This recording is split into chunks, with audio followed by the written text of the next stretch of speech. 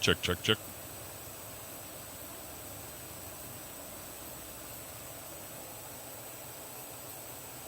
Sound check, 1, 2. Let me know if somebody talks to me and let me know if you want me to go.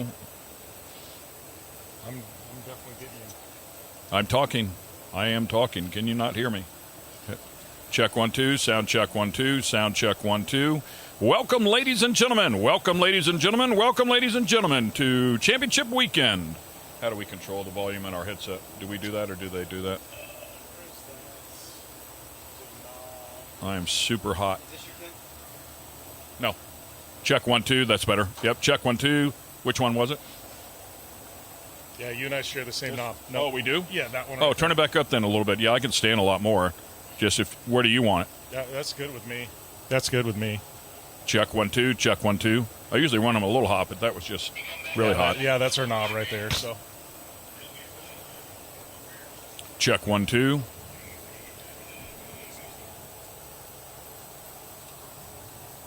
Check, 1, 2. Check, 1, 2. All right. It's pretty good. I'm good.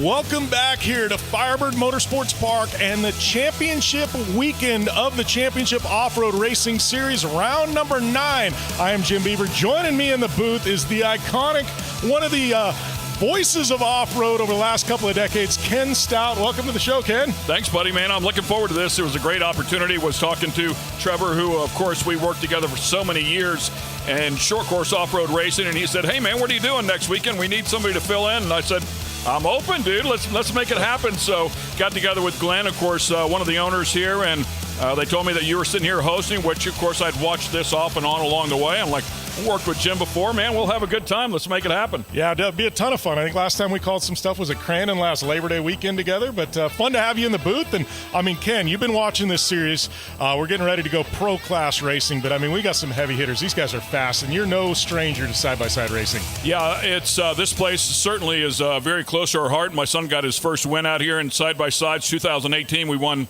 Rookie of the Year honors with the Lucas Oil Short Course Series, and then came back 2019 and won the championship. And we did it right here, and we were chasing Brock, who had won every championship to that point in a Yamaha. We were in a Yamaha. He was factory. We were not. And then Miles Cheek, of course, was in here as well in a Polaris, who was very, very fast. So we were watching the three of them go, but qualified on the pole. We really won that championship on qualifying. I think we'll talk over the course of this afternoon, this weekend, how important qualifying is with those 5 points that go to the number one qualifier. But we had 7 number one qualifying attempts that particular season, and we won the championship by 3 points. So it was in large part due to qualifying. So you got to be good out of the box. Every point counts, as we'll talk about here on championship weekend. But yeah, this place is very special. We won our championship right here the last round, the last couple of rounds, and it was a lot of fun. It was hair raising, it was gnarly, but that's what it's all about, right? Yeah, well, it's definitely all about that. And I think one of the big things is, you and I were talking earlier, this track, since you and I had, I've been calling races here all this year, but before I came back, and since you did, there's been some changes to the track. Yeah, there were not this many turns. We always, going back to the Lucas Oil days, the last oval, the last left-hander was a split lane, if you recall, going way back. And then, of course, they made it one lane going through the final, that final left-hander, that long left-hander. But now you've got to go through 2 right-handers to make your way back to that other left-hander. And what I like about it, the right-hander here, it was the only one at the time. There was only one. But at the time, it rutted up, and that was a turn you really had to find your way through at speed if you were going to be a contender. Well, that right-hand turn still ruts up to this day, but I think the second one does exactly the same thing. So you've got to, and later on in the race, you've got to figure out a way around those ruts and make some speed. So do you rotate the car a little bit earlier? Do you cross-rut those things? It depends on how you handle those, or maybe your car is good enough you can drive underneath it. Who knows? But that's what we wait to see. But that's one of the challenges of this course, and I think you've been calling this as well. Turn 1 is Turn one is very tricky. It's such a long turn, but you carry so much speed, and it's easy to make a mistake. If you don't get the car rotated, you're in the wall in a minute. Yeah, I think turn one is definitely it's a commitment corner. You got to go all in on it, and you got to get the car rotated, and it changes throughout the weekend, and I think that's one of the big tricky things. So we're going to look here at the weather. We were 68 degrees this morning. Now we're 84 degrees as things heat up. But speaking of heating up, we're going to bring in the third member of our broadcast team. She was filling the color commentator role this morning, but now she's back down to her home on the podium. Tiffany Stone with our opening ceremonies. Thank you so much, guys. Yes, it feels great to be back here, especially for round 9 and 10 at Firebird Motorsports Park. Now, we've had a chance to talk to some of the drivers. They love this. They feel like they're coming back home. But when we're talking about championship weekend, we're talking about how every start matters, every fast lap matters, and every checkered flag matters, because we're going to keep adding points to the season, to the series, and for the championship. Now, I know there's some drivers who are moving up from the youth classes and moving into the Pro NA classes, and one of the guys that we're going to be talking about is Mikey Childress. Now, Mikey's no stranger to the short course area. He knows what it takes to win championships. So seeing a guy that started out in youth, moving up to the pro classes, this is what that's all about. Seeing the future of the sport continue short course, and that definitely makes me happy. We're going to talk to all the drivers as soon as they get off of the track here at the podium. But to start off the day, I do want to introduce somebody very special to us. We're going to have Mr. Kelly over here. Mr. Jeff Kelly, make your way. He is with Arizona Side-by-Side Adrenaline Therapy, and he has a few words for us. Thank you so much, sir, for being here for rounds 9 and 10. You bet. Thank you, Tiffany. And before I get started, I just got to say what an awesome day. We've been here since 8 o'clock this morning watching all the little ones race, and now we get to see the big boys race, and we just can't thank CORR enough for everything that you guys have done for us and letting us come out and share our tent with everybody. We are Arizona Side-by-Side Adrenaline Therapy. We are dedicated to supporting veterans, first responders, and active military for off-road adrenaline therapy. We also experience healing, communication, and a sense of belonging, more or less a reset when we get you out there on the trails. Any more information you want to know about us, please visit Arizona Side-by-Side Adrenaline Therapy.org. Also, you could come visit us at the tent. My entire team's there.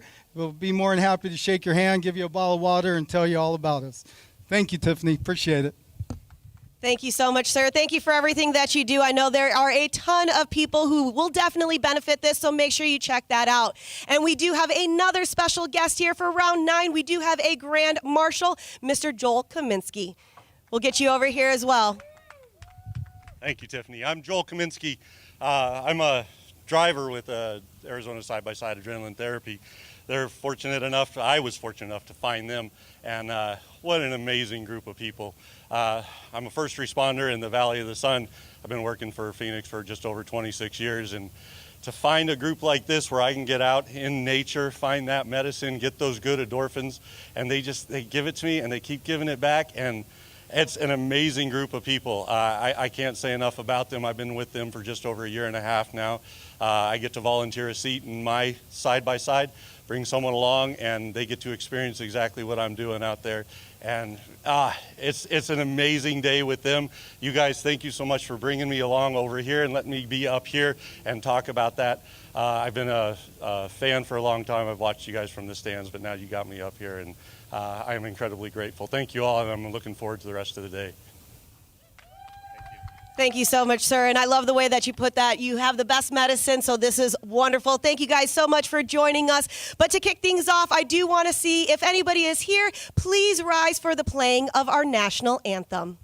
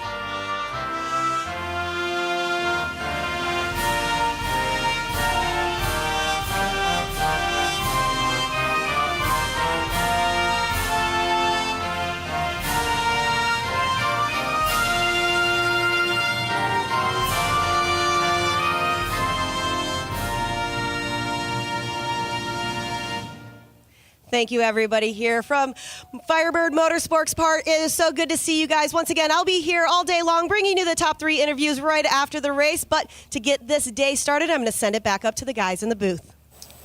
Thanks a lot, Tiffany. Yeah, it's great to be here, man. Great couple of guests. Got a Grand Marshal in the mix. Loving life here at Championship Weekend. You know, there's a lot that's taken to get us to this point of Championship Weekend. A lot of people behind the scenes have been working double, triple time to get us here. And one of those guys is one of the owners of the Championship Off-Road Racing Series, Glenn Banta, and we were able to catch up with him earlier this weekend. We're here at Firebird Motorsports Park that is home to the finale of the Championship Off-Road Racing Series for 2025 and 2026. Right next to me, I've got Glenn Banta, one of the owners of the Championship Off-Road Racing Series. Glenn, I mean, let's talk a little bit about this series, but, you know, more importantly, how did you get involved with owning a series? I know you've got a background of racing off-road trucks. What led you down this, you know, the path of series ownership? Yeah, so I've always been passionate about racing since I was a young person, very young person, fascinated with cars, loved racing, and it got to a point where I was racing myself. I always helped other people. My kids raced, my friends raced, and I always helped them. And then I had an opportunity to come race myself, and I've just always loved racing and driving in general. And then, you know, there were some things that happened with, you know, COVID and things of that nature, and racing had some challenges. And I didn't want to see this way of life, you know, go by the wayside. And I really wanted to keep racing alive in the Southwest. And so there were some things that were going on, but I just felt like there was a need, and I wanted to have that continue. You know, I grew up with it. My kids grew up with it. My grandkids are growing up with it. And so I just want to keep that same type of lifestyle and the way we do things, keep that going and alive. And so that was really my passion to start the series and to keep it going and keep trying to build it and provide great customer service to all the racers, you know, and give them a place to call, you know, home. Well, and it's got to be a little bit gratifying. I mean, we're into the 4th season of the Championship Off-Road Racing Series. You know, to see all the drivers. I mean, obviously now we've got the amazing TV package of Racer Network. To see kind of you and your wife's baby come to fruition, I mean, that's got to feel really gratifying. Oh, yeah, it's really amazing. To think where we started, I think we had 12 people on staff and 2 Easy Ups and a trailer. And to think now that we're like almost 60 people on staff, you know, the Racer Network package, you know, and all the talent, you guys have helped make this something more real than it ever could be for us. And so, yeah, I tell people all the time, I pinch myself, like just the fact that we're here and it's this big and it's this popular and everyone loves what we're doing. Yeah, I can't believe it's going this well. I'm super excited. All right, so wrapping up here, I mean, obviously we're at the end. This is the season finale. I mean, what can people expect this weekend and in the future from CORR? Yeah, so this weekend, obviously, you know, a lot of battles come into play, and so we're, you know, excited to see how those turn out. And then we're headstrong into 2027, you know, 26-27 season, and looking to potentially expand the series. You know, we really would like to see CORR be the Southwest home for short course racing, and Southwest is more than just Arizona. So we're looking and find ways to make the series bigger and multi-state, and really take this to the next level. All right, well, I appreciate everything, Glenn, and thanks for taking the time. Absolutely, thanks. Well, Glenn's just a great guy to be around. If you see him, you know, walking around the pit area or the course square there with all the vendors, great to catch up with him. I know, Ken, you were telling me while we were off air during that break, but you had a little story about Glenn I didn't know about his first experience in short course. I asked him the same question you asked him in that interview. What got you involved? How'd you get into this? And he said, way back when Marty Reed started CORR in 1998, he actually came in as a support person to kind of help out with the series whenever it came to Glen Helen. So he was here back in 1998 when CORR first started. It's pretty cool. Yeah, that is really cool. You know, Glenn, you know, been around the scenes. I know he's run spec trucks and desert racing and that. So yeah, great to catch up with him. So we get a look here at this track, and you know, judging by the morning there. Oh, we got their track over. You're talking about the track. We're gonna get the flyover. Here's that turn number 1 you were talking about there, Ken. Yeah, I mean, you can really open it up. You want to open up the entry and hit as low, apex that thing as low as possible, and come off off here, unwind your hands, and get as straight as possible up over the jump there, up over the riser.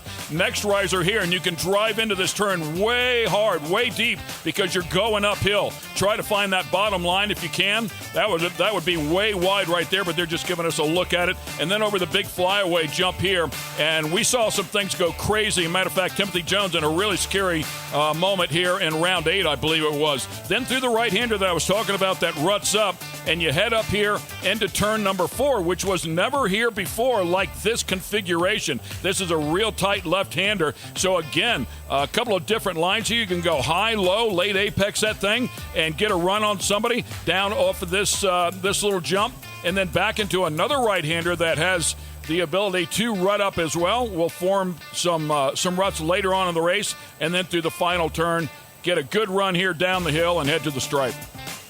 Yeah, we go up and over, and you got that Maxxis tires checkered flag going to be waving. And look at the colors of the dirt here. I know we put a little moisture in. It started to dry out earlier, putting a little bit moisture in. As we've seen last here about 3 weeks ago, we were here, but I'm looking at the dirt, and I mean, by the time we start getting a few laps in, this thing gets so fast, Ken.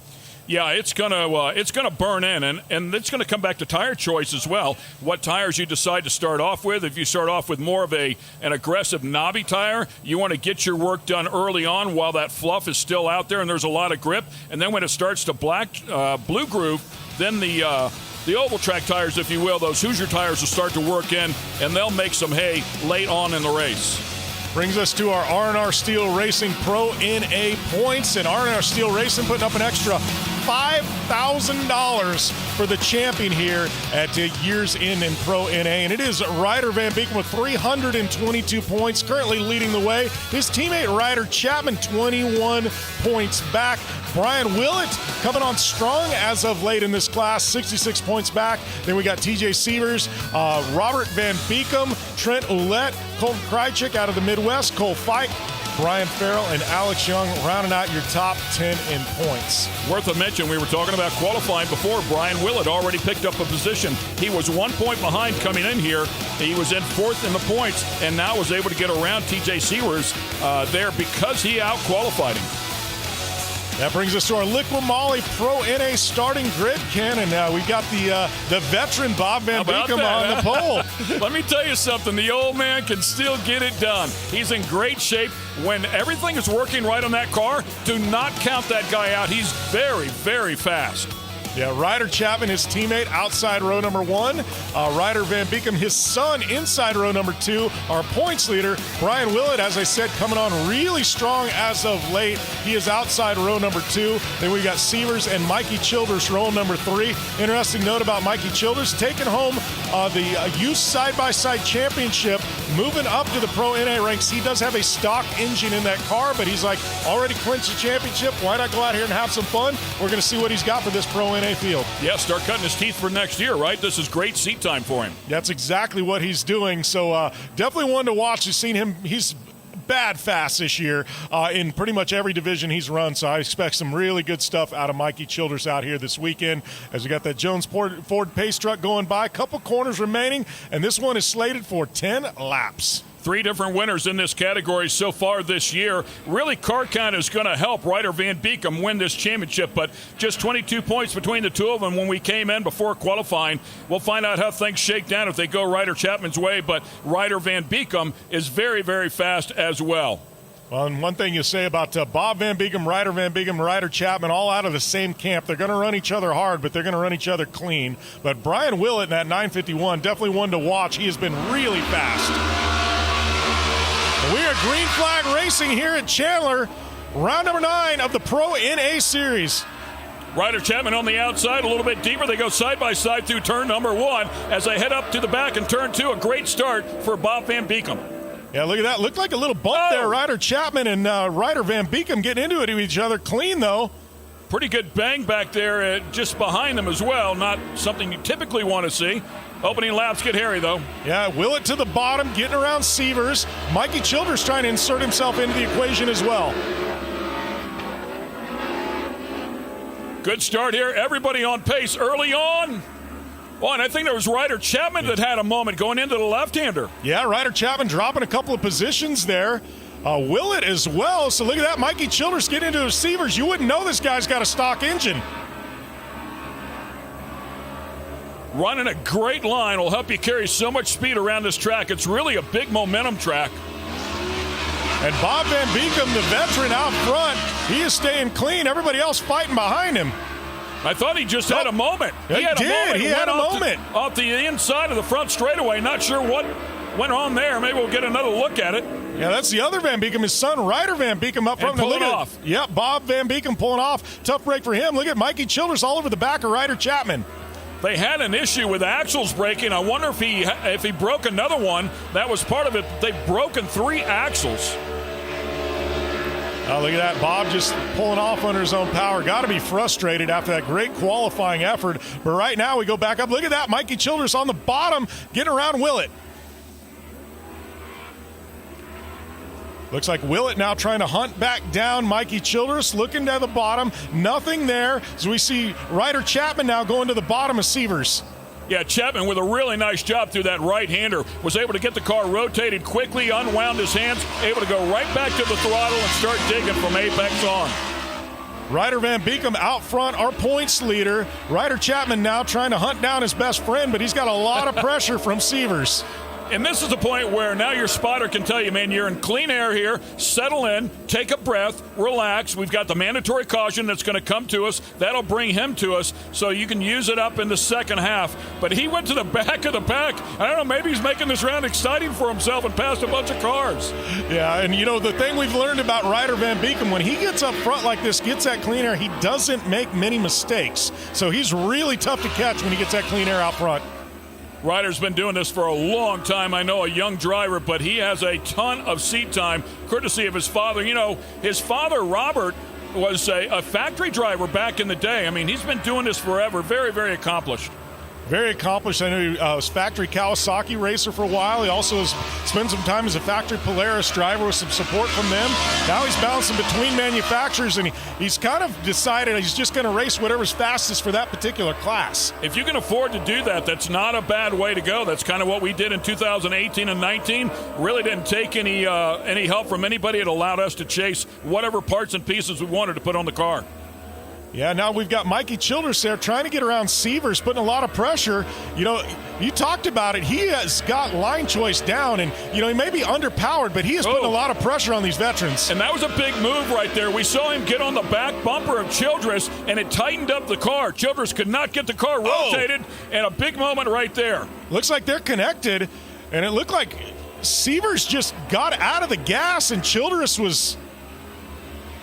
I don't know what happened there. Childress just didn't lift. What happened was Childress, he got into the back of Childress in the previous turn. I think Childress was frustrated, decided he was going to put a bumper back on him. Really not what you want to do as you come up through here. That's part of learning how to race. You got to check all those emotions you can and just drive as cleanly as possible and try to get the spot back. Well, the beneficiary to all this is Willett, who got around both of the drivers as they were tangled together. Yeah, as you do that, you cause an issue for both cars and somebody else is going to pass you. That's all part of the learning process. All right, so now your running order. It is Ryder Van Beekem up front, Ryder Chapman in the second spot. We've got Ryan Willett now into the third spot. Then it's going to be Sievers and Childress. Van Beekem has pulled off. Sievers still with the spot there over Childress, and you got to think a horsepower advantage, but Childress doing a great job. Yeah, I think the car is set up really good. We know that from his previous class racing, and you talked about winning a championship there. Nice rotation there as well. Good job for Willett. You can see him rotate the car way early. The momentum carries it through the center of the turn. His hands are unwound, able to get back to the throttle. I come down here the front stretch. That is Willett currently in the third spot. We're about one lap away from that mandatory competition caution flying. Sievers and Childress trying to get back in it after that mishap earlier where they got connected in their bumpers. Willett with 5 podiums on the season, a couple of second-place finishes, 3 third-place finishes, but has yet to stand on top of the box. Sure, he'd love to make that happen. He'll have his work cut out for him here on the second half of this race. Right up and over the flyaway as we're right over the shoulder of young Mikey Childress. Looked like he kind of went up on the bike there, threw a little roost at our drone. Yeah, and that was that right-hander that I said ruts up, and that's what happened. He's on that RS1. They're very narrow to start off with, but he caught a rut with that left rear and kind of picked up the inside. I'd say very common for these cars for the most part. I'm sure he felt it. Here is Ryder Van Beekem, followed by his teammate Ryder Chapman. 1 and 2 as a mandatory competition caution flies. And Ryder Van Beekem currently leading through the first half of this race, and earlier on this weekend, Tiffany Stone was able to catch up with our leader. Thanks, guys. Down here with Ryder Van Beekem. Now, Ryder, you've been a dominant force the second half of this season, taking the consecutive win 3 times in a row, round 6, round 7, round 8. Now we're back at Firebird again. Your lap times have been consistently 57 seconds here. What are your thoughts for round 9 and 10? Yeah, racing consistency is key. With the track changes here, every lap's different on this track, so it's, real hard to stay that way. But I've been coming here for the past 10 years of my life, so it's really easy to find the consistency on this track. We finally got this car figured out this last, end of the season. We've had some motor issues at the start, a couple of heating issues the first round. Glad to be here. Struggled from, Ryder had a points race this whole year, and I think it's going to come down to Sunday's race, round 10. Well, we're going to talk about that Sunday's race, round 10. Obviously, consistency. That's going to win it. One quick thing, last thoughts on how the race is going to go for you. I think it's going to go great. Can't go into a weekend with a bad mood, bad thoughts. It's really, a big part of this. Can't go, thinking that I'm going to lose. Have to have a winning mentality about it. Well, best of luck to you, and back up to you guys in the booth. Thanks a lot, Tiffany. Yeah, Ryder Van Beekem currently leading. I'm looking at lap times, though. It looks like, I believe, Ryder Chapman with a fast lap on the day this far. All these drivers competing for that Maxxis Tires fast lap. So, that R&R Steel Racing Camp looking pretty strong, sitting there 1 and 2. But current fast man out on track is Ryder Chapman. There's a point with that, right? Courtesy of Maxxis Fast Lap. And it looks like we're getting ready to go back. Green flag racing. It is Ryder Van Beekem getting pushed by Ryder Chapman into turn number 1. But look at that. Brian Willett looking to the bottom, not letting that front pack escape. Yeah, Severs right there with him, and Childress on the back bumper. Severs, here we go. Turn 2. Nice rotation there for Van Beekem, and contact in the back. Yeah, Severs and Willett getting into it with each other. Looked like Severs somehow, I think, got into the side of Willett. Gonna have to see what happened on that one, but both drivers now getting shuffled to the back. That's gonna allow Childress to move up into that 3rd spot. Back up with our leader. This is Ryder Van Beekem being chased down by the guy who spends the most time with, Ryder Chapman. Best friends off the track, but I tell you what, gloves are off when they're on it. Yeah, not only did you talk about Chapman having the faster lap, it wasn't faster lap by a little bit. It was a full second. That's enough to make a pass. Right there, Van Beekem goes a little bit wide, and that's going to open up the door for some momentum here. The Chapman, will he have the bottom going into 1? Oh, looks like he's going to have to fall in line behind Ryder Van Beekem. Great job of protecting in turn number 1 by Ryder Van Beekem to go up the backstretch. And look at that, Ryder Chapman to the bottom. And Van Beekem's been running a little high. Spotter, no doubt, telling him he's there. Runs a perfect line through turn 2 and holds Chapman off. Both drastically different lines, but it's working for both of them. Almost identical speeds at this point as they head up to that step-up triple. Outside in for Chapman. He'll have another look here. Again, he's going to be put on the outside, so Van Beekem doing what he needs to do. Goes outside in on him and takes the bottom berm. Look at that, hanging a tire almost. In rally world, we call that a cut. Ryder hanging that over that inside berm, trying everything he can to do to get around Van Beekem. Really nice job for Van Beekem. I mean, dealing with the pressure, not the first time, but he puts the car in a great position for the next turn every single time. All right, and it looks like we've got the caution flag I saw was out as Ryder Van Beekem goes by. So right now it is Van Beekem and Chapman 1 and 2. Should get everything regrouped, and it looks like we're going to have a couple lap shootout here after this caution to determine a winner. I love it, man. I love watching 2, 3, 4 drivers that have this level of talent to go back and forth without crashing into each other. Let's see what happened here on this opening lap. Yeah. Oh, man. Looked like Willett got, Severs just went in there a little bit hot and put a tire on the left rear of Willett and spun him around. Not good. Not cool, as they say. As we got, looks like Ryder Van Beekem, Ryder Chapman. Then it's going to be Mikey Childress in the 3rd spot. Sievers in the 4th spot. Just a bunch them back up. They'll have another run at it here. We'll have a good shootout. Going to have a couple lap shootout. I believe a green-white checker. Don't quote me on that one, but I believe it's going to be a green-white checkers when we come back racing.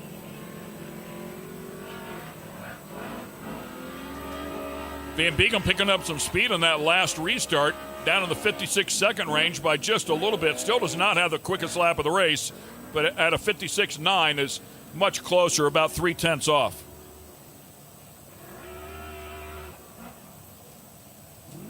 Like I said, look for Ryder Chapman on this opening lap. Last time they had a restart after the competition caution, I mean, he was locked onto the bumper of Ryder Van Beekem. I think the kicker here will be turn 1. If he can open up the entry, go outside in, really late apex it, line the car up on the inside, and get enough momentum to run up beside him just a little bit, even just by the left rear, if you will, of Van Beekem, and get that car in position so that Van Beekem's spotter is saying left side, then Van Beekem has to give him a little bit of room, and if he can run the bottom of turn 2, it's going to be game on. All right, so our pace vehicle has pulled off. It's going to be Ryder Van Beekem leading Ryder Chapman to the green flag. Green flag is out. 2 to go.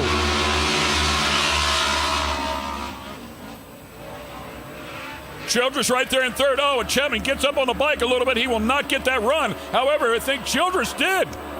Yeah, look at Childress down on horsepower compared to everybody else in the class, and the kid, you wouldn't know it, putting on a clinic here in the 3rd spot. Yeah, really set the car up nicely for that entry into turn 2. He's just lacking that horsepower. He has some horsepower. He's in on it. He's driving a great line up on the back bumper of Chapman. Getting a little bump there into Chapman. Rubbing is racing. Ryder Van Beekem leading up into the step up, down into the tight corner, running that higher line like you've said all race long, Ken. Sears with a nice job right there, checked up a little bit, not to get into the back of Childress, so a nice adjustment there out of him. So Van Beekem leading Ryder Chapman. Here he goes. Down to the bottom, putting that tire on the berm like he has, trying to get every inch he can. Ditch hooking. White flag out. Yeah, last shot here. Van Beekem with a good turn 1, carries a lot of momentum. These two have raced each other for so long. They know each other so well. Really going to be tough for Ryder Chapman to get around Van Beekem. Well, Van Beekem went a little bit high right there. The car was a little tight. It really didn't want to rotate, so Chapman with a run, but Van Beekem with a better position. Here it is right now. Oh, looked like Chapman had to step out of it there as Van Beekem came back over to block.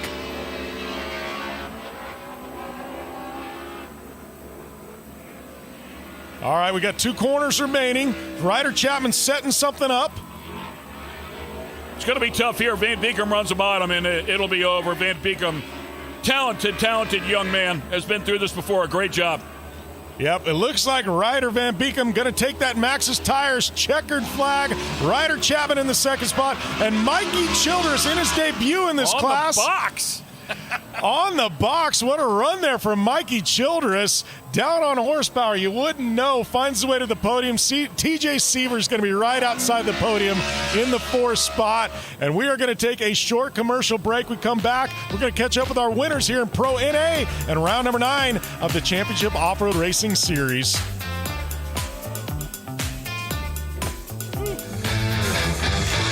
The Championship Off-Road Racing Series is brought to you by K&N Filters.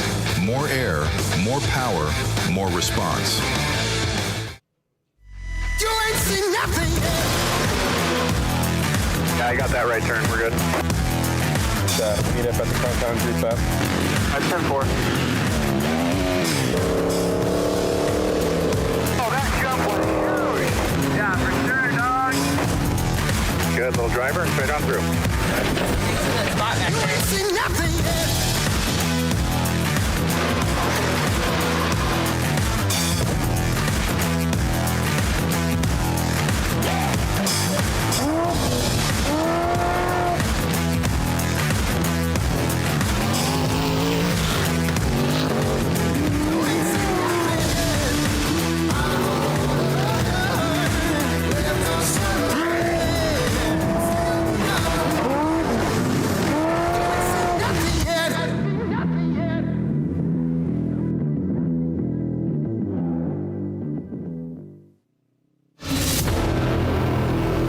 Something has awakened. The horsepower and torque you always knew was there, just waiting to make every drive thrilling. Track tested, off-road proven, performance for everything you drive. Drive better with K&N. Welcome back here to Chandler. We're here at Firebird Motorsports Park and round number 9 of the Championship Off-Road Racing Series. Jim Beaver in the booth with the legendary Ken Stout. We just got done calling some Pro NA racing, and this one went down to the wire, Ken. Man, how much fun is that? Chapman and Van Beekum just going at it, number 1, number 2 in the points. Van Beekum ending up with the better of the two, but no doubt the big surprise there was Mikey Childress coming in here with that car that is underpowered a little bit, cutting his teeth. We know what he's going to do next year. He's going to be a player. That's what he's going to do. He's definitely, he has said, watch this space, boys. In his debut, taking a podium. This is our Rugged Radio's Pro NA results. As Ken said, Ryder Van Beekum on top of Ryder Chapman. Mikey Childress in the 3rd spot. TJ Sievers running it down to the wire with Mikey Childress just not able to get around him.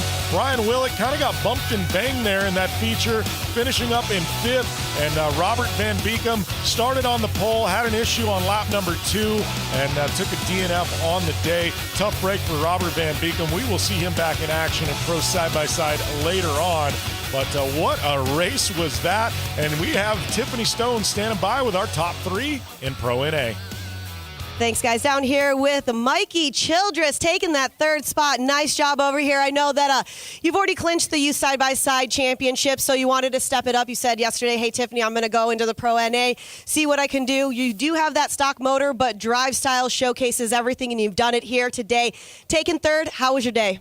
Yeah, no, it was good. Kind of a not last second, but almost last second decision to run pro. I was able to get the championship in use, so we decided why not just get my feet wet with the big dogs. And, it was a good race. Apologize to getting into TJ there. Kind of a weird rotation by both of us, but that's some of the gnarliest racing I think I've ever had in my life.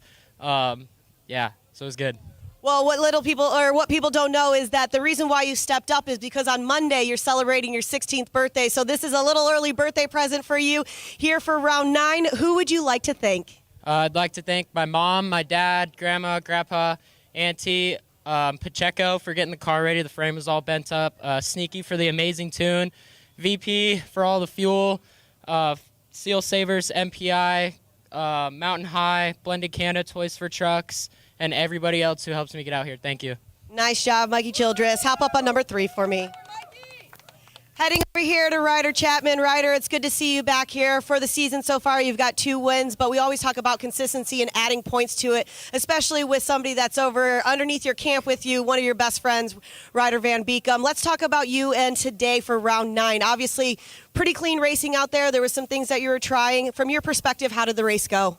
It was a fun race. A couple times in 3, Ryder just parked sideways. I don't know, something's going on with this car. Look, my car was cutting out in the same spot too, so it worked out.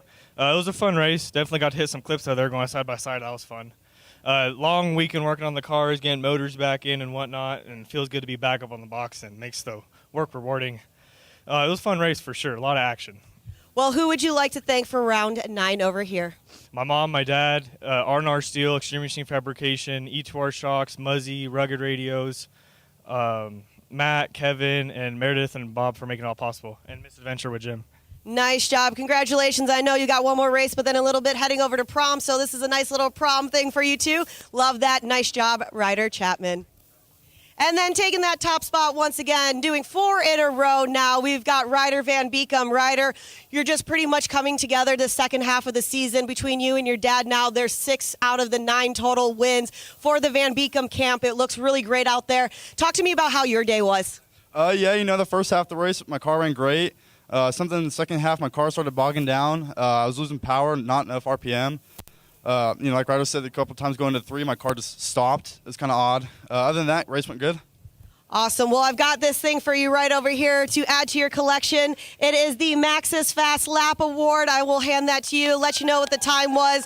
Your time right there was 56 seconds, 6:07. But just want to let you know, you did not get that until the very, very last lap in lap 10, which is still showcasing how fast each of the laps are getting and how tuned in you are to what's happening out on the track. Nice job. Who would you like to thank for round 9?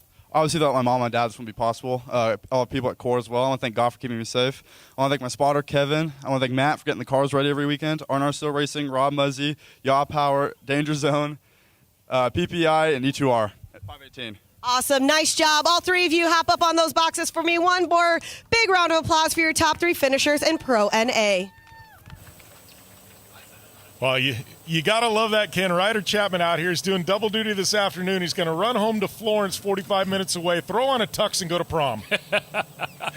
That's pretty fun. Yeah, that's fun. And he's going to be back out here tomorrow to do 2 more races. You got to love that. Chapman family bouncing back and forth around the state to make things happen for Ryder. You got to love it. But and I will say, Ryder Van Beekem taking home yet another Maxxis Tires Fast Lap. I know that's not sitting well with his dad, Bob. Bob wants one of those Maxxis Fast Laps. He hasn't got one yet this year. And how about the bonus $5,000 from Dad? Yeah. Hey, Dad. I'll take that. Thanks, bud. Yeah. Oh, well, we've got some amazing people making this series possible, and one of those is our partners at Liqui Moly. And earlier on this weekend, I was able to catch up with Liqui Moly. I'm Jim Beaver. We're out here trackside at the finale, the championship weekend of the Championship Off-Road Racing Series. I've got Jason Hess with Liqui Moly, one of our amazing partners in the 2025 and 2026 season. Jason, you guys have been out here trackside servicing our racers all season long. One of the big questions we get, though, is obviously you have some aftermarket oils. What makes this better for their machines than the typical OE oils?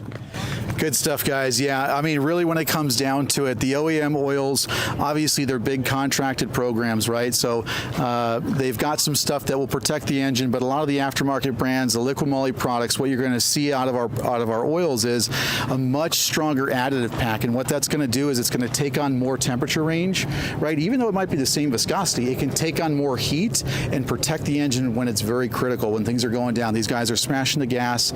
That's one thing. The other thing that you got to keep in mind that takes place on these cars too is when you're smashing the gas, a lot of these cars are turbocharged, as we know. There's something called LSPI, which is called low speed pre-ignition. What that means is the actual molecules of the oil can pre-ignite right when you smash the gas and overcharge the barrel and crack pistons. Liqui Moly products have an additive inside that stops LSPI from taking place. So again, not only can just give you better protection all around inside the motor, but let's protect that thing when it matters, all right? Well, that was Jason Hess with Liqui Moly, keeping you dialed in on the racetrack or just on the weekend fun. Liqui Moly definitely involved very heavily this season in the Championship Off-Road Racing Series, doing a lot of work behind the scenes. And right now we're shifting gears, though. We got Pro-Am, and it's funny, you see a lot of the same names we just saw here in the youth races, but Hart, Greco, they're having that great battle there in Restricted, but this would be Cash Hart and Carson Greco this go-around. So cars look identical, names look identical, just different guys in the car. It's got to be a lot of fun to watch them come out here as we take a look at the points here as well. I mean, a pretty big gap there in pro production. That one's pretty much settled. But Pro-Am Turbo, just 21 points there between Bernstein and Hearn. Yeah, it's definitely, this one's going to be a heater going down to the wire as we are going to get a look here at our Pro-Am points brought to you by R&R Steel Racing. As he said, Carson Greco leading 344 points. Cash Hart, 88 points back. And we got Michael Bernstein, 100 points back. Mikey Childers, 122 back. Kason Cummings, Trent Centers, Wyatt Schmucker, Declan Shields, Jaden Manchester-Kuhn, and Alex Renulio rounding out your top 10 in points. Yeah, my apologies there as I was talking about that other category as well. Here, this one is pretty much settled. 88-point gap there after qualifying. 86 coming in on the weekend. So Greco having an incredible season. 3 poles coming into this weekend as well, and goes forward, puts that together. So another pole there. 4 poles out of a possible 5. Excellent job there. 6 wins, a total all around of 8 podiums on this season. He has been all but perfect. Aside from round 3 and round 7, he's won them all. Yeah, he's definitely been on fire out here. Just a strong run, and just like we saw the other Greco car having a strong run there. Might be a couple of Grecos with points championships come in today tomorrow. Nice looking cars out there as well, and you can see the difference in how much bigger some of those cars are. Looks like a Yamaha back in there. Yeah, look, Yamaha there. That's the 622 there of Case and Cummings. I love that orange and black. It almost looks like lightning bolts there. That is Michael Bernstein. You got to love Runio, that nice clean blue. Got the American flag there in Greco. So some clean-looking cars out here in the Pro-Am race. Before lap one. Yeah, before lap one, exactly. Getting gridded up on what was the Nitro Cross track out here at Launch Zone. And worth mentioning here that there is no inversion in this series, so they line them up as they qualify. Yeah, I know back in the day when they used to do that inversion, you never knew where the inversion was. People were playing games trying to qualify kind of right in the middle, and there was all kinds of weird games being played with qualifying. so you could end up in at least the second row no matter what. But so difficult to do. But I think the kicker, as we talked about at the top of the show, the big difference and the reason you went for it is because you could earn some points, and it's very valuable at the end of the year. Yeah, like you said, especially now, we're down to the wire. We've seen some of the race earlier this morning, 5 points separating guys. And, and you're coming down here to the final weekend, you're 8 rounds deep and only 5 points separation. I mean, it's some tight battles. Every single point, every single lap matters. See the interstate in the background. Warm day, Saturday afternoon out here in Chandler, right outside of Phoenix. Yeah, I was just looking. I've got a super cool app for weather here at the different tracks. So 84 degrees here, as you were talking about before. Density altitude about 3,000 feet. So it's beautiful out here. I mean, it's about as good as it gets in the desert. Yeah, it's funny. Humidity, 9%. You mentioned density altitude. A lot of people don't realize the elevation of Phoenix. There's an old baseball stat that I like to throw at people, and people don't realize that Phoenix actually has the second highest elevation of any baseball park in the country next to Colorado. Fun little stat. Yeah, and that brings us to our Liqui Moly starting grid. Carson Greco, points leader inside on the pole, row number 1. Alex Renullo outside of row number 1. Then it's Cash Hart, Michael Bernstein, Casey Cummings, Wyatt Schmucker, and Trent Centers. But, that density altitude you'd mentioned, I mean, that really comes into play with tuning and things like that. A lot of people don't realize, but, the weight of the air, I mean, means a lot on how these cars, develop power. Yeah, there's another item that they look at, especially like, say, if you're drag racing, grains of water is important because grains of water takes up volume inside of the cylinder. So you want as much air in there as possible, but there's a lot of grains. You can't shove a lot of air in, you can't shove a lot of fuel in, or you'll blow something up. But you're exactly right. It's really sensitive to the NA engines. The turbos can kind of work around it, put a little more boost in there, and get around it to some degree. But they're all racing another turbo, so no real advantage there. But you're absolutely right. The tuning is critical when it comes to density altitude, and this is a really good place to go racing. Yeah, I remember back in the day when my dad used to run the Class 8 trucks, they had carburetors. With carburetors, density altitude was just, I mean, that was make or break for your race, depending on how you had your carburetor jetted. It's really critical when you're running Pikes Peak. You start off with air at the bottom, and you get to the top, and there's no air, and the car doesn't want to run anymore. Yeah, that's why the electrics have become so fast up there at Pikes Peak, because they don't have to worry about any of that. Good-looking cars here on their pace lap. They're kind of a sight lap. They all get a look at the track and see if there's any undulations, any nuances that they want to drive around in that first lap. Yeah. Big shout out to Jones Ford, one of the partners here in the Championship Off-Road Racing Series. Been around the series for quite a few years now, lending us these brand new Ford Pace trucks. So big thanks to Jones Ford for their support. Yeah, very cool for them to jump on board. And the track, by the way, I was watching it during qualifying yesterday. I mean, just absolutely beautiful. Yeah, just doesn't get much better, man. No, just between the weather and, slight breeze. And like I've said, slight breeze is good because if it does become dusty, it blows stuff off, but it dries the track out just enough. You get too much wind, it gets too dry too quick. Yeah, 100%. All right, pace truck off. Here we go. It's all you, Jim. All right, we have Carson Greco going to be looking for that green flag. Outside is Alex Renullo. Going to be going down into turn number 1. It is Greco. Look at that Hart up the inside. Looking to the inside of Renullo.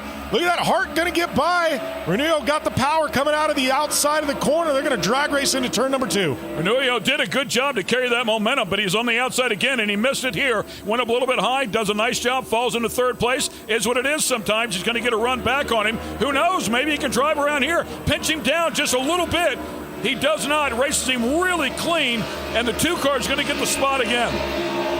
Well, I thought he might have some momentum, but Hart doing a great job of pinching him off. Now Renullo looking to the bottom, not going to be content with that 3rd spot starting in the number 2. Hart right now, he's got his sights set on Greco, the current points leader, knows he's going to have to get around Greco if he's going to have any shot this weekend at having a shot at the points championship. Renullo really struggling there. He went up high. It looked like he didn't get the car rotated. He lost a lot of ground. Struggled right there in that last turn. So the pressure off of Hart. Now Hart can set his eyes forward on that number 1 guy. Carson Greco doing a great job. Yeah, Bernstein now looking at Renullo. Look at that, Renullo all over the place, up almost into the wall there.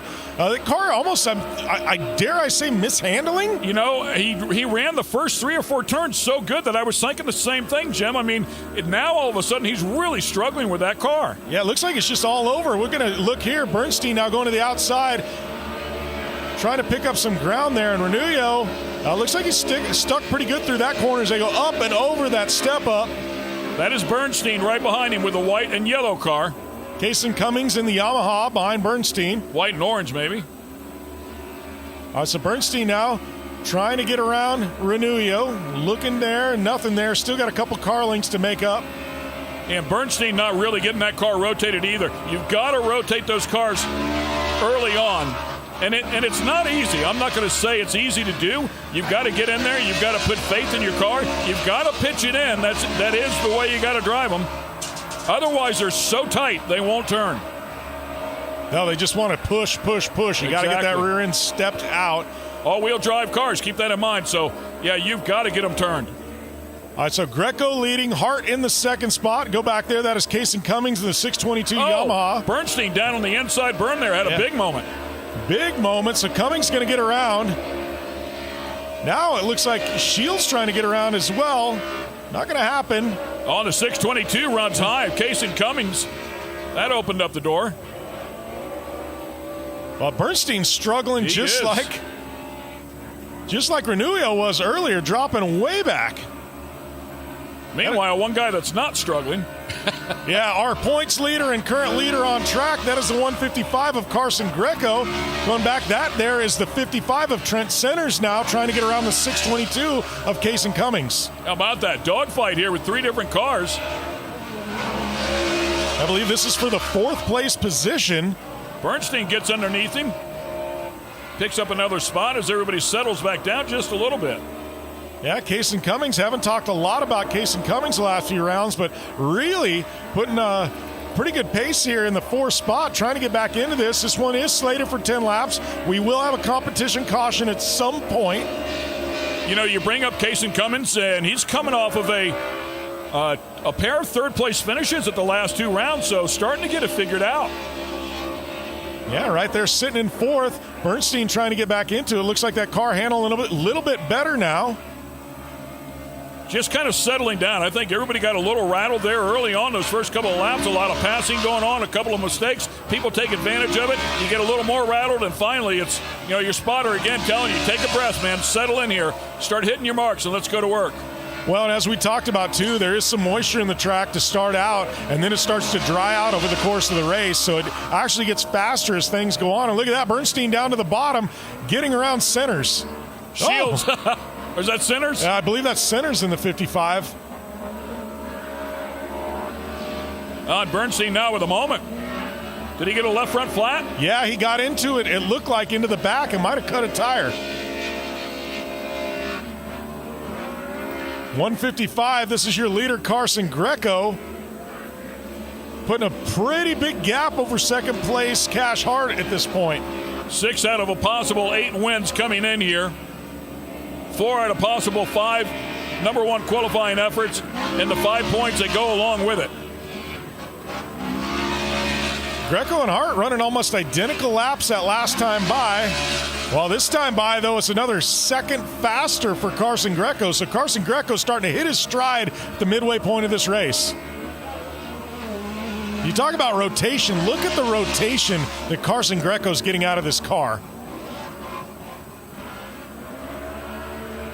Yeah, nicely done. Gets it done early on there. It's a nice long turn, but able to late apex that. Almost tripling it. You don't see that very often out of a Pro-Am car. And a lot of that is car setup. You've got to trust your car. You've got to have the right sway bar in that thing. You've got to have a right damper package on it. You've got to keep it as flat as possible, low and flat, and then pitch it in there and let the car do its job. It's going to bring us to the mandatory competition caution. He's going to pump the brakes and put a little stop to this one. Let everybody regroup. And I tell you what, the rest of the field's going to love regrouping because Carson Greco had quite the lead. Yeah, he was in a rhythm, man. Well, speaking of our leader, Carson Greco, and the rhythm he was in, we were able to catch up with Carson Greco earlier this weekend.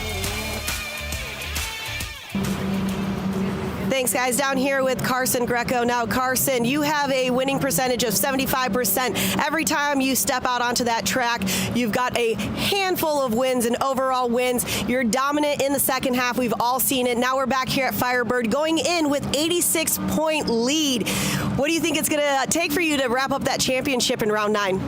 It's definitely going to be a challenge. Cash Hart's going to try and push it and get as ahead of me as he can if he can keep up with me, but if he can't, then it's going to be interesting.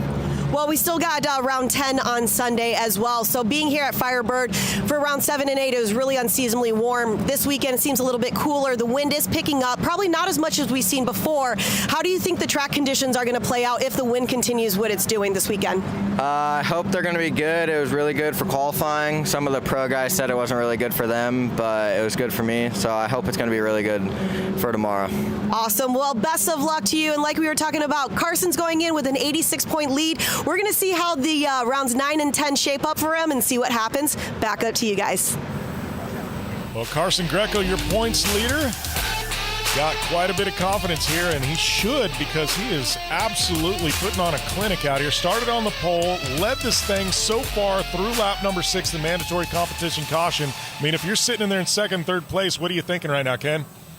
I'm thinking I've got to keep my head down, take advantage of any mistake that I possibly can, but at the very least, you know what? Sometimes second is your day. Take second. Don't do something crazy and make a mistake and find yourself outside of the race looking in. By the way, that reminded me of a young Miles Cheek with that long hair. It definitely did. As Carson Greco going to take us back to green. Renullo in the second spot, Hart in third. Look at that. They're keeping it tight there. Renullo looking like he's going to have a run up on the outside on Carson Greco. Greco's so experienced here, he's going to put his car in a good position. Well, we're seeing almost a reinvigorated Renullo here in the second half of this race, really kind of backing it in and getting that rotation you talked about. Yeah, early rotation there, and what happened was it was a little bit too early, slid the car, it took away some momentum. He actually had to double apex it, if you will, turn the car twice, and it cost him all that real estate right there you see. Right there, that early rotation, but there, the momentum to carry it through the center of the turn, it was perfect. Yeah, now, Renullo happened to look back at Hart. Hart trying to get back into this. And Hart with a run. With Hart with a run. Look at this, down the front stretch. Hart going to have the inside. Yeah, and that's where it pays off, right at the very end of the straightaway. He's got to stay in the throttle here. Nicely done. Beautiful job. Wow, ends up sealing the deal there. Renullo really keeping his momentum, going to try and make something happen, but Hart already got the pass. Renullo going to have to do it the hard way. If you could look at the data, that's a half-mile-an-hour run out of the turn, and it's probably a 2-mile-an-hour run by the time you get to turn 1. It takes the entire straightaway to develop. Well, look at that. Renullo to the bottom. Hart leaving the door open. 100%. Oh, look at Hart battling back on the inside. We got a war on our hands. How about that? So Hart ran that wider line. You're right. He did leave the door open, but had momentum because of it. Again, runs a wide line, goes wide on the exit, and opens it up. Look at these guys going at it. Now all the way to the bottom. Hart going to be able to, a little tire touch there, but he's going to be able to get the momentum now carrying down this front stretch. That was a great job. I mean, it was fun to watch. Both guys making small mistakes here, small mistakes there, and the other one taking advantage of it. While that's going on, you can see Greco driving away. But that's those little baby mistakes that pay dividends. Well, and you got to love it when two young drivers like this have the respect and trust of each other to run each other this hard, so clean. Well, we watched the pros go at it. Ooh, that was close right there. We watched the pros go at it, and it's because they spent time doing this right here. You learn those inches. You don't just come out here and do that magically. It takes a lot of seat time. I applaud these kids, man. They're driving hard, racing hard, and 100% what you just said, racing each other respectfully. All right, Ceremonial now looking to the inside of Hart. I wonder here on this last corner down the stretch if he may try and pull what Hart did on him and, get that extra speed out by the end of the straight. You're able to actually make a pass. A white flag is out for Greco. Not talking about him much because he's got about 10 car lengths on the rest of the field. I've actually had team owners and spotters say, back into it a little bit. You're not in the TV show. You're too far out. Look like Renullo, they're sliding up and losing a few more spots as we're going to go follow the 155 of our leader, Carson Greco, which is basically on a victory lap here. Yeah, and Greco lifting up that inside rear tire. That means everything is perfect. They've got the car nice and tight. He goes in there, maximum speed, just really loads up that bar. It picks up the inside rear tire, and he drives it out. Great-looking car, driving great. What a talented champion. Yeah, and this is pretty much all going to wrap up this championship for Greco. If he can get through this last corner and take that Maxxis Tires checkered flag. And it looks like he will.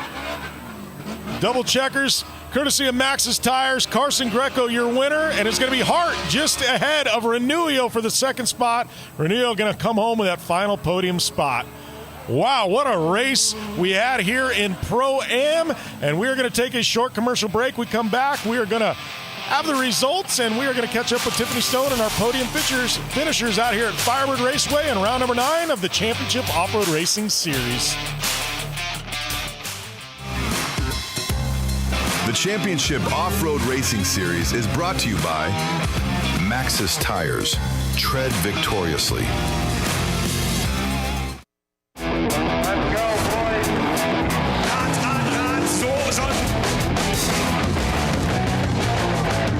How many Kings have we got racing today? All of them. I got nothing to lose. As you can see, we've had another beautiful day on the Isle of Man. We'll do some racing this weekend. It's going to be a blast.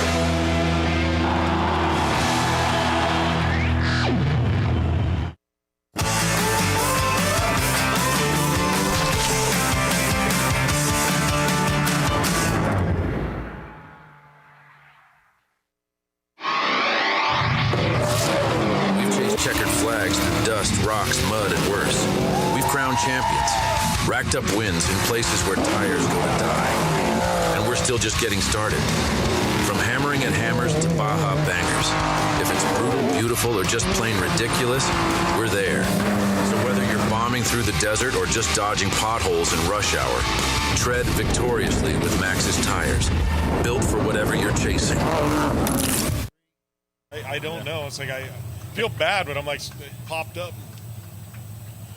Welcome back here to Firebird Raceway, round number 9 of the Championship Off-Road Racing Series. Jim Beaver and Ken Stout in the booth calling the action. Just got done with some great youth racing there. Yeah, real good battle there. Greco, of course, doing exactly what he's done all year long. Grabs another win. Incredible record there for him. All of them but 2 so far this season with 1 yet to go. But a great battle going on for second place back there behind him. Yeah, Pro-Am definitely didn't disappoint. I mean, Alex Renullo and Cash Hart taking it down to the wire. It was Cash Hart coming away with the second spot as we're going to look at our results here for our Pro-Am division. Yeah, it's so difficult. We were talking about those kids back there in second and third place, and that's the difference, with the pros. They're able to run a perfect lap almost every lap, and it's so difficult to do, and that's why you're out here. That's why you're in a Pro-Am class. You got to learn. You got to put the seat time in. You need the laps. And we saw those little subtle mistakes and how they pay dividends, and hopefully they go back. They take a look at video. I'm sure they have on board. Watch this race here. They had great camera shots here. Go back and you start refining the process and your racecraft, and that's how you get good enough to catch a Greco. Yeah, well, results there were Carson Greco, as he mentioned, on top. Cash Hart second, Renuel third, Kaysen Cummings in fourth. It was Centers, Bernstein, and then Declan Shields and Wyatt Schmucker rounding out your 8-car field. As we're starting to take a peek here, we're going to have a double feature coming up. It is going to be Pro Production and Pro-Am Turbo. So a double feature on tap, on deck, coming up next. Couple new names inside of those categories as well. Matt Dyer's going to jump in there, and he's leading Sportsman Turbo. All right, with that, we do have Tiffany Stone standing by with our podium and Pro-Am. Thanks, guys. Down here with Alex. Alex, nice job adding another third-place podium to here. We've seen you starting around round 5 when we were at Glen Helen, making the way for the second half of the season. You've done a great job. Keep adding points, showcasing why you should be here, why you need to be here. Tell me about your day for round 9. Pretty fun. Just now I made a couple mistakes, and yeah. It's all good. Listen, we all make mistakes. We all learn from those mistakes. But what is the most important thing is that you were still able to finish out the race, come all the way to the checkered flag, grab some more points, make it a little bit interesting that for these two guys right in front of you. Who would you like to thank today? 2X Motorsports, Podium Suspension, Maxis, Sparco, Rugged Radios. I think that's it. Dad, Nunu, Mom. That's it. All right. Nice job over here, Alex. Hop up on number 3 for me. We're going to head over here to Cash Hart. Cash, nice job. In round 7, you took a win. You're adding another podium for the season. Obviously, we are looking at Greco over here doing a great job for it. I know that you guys battled back and forth all season long. Love seeing this. A lot of clean racing out there. For your perspective, how was round 9? It was good. I got out front on second and off the start, and then Greco was kind of already had his gap, so I was just going to get into the caution, but went too high in third and just spun out in the slick, and then so I had to work my way back from third and off the restart. Alex pushed high in 6, and I just stuck my nose in there, and then it was that from there. Well, you're able to capitalize a little bit on a mistake and showcasing once again why you always drive to the checkered flag. Who would you like to thank for round 9? My mom, my dad, my brother, Wyatt, Greco for mechanics for doing my car, Sneaky, Polaris, Rugged Radio, and Hoosier Tires. Nice job. Hop up on number 2 for me. And taking that top spot over here, we've got Carson Greco. Yesterday, we were talking about a win percentage of 75%. Obviously, that's gone up a little bit. You were able to clinch the championship coming into round 9 after this race. We're going to talk about a lot of that tomorrow, but let's focus on round 9 for you today. How was the race from your perspective? Got a bunch of great drivers behind you, but like Cash was saying, you're kind of checked out as soon as you took that green. Yeah, it was definitely interesting. This was one of the harder races because it was a little hot and the track wasn't to my liking today. But you got to adapt to it, and I tried my best. Well, trying your best is getting you that top spot, so you should try your best some more, especially going into the rest of the season like we talk about. One more round tomorrow. Obviously, you've clinched this up. You've done everything. So who would you like to thank for round 9? My mom, my dad, Jacob and Bryson Place for working on our cars, R&R Steel, EVP Mode, 518 Designs, and everyone else who came out to support us. Wonderful. Nice job. Hop up on number 1 for me. Big round of applause for your top 3 finishers in Pro-Am. Back up to you guys. Thanks a lot, Tiffany. Yeah, that was a great one. As we're taking a peek here at some of the surrounding mountains here around this Chandler-based track right outside of Phoenix. As you take a peek at that track, you see a lot of the awesome branding and such that we've got, some of the amazing car wraps, and you know what? We've got a partner that helps us handle that, 019. All right, we've got Joey here with 019 Wraps out here trackside at Firebird Motorsports Park. Tell us a little bit about the involvement with these side-by-side racers and the series here. Yeah, so I mean, we've been out here Our shop is based out of Tempe. We've been doing some work here with CORR for the last few years, wrapping the side-by-sides, wrapping their trailer, and just, trying to help out as many racers as we can out here with side-by-side wraps, trailer wraps, event tents, and all of that good stuff. Yeah, I was going to say, in addition to wraps, they also have full tent. You guys do easy ups. What else do you guys do? Yeah, absolutely. Full automotive and commercial window tint, residential window tint, keep your homes, and then the vehicle's cool too. So do all of that. Anything that you really need printed, we can get it done for you. So, but that's signs, banners, tents, vehicle wraps, you name it. Well, things are heating up out here at Firebird Motorsports Park in 019. They're going to keep you cool all summer long. Well, 019 keeping us dialed in, keeping a lot of these drivers dialed in with some amazing wraps on their cars. It's, like I said, we got this double feature Pro Production and Pro-Am Turbo Ken. But, all in all, obviously, you've been following this series along. You're out here, calling the action today. It's got to be great for you to see short course racing alive and well on the West Coast. Yeah, I really applaud what's going on out here. I had a chance to speak with Glenn Banta a little bit last night. So important to have people like him in this industry. He developed a passion for it very early on, obviously, as we talked about, going back to 1998 when CORR was first developed there, courtesy of Marty Reed, and then had that passion. You talked about him going out in the desert. He was able to finally get out in the desert and have some fun there, and then did well in his professional career, still doing very well in his professional career, and consequently has come back over here to give back to the industry, supporting this industry financially, very, very invested in what we see here. And this is, I believe, the third year, getting ready to start the fourth year, if I'm not mistaken. This is years, yes, but they actually had a short season, so this is actually the wrap-up of the fourth season, about third year, but fourth season of the Championship Off-Road Racing Series. But what I'm looking at here is a slow, steady growth, and it looks a little bit better every single year. If you come out here, it's very professional. I love the podium, the backdrop, very nice. You take a look at the track being groomed, and, Kelvin has been grooming tracks for as long as he's a unique one-off person, but we love him and he's very good at what he does. That's why this track looks so good. But they're putting the right people in place. Trevor Hawking, the longtime producer for the Lucas Oil Productions company, with a lot of different aspects of motorsports, not just short course, but really cut his teeth for many, many years inside of short course. So he's in there. There's a number of other people inside of that truck that have been doing this for a long time.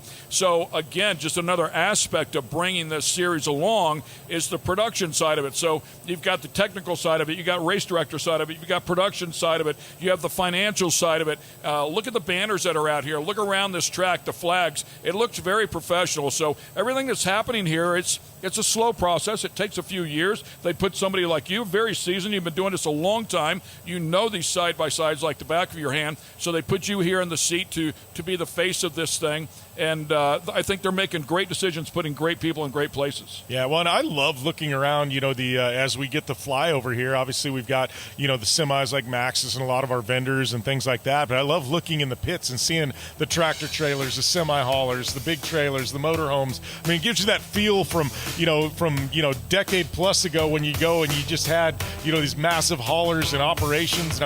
That's what you love to see out here is, the teams are back, the families are back, and you go around. I know you were, going around the pits yesterday. It was like old home week for you at times. Yeah, I pulled in this morning, and there's this Super C Peterbilt that is pulling a stacker trailer, and it's like you start looking for the Pro 4 truck, but it's side-by-sides, and they stuff 2, 3, 4 of them in there, and what a great atmosphere, such a great family atmosphere. We're talking about all the kids, all these young developing drivers. This is the future of desert racing and short course off-road racing right here in front of us, and they're developing as we watch them. But it's so much fun as a family to come out here. At the end of the day, you want to race hard. You want your car to be good. You want to win. That's the goal. You want to win. But you have to enjoy the ride, because what it's really all about are the people, and the people that you're spending time with, your family and your friends. And once the racing's done, you get to sit around, eat some nice dinner, have a few drinks,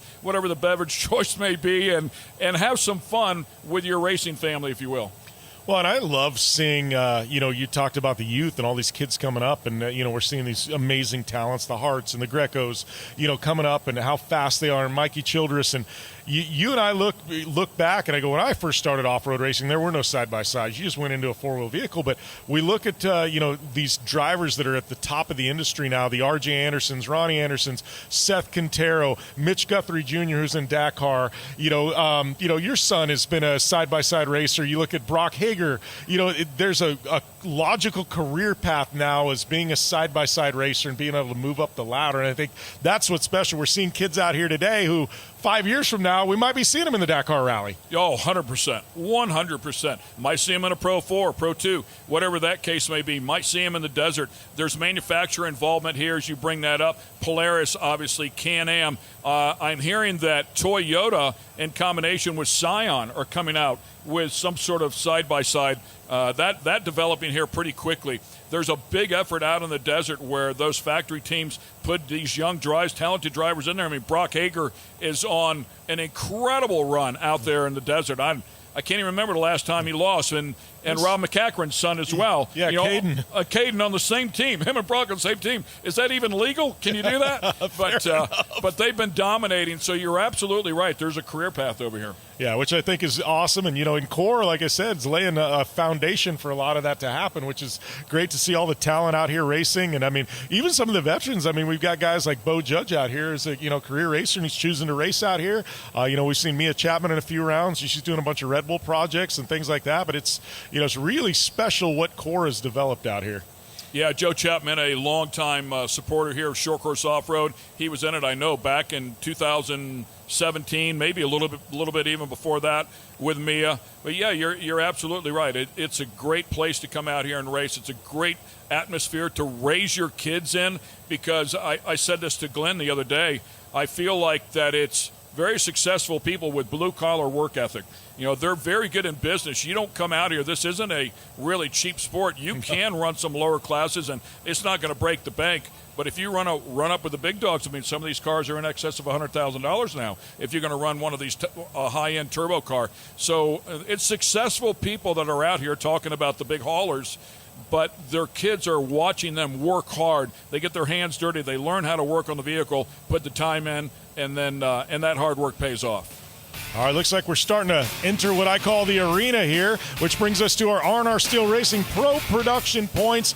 Jeremy Spears up front with 310 points. Rylan Lane, 70 points back. Mia Chapman there, 140 points back. They've got Ouellette, Bodden, Gerber, O'Donnell, Van Beekum, Wagner, and Whitman rounding out your top 10. Interesting note, Jeremy Spears not in action today, so Jaden Gerber will be running for points for Jeremy Spears, and then we will see Gerber tomorrow, or we'll see Spears tomorrow. Gerber will be behind the wheel of his car tomorrow as well. Brings us to a Pro-Am Turbo points. Bernstein up front with the 313 points. Daniel Hearn, 23 points back. We got Andre Tomei, Troy Horrick, Tanner Whitman, your top 5. Then it's Birmingham, Hoffman, Denny, Hansen, and Silliman rounding out your top 10. Yeah, chance for Horrick to catch Tomei there, just 8 points behind coming into this weekend before qualifying. Already seeing Bernstein put a couple more points. He was 21 points ahead over Hearn coming in here, and now is 23 points ahead. So again, those qualifying points helping out. All right, so that brings us to our Liqui Moly Pro Production and Pro-Am Turbo starting grid. Whitman on the pole. Jeremy Spears, that car will be driven by Jaden Gerber today for the points. Fill-in driver for Jeremy Spears. Outside of row number 1, points leader Rylan Lane, second in points. Inside of row number 2, newcomer Stephanie Warapius.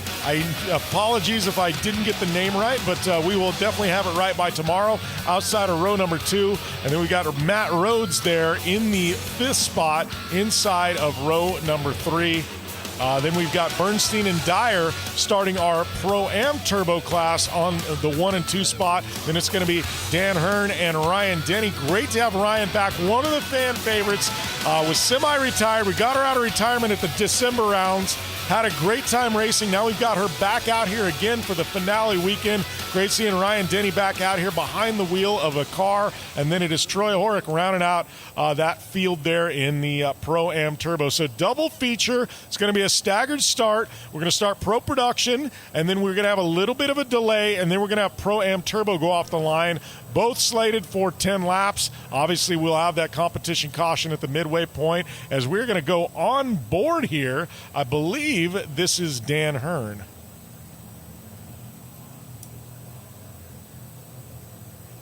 All right, looking for that green flag. It's going to be Todd Whitman bringing us to that green.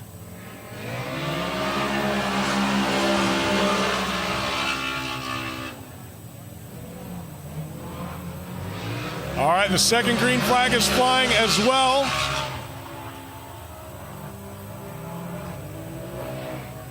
All right, they are through turn number 1. We're going to go up there. That is Whitman, and it is followed by Rylan Lane in the 623. Rylan trying to narrow the gap there to Jeremy Spears' points lead. She wants to get out front.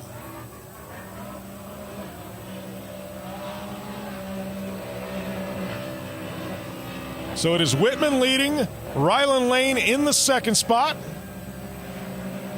Saw Rylan Lane come on strong, missed the opening rounds. That is the number 15 car. That is Jaden Gerber filling in for Jeremy Spears.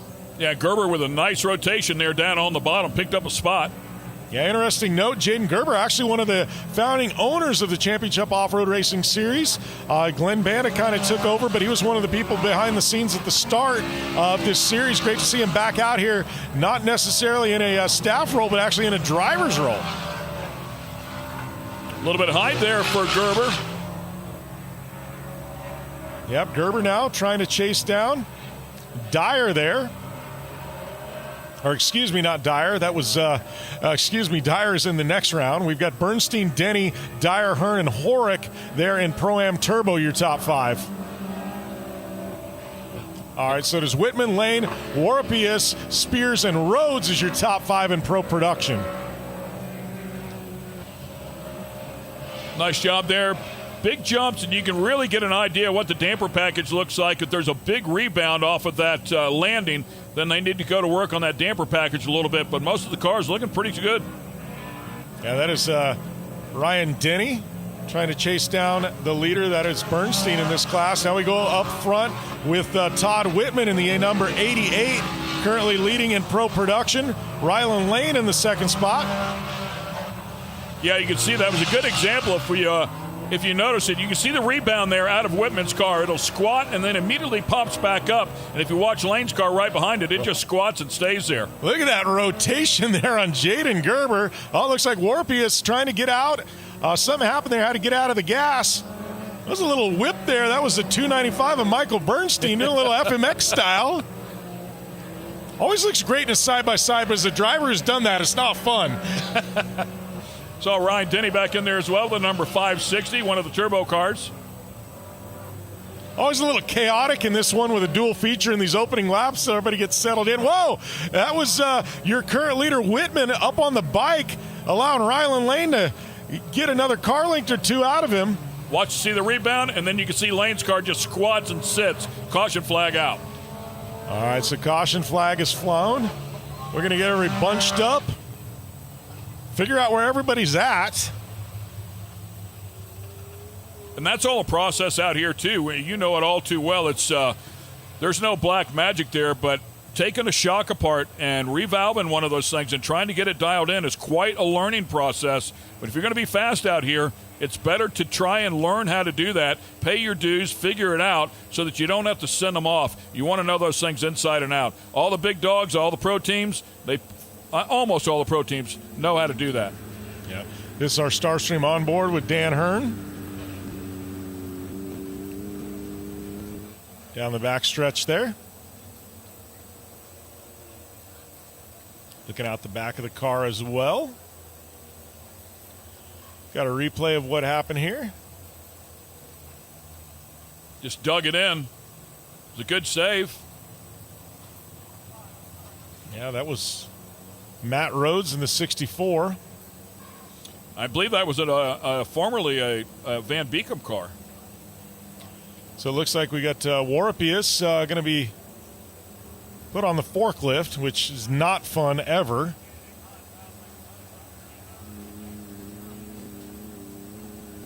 Back with a view out the front of Dan Hearn's car. so much different when you get inside of the car. As you know, Jim, you've raced these things plenty.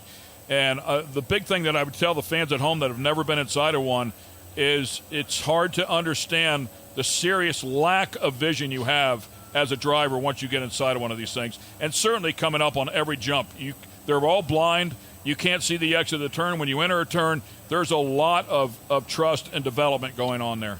Well, definitely a lot of trust and development, and the other thing is spotters are crucial because once you get your helmet on, your visibility goes down out of the face shield. You've got your Hans device, which prevents your head from moving much, and then a lot of these seats have the halo on them to protect your head, which means you can even move your head less. So you're really, you want to talk about tunnel vision. You're in tunnel vision when you're in one of these race cars. That's where spotting comes into key. I know you've done a lot of spotting, Ken, and spotters really are driving these cars.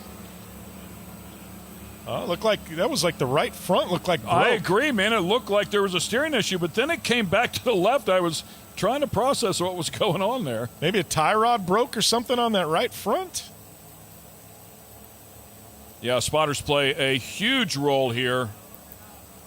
And you said something there, and it's such a difficult thing to do. You don't want to let the spotters drive your car. The spotter's job is to make you aware of your surroundings. However, a lot of times it does look like they're driving a car. You'll see drivers, they'll listen to their spotter, they'll say somebody's coming up on the inside, and they'll immediately pull down to the inside and block that. And it can be frustrating when you know you're racing the spotter. Well, talking about one of our current pole sitters, or the pole sitter here in Pro-Am Turbo, Michael Bernstein, we were able to catch up with him earlier this weekend. Down here with Michael Bernstein, and he is looking for a championship in his season as a rookie in this class. Now, Michael, you won rounds 4. You did a back-to-back for rounds 7 and 8. We're back here at Firebird for 9 and 10. What are your thoughts on the weekend? So, thoughts are good. If I start the race, I get championship. I don't necessarily have to, race, but I'm still gonna do it because all race car drivers are gonna want to go out there and drive it like you stole it. So, but yeah. Well, and I know that not only are you doing a lot of cool things on the track, but off the track you're doing some cool things, and you've got this car cut out for Mia Chapman. Tell us what you're working with here. So this is a cutout from our laser table at Valley Steel Supply. And if anyone wants their race car cut out, just hit me up on Instagram. I love that, Michael. So not only is Michael going for a championship this weekend, he's also showcasing what he can do off the track. So if you guys are interested in getting one of these for your vehicles, make sure you hit up Michael. This is awesome. Can't wait to see what happens for the rest of the weekend for this guy right here. Back up to you guys. Well, great catching up with Michael Bernstein. Having a great run out here today. But right now, Todd Whitman going to be leading us back to the green flag. He is a leader in pro production. We're going to see if Rylan Lane's got a little something there. Gerber into the 3rd spot. Look at that. Ryan Denny now inserting herself into the equation. She's looking at the overall, not just her own class. Good for her. All right, so Whitman protecting down low. You got Gerber starting to put a little pressure there on Rylan Lane. Good restart here for both of these cars. Got a little bit of breathing room, however. Look at that. That is Gerber driving for Jeremy Spears. Really trying to get around Rylan Lane. Knows if he does, he's going to help his friend Jeremy Spears out because Rylan Lane trying to nip away at the points lead of Jeremy Spears. Gerber right there. Just needs to hang tight. Let it come back to him. There's Ryan Denny there, getting a little pressure there from the 295. That is Michael Bernstein. Spears has plenty of room here, so Gerber doing a good job. Just even if he hangs there, he constantly runs that wide line, though. Not real sure why, if he's trying to keep the right side tires up there in the cushion, but looks like it might cost him a spot right here. Yeah, that's the number 64, Matt Rhodes, putting some pressure on. Oh, Rhodes down to the bottom. Looks like he's going to make it happen. That's all a product of Gerber running so high. Gerber drives it back down on the bottom. Whoa! Oh, big moment, saves it. Boom, into the wall. Maybe not. Might have ripped up the left rear right there. Well, he never got out of the gas. You got to give him credit. That was some commitment there, Ken. When in doubt, gas on it. Then we got Rhodes up on the bike as well. We got chaos happening in pro production. Gerber drove that thing down around the bottom. If he'd have been doing that the entire time, he'd have never been passed. Oh. It was a beautiful job, but then they got into each other and chaos ensued. So it is Bernstein and Lane, and look at that, Ryan Denny, who's not even in the class Pro Production. She's in Pro-Am Turbo. She's up into third overall. Look at that. Okay, so Gerber gets into it with Rhodes, up on the bike, bumps him, just clips the K-rail. Yeah, and that was nothing intentional there. He just had incredible rotation down there at the bottom, and the back end kicked out. All right, so this is Rylan Lane battling with Whitman for the lead. In the third overall spot, leading her class, is Ryan Denny. There you see Whitman's car bounce completely up off the ground on that landing there. Yeah, that car's just not handling right. It's just not planted. Whitman doing a great job getting the best out of what he has to work with there. Nicely done. And Lane not able to find a lane, if you will, to get around just yet. No, she's looking inside. Nothing there. She's going to have a few laps still to try and make something happen. Another look on the inside, see if she's got any momentum. Doesn't look like enough to get there. Nice job. Both cars running a good line right there. Yeah, Whitman doing a great job of protecting the inside. Rylan Lane missed the opening rounds, came in the December rounds for rounds 3 and 4. Oh, that looked like Ryan Denny off into the inside. Oh, is that Ryan Denny, our leader, pulling off in Pro-Am Turbo? Looked like the right front possibly. Tough break for her. Like I said, fan favorite. Yep, that is Ryan Denny. That's a shame. Tough break for her. A couple of moments of brilliance going back to round three and round 4. She finished first and second there. Yeah, came back out, finished first and second, then she kind of disappeared again for a couple rounds. She went from retired to part-time, I think. But clearly some speed there. Absolutely. I'm sure we'll see her back out tomorrow. Lane with a run right here. Lane down to the bottom. Lane's going to take it away. Beautiful job. Oh! And then lost it just that quick. Just couldn't control it. And you got to give her credit for the save. I mean, I thought the car was gone, and she brought it back. And you wish she would have unwound the hands a little bit earlier so she didn't get in that situation. But in her mind, she was being respectful to the car that she thought was on the outside. Hats off. All right, so Rylan Lane now looking to the bottom. We're going to get a replay of this. Dives it down to the bottom perfectly right here. Start unwinding the hands a little bit. Still a lot of steering wheel in it, and it bit her. Yep, car bit and had to save it.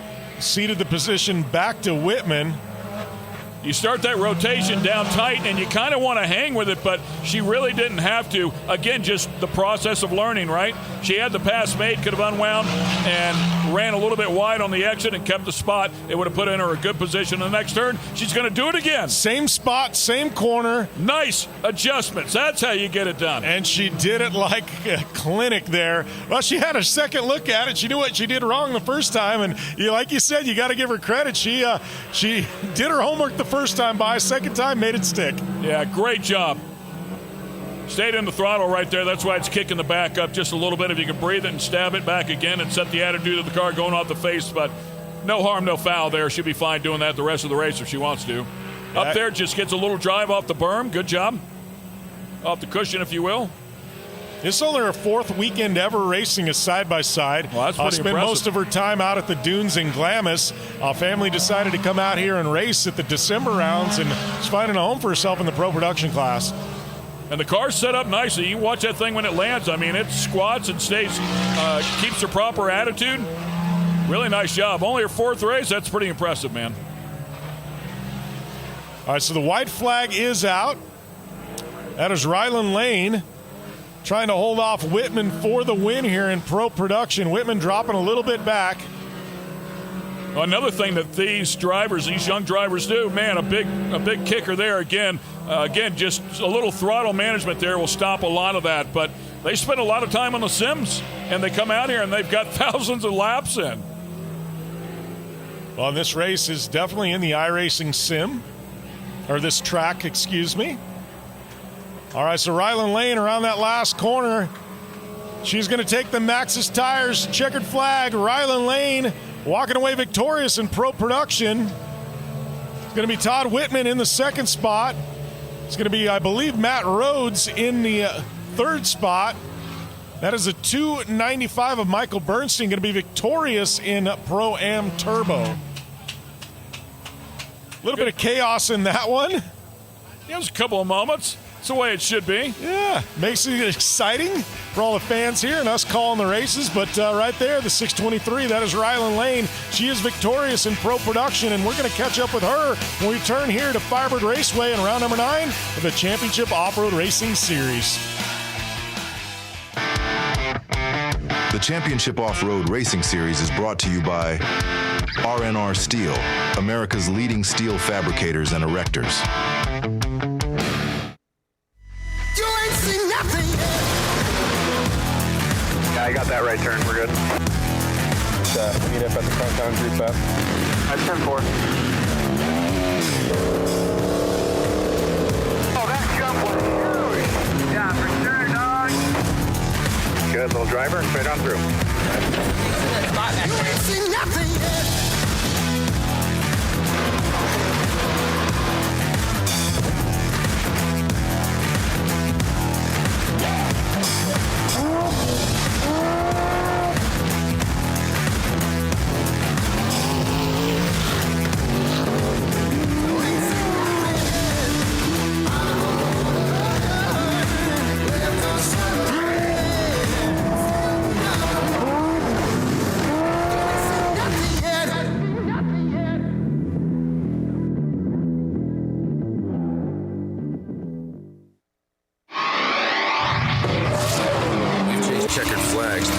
Rocks, mud, and worse. We've crowned champions, racked up wins in places where tires go to die. And we're still just getting started. From hammering at hammers to Baja bangers. If it's brutal, beautiful, or just plain ridiculous, we're there. So whether you're bombing through the desert or just dodging potholes in rush hour, tread victoriously with Maxxis tires. Built for whatever you're chasing. Welcome back here to Chandler, Arizona. We're here at Firebird Raceway for round number 9 of the Championship Off-Road Racing Series. Jim Beaver joined in the booth by Ken Stout. Just wrapping up Pro Production and Pro-Am Turbo. With that young lady right there, the number 623, that is Rylan Lane, walking away victorious as that brings us to our Rugged Radio's Pro Production results. So Rylan Lane victorious. Todd Whitman taking home the second spot. Great battle with Whitman and Lane all the way down to the wire, but Rylan Lane walking away with the victory. Matt Rhodes battling back for a podium spot. We had in the fourth spot, that would be Jaden Gerber filling in for Jeremy Spears, our current points leader. Jeremy Spears will be in action back again tomorrow. Missed today, so Jaden Gerber filling in, gathering the points for his friend. So we will see Jeremy Spears back in action tomorrow, and we will see that shootout for the championship between Jeremy Spears and Rylan Lane. Hats off to Michael Bernstein. I guess we'll cover that in just a couple of moments as well, but I believe a 5th win there on the season. So yeah, Bernstein's been having a great season. Great run. Yeah, there was had a great run there with him and Ryan Denny. Ryan obviously was leading and then had the broken, look like front suspension. So we'll get the story on that later on. I'm sure we'll see her back tomorrow. But Bernstein doing what he needs to do to win a championship. Solid effort. And hats off to Rylan. I mean, just stuck with it, took almost the entire race, got the pass made, and then almost lost the car, saved it, and then came back and was able to get it done the next time around. Yeah, that one had our hearts jump up in our throats there. We thought she gave it away and was going to put it up on its side and brought it back, and you got to give the young lady credit. No problem, I got this. She goes, well, I know what not to do next lap. And, it's funny, she set the pass up the exact same way. It was the exact same pass in the same spot, did the same thing. She was just able to stick it. All right, well, speaking of that race, we are going to throw it down to Tiffany Stone with our podium finishers. All right, guys, thank you so much down here right Now, we're going to talk to Matt Rhodes. I should have known when I looked at the number down here when you had a 64 next to it. You're a part of the R&R Steel Camp. So talk to me about this. This is your first race out here, taking a third-place podium. You know, being able to watch the guys out there race and see what's going on with the track. Obviously, you probably have a lot of knowledge on where to go, what lines to take. So you've done it here today, round 9. Today was just honestly being out here and having a lot of fun with everybody. Driving the car, seeing what these guys do every time, it takes a lot out of you. It really does. So all the racers out here, I give it to you guys. It takes a lot to do this every day, and it was literally just awesome to come out here and have fun with everybody. It was awesome racing with you guys. Well, and I love hearing that, just saying that it's fun to be out here. It's short course. We're doing it again, and it's really nice, especially like you said, just to come out here, give kudos to all those drivers. So who would you like to thank for round 9? Obviously, R&R Steel all the way when it comes down to it, friends and family. I wouldn't be here or do any of this if it wasn't for them. So, R&R Steel. I love that. Nice job. Hop up on number 3 for me, Matt. It's good to see you up here. Taking that second spot, we got Todd Whitman over here. Todd, I got to ask you, I feel like this is the first time we're really talking to you, seeing you out here first race. It's really nice to see this showcasing that second and third for the new drivers coming out or taking the podium spot, showcasing what you can do in this class. I like that. Tell me about your weekend so far. Oh, God, it's been crazy. I'm kind of a last-minute fill-in for my son. He got injured. He was supposed to race this. I used to race back in the day, and it's been 26 years since I raced short course, and I've never raced this car before. But we're kind of learning every time we go out on the track, and it went well. Sir, 26 years ago, as a driver, you know you never get rid of that muscle memory. So it's really cool to see this. And like you said, you're filling in for your son, but you know what lines to take as well. You see how this track is developing. So it's really cool to see that. I mean, no offense, we need to see you a little bit more often out here. You can't let 26 years go in between that. So who would you like to thank for round 9 and getting the second place podium? Oh, Guy, I want to thank God for one thing. My son for doing all the work on the car. Rick Diaz, he's kind of the majority car owner. My friends out in California, Pete and Tony, my mom, everybody. I want to thank the CORR, you guys, for putting this on. I'll be back. We're thinking about getting another car, maybe an SR1, and I'll come back to it. So I was a little nervous out there. I haven't been out there in a long time, so it was interesting. Well, it's good to see that in the SR1s. I know Paul O'Brien and Scott Webster, they're great guys to race against. I'm assuming you've raced against them for many times. No, you haven't. Well, they are great guys. Get that SR1. We want to see you out here some more. Anybody else you know? No, I think that's about it.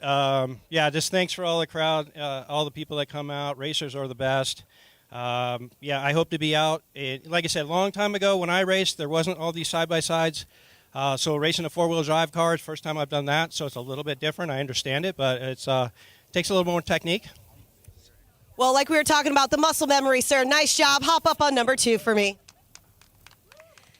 And let's talk about consistency and the most consistent person within this class, Rylan. It's really good. We talked a few rounds ago when you first started here halfway through the season, and I was telling you it was really good to have you out here. You have just come in your own, really, really showcasing what you can do, why you should be out here as well. I was just complimenting you when you took a little bit on the bike over there, but that next lap around, you readjusted, you took that knowledge, you were able to capitalize. Really great job on there. Talk to me about round 9 for you.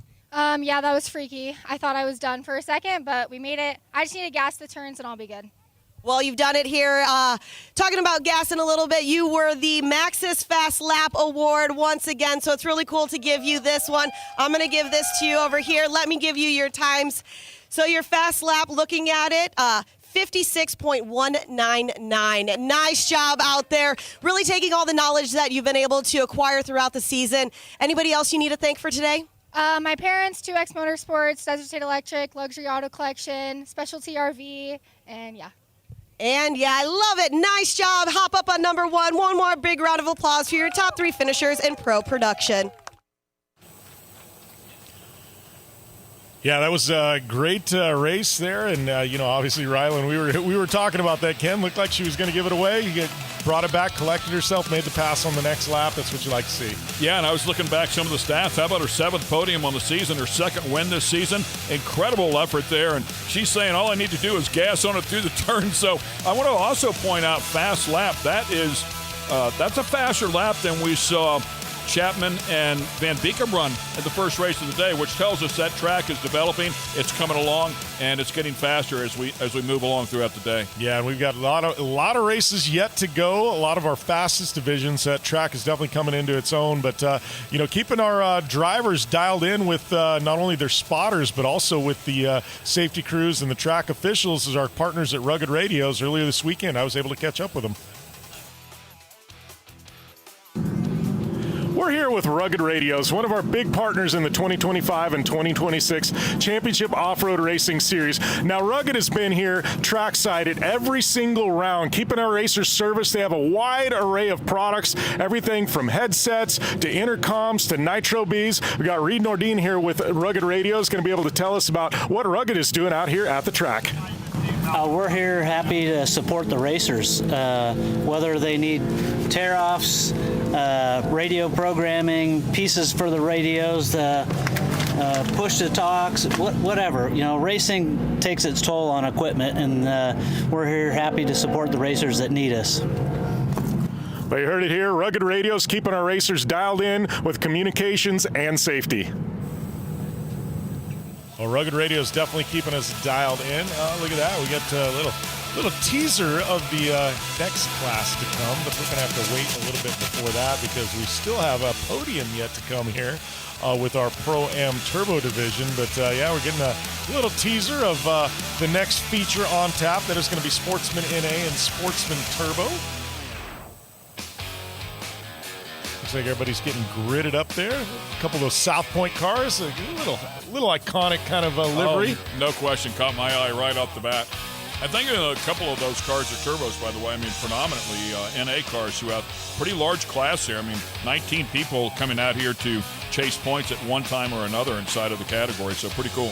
Yeah, it's lent itself to some really exciting racing. Rounds 7 and 8 were definitely exciting, so looking forward to seeing the way that one shapes up today. But like I said, we are waiting on our podium, and I'm hearing they are ready for Pro-Am Turbo, so we're going to toss it down to Tiffany Stone.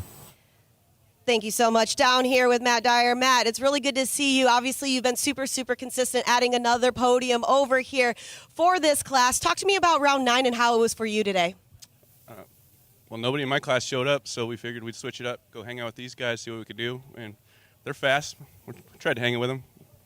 Well, you've done it here, and even though that they're fast and you're trying to hang with them, you've done it because I know that you guys are getting faster. I know that you're coming into your own, especially towards the end of the season. Is there anything that you kind of changed going into this class, knowing that you had to switch it up just a little bit?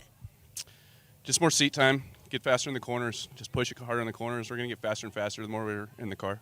We absolutely believe in seat time, so it's really good to see that. Who would you like to thank for this third-place podium in the class? My spotter, David Smith, telling me to go faster, keep it up, checking in on me, keeping me safe, and CORR for putting this event on for us, and can't wait for next season. Well, we normally see you in the Sportsman's like you were just talking about, but you're showcasing over here, so it's kind of nice to see this. Have the confidence in yourself, step up, because it's really cool to see you over here on the podium. Nice job. We're going to head over here to number 2, Troy Horick. Now, Troy, it's really good to see you once again in this class. Tell me about how it was. Obviously, you got 2 different classes racing in this, and all of you are trying to find the best lines out there, find the best spots. Walk me through your day. No, my day was good. Started in the back, so I didn't end up qualifying. I just got my car back together this week after putting a new steering rack in it, so I didn't know what was going to happen today. I was kind of nervous with the heat, honestly. That was my biggest concern, was not making sure the car overheated. And we were close, so it was nerve-wracking. We were a little close. It was nerve-wracking. Well, you were able to bring it together, no pun intended, stay cool and collected over here, taking that second place in this class. Who would you like to thank? Yeah, I'd like to thank CORR. I'd like to thank my wife that's at home watching with our son. I'd like to thank my dad for coming out every time, our friends, family. Thank Method, Rugged, Tensor, Grasso Outdoors, everyone else I forgot, I'm sorry. It's all good. Nice job over here. Hop up on 2 for me. And taking the top spot, another win right over here, Michael Bernstein. Now, Michael, you are the man to beat in this class. You know, throughout the rounds, we always talk about consistency. Sometimes you said, Tiffany, it doesn't matter. I don't need to win. I just need to be on the podium. And as soon as you said that, it kind of switched, and you were just going 3 in a row now, taking the top spot. So talk to me about round 9. Well, car was good. I was I was with the pro production by lap probably 3, so I was right there. I hit the R&R car, power steering went out, and I couldn't figure out how to get it back on. But then car was good, and then yeah, it was good. Well, you've done it here, adding more points into the championship for the season. We've got one more round, round 10 tomorrow. We'll talk about that and talk about the championship. But for this round, who would you like to thank? First, I'd thank God, my family, Jordan for helping me out with switching cars and all that stuff, Golding Motorsports, JNS, Valley Steel Supply, Extreme Manufacturing, Ruthless Power Sports, and Valley Steel Supply. Wonderful. Nice job. One more big round of applause for your top 3 finishers in Pro-Am Turbo. Back up to you guys. Hey, Jim, I was just doing some gorilla math there. I think Troy Horak, according to my gorilla math, will jump up into 3rd in the points here with that second place finish there today. Tell you what, we got a lot of I guess a web of storylines and stuff going in tomorrow. It's it's going to be quite interesting to see this championship weekend play out tomorrow. I mean, like every pass, and then you get the points of the midway point and the qualifying points. And I'm like, all this data is going in, and I'm glad I'm not the mathematician in the back having to sort through all this. But Marnie, help us. But there's a lot going on, heading into tomorrow, and I'm excited to see the way this plays out. And I know tomorrow we're going to have that fancy sheet that goes, if this person finishes in this spot, they clinch the championship. And as these laps, progress, it's like you're moving spots in the championship every time you make a pass. That's what makes it an exciting series. 100%. That's what it's all about, man. And that consistency that we keep talking about. Just keep collecting them any way you can. Yeah, like you said, every single lap, every position, it counts come year end. I mean, I think there was a few years ago, I lost the Best in the Desert Point Championship by 2 points. And it was one of those, I'm like, well, that was, if I would have had one position better in any race, I would have won by 3. And it's just one of those where you look back and you're like, gosh, all the positions back into you. Look at all those opportunities that you missed, and that's the way it plays out at the end. Yeah. There's that NA class coming up. Yeah, this was slated to be a double feature. Now it's just going to be Sportsman NA. We saw Sportsman Turbo. Matt Dyer, only one that showed up. He's going to clinch that championship. So he graduated up, and love to see him in the Pro-Am. But right now it's going to be a single race feature. And this brings us to our R&R Steel Racing Sportsman NA points. Timothy Jones out front. It is going to be Rylan Bernstein in the second spot, 30 points back. Sean Jones, who I don't believe is racing, had that big spill. That big spill here a few weeks ago. In the third spot, Thomas Bach, Austin Dorn, Ryan Bragdon, Chris Leeming, I don't believe is out here either. Chris Leeming taking a victory. Great to see him. He would have been a part of the dad's race this weekend, but great to see Chris out here for that one round. I'm sure we'll see him full-time next year. Then we had Banks Bodden, Brayton Penrod, and Maddie Hoganus rounding out your top 10 in Sportsman NA points. How about 6 different winners in 8 rounds? This has been a very competitive class. And honestly, some of the best racing we've seen all season has come out of this. And a lot of people, it's sportsman racing. Tell you what, these sportsmen run each other hard.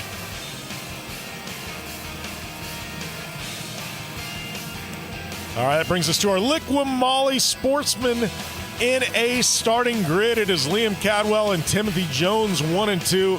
Row number 2, it's Brayton Penrod on the inside. Banks Bodden going to be on the outside. Row number 3, Mandy Hoganus, Rylan Gahn. Great to see those South Point cars out, along with Brenna Gorky and another South Point car. I know Gahn and Gorky taking the last race off because Rylan Gahn's dad, Brendan, actually was racing in the San Felipe 250 that weekend, so he told the family, we're going desert race, we're not going short course. Time for Dad to get behind the wheel. Yeah, and that was pretty cool. By the way, that hats off to was it Willett that just finished in second? Said he'd been out of the car for 26 years. Oh, that was, what was it, Todd Whitman. Todd, yeah. Yeah, Todd Whitman, yeah. Hats off to him for coming back out here. That is a great story, and glad they're talking about getting another car. Super cool, man, that they're getting back into it. Wow. By the way, another quick little stat here on this category here, 12 different competitors have been on the podium inside of this category. So they can do it from any position. Well, one more thing on that. Like I said, there's no such thing as a retired race car driver. All right, we're going back. Green flag racing is going to Liam Cadwell taking us to the green. Be watching Timothy Jones, our points leader, on the outside. All right, so Timothy Jones now slotting in right behind Liam Cadwell. They're running up the backstretch. Yeah, Timothy going for a pretty big ride here at the last race. Well, hoping things go a little bit smoother as they went up over that flyaway, came back to the left and got into it with the other Jones. The Jones is going at it, and he went for a bit of a ride. Glad he's back out here. Glad the car's together. Yeah, Timothy took a pretty big dinger, but like you said, great to see him back out here. I'm looking at, looking just when we get this aerial footage, it looks like that is Rylan Gahn working his way through traffic as well, starting towards the back, but he has been on the move here, so we're going to see how that plays out. And look at that, Rylan Gahn there in the number 62. Oh! Banks Bodden drives right into the back of him. That was just like a brain fade on Bodden. It's like his foot maybe slipped off the brake pedal. And so one of those things you almost want to watch again to the car in front of him check up for some reason. But yeah, I mean, either he came in crazy hot or the car in front of him just stopped for some reason. Yeah, that was the 117 there. That was Alex Renouillo getting into it there with Rylan Gahn. But right now we're going to get that replay. Yeah, I think the 245 really checked up early, started to set up for that turn a little bit early, really checked up, and I don't think Bodden was expecting it. I don't think that was all on Bodden. No, not at all. Bodden, that was really had nowhere to go. I think it goes back, part of that, what's going on in the driver's mind there, you mentioned it a couple of races ago when you come out here in this first lap, the track is wet, and you start anticipating the car to slide, and you check up a little bit. You don't want to spin the car out. So it's just part of those first laps. I don't know that lead car did anything wrong. They were just trying to anticipate a wet track. Yeah, tiptoeing through, and we've seen that. There's been some times we had some of the leaders almost loop cars and stuff on that first lap. Put a little bit of moisture into the track. Takes it about a lap or two to dry out, and sometimes it is a little bit slippery. But we see, as we saw in that last race, the fastest lap times are generally coming later in the race. Really tight right here. That is a 117. Renault making a nice move there down to the bottom and picks up the spot. Yeah, Renouillo there getting around the 245 of Penrod. Penrod went up a little bit high. Renouillo right on the back bumper and was able to dart down to the bottom of the turn and made a beautiful pass. And now some 4, 5, 6 car lengths ahead. Yeah, Timothy Jones now working on Liam Cadwell, looking all the way to the bottom. Look at them both dropping their tires into that berm. I like that he's looking at different lines. You can't pass him if you follow him. You see he's going outside in. Car's a little wide. He goes to the inside. Constantly driving a different line. He might get a run right here. Yeah, he is getting a run. Is he going to be able to outpower him up the front stretch? He's there. Going to be able to shut the door. 223 Cadwell going to have to do it the hard way around the outside. Now, can he keep that momentum? The outside with a run now, but he's got position. Yeah. Drives it a little bit deeper. Nicely done. And how about that? Has some company with him as the 117 of Alex Renouillo doing a good job. Renouillo. Yeah, look at that. Now taking over the second spot. So it is going to be Jones and Renouillo. I'm just destroying Renouillo's name. Sorry. You got it right that time, Ken. It's all right. It's the 117. We've seen him in quite a few divisions out here today, too, jumping around, wearing a lot of helmets. Exactly. Lap time, seat time, man. And he's right on the back bumper of Jones. And now taking a look. Oh, look He's at that. got a run. He did have a run there. We're going to get a look here, the pass. Timothy down on the bottom. And the 117 is going to just tuck right in and follow him. Beautiful job right here. Keeps momentum up, tucks right in down to the bottom, and gets the pass as well. Yeah, that 223 of Cadwell just kind of hung out to dry. Got on the outside and nowhere to go. Knew he was getting past. There was nothing he could do about it. Now Renouillo's sights set on Timothy Jones, our leader, also our points leader. And Renouillo's been there a couple times, setting up outside in. That's what he's doing every turn. Oh, look at looping it. A little over rotation is going to cost him. Might lose one spot here. I think he may have bumped the right rear of Timothy Jones and spun him. Timothy holding his line. I think Renouillo just kind of maybe tapped him and helped the car around. I don't know. Cadwell needs to learn from his previous run up the back into turn number 2, not to open that up. Renouillot tucking right down on the bottom, and I think Cadwell is. Cadwell keeping the car right on the bottom.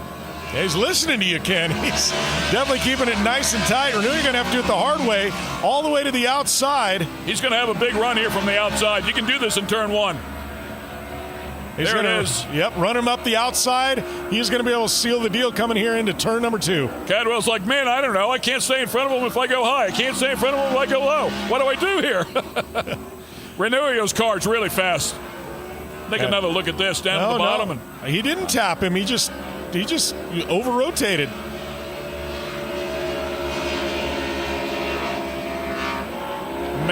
Amazing how good some of these cars really turn. Well, thanks, guys. like Down you here had with Timothy said, Jones. Now Timothy going into rounds. It definitely has a very fast car out here today.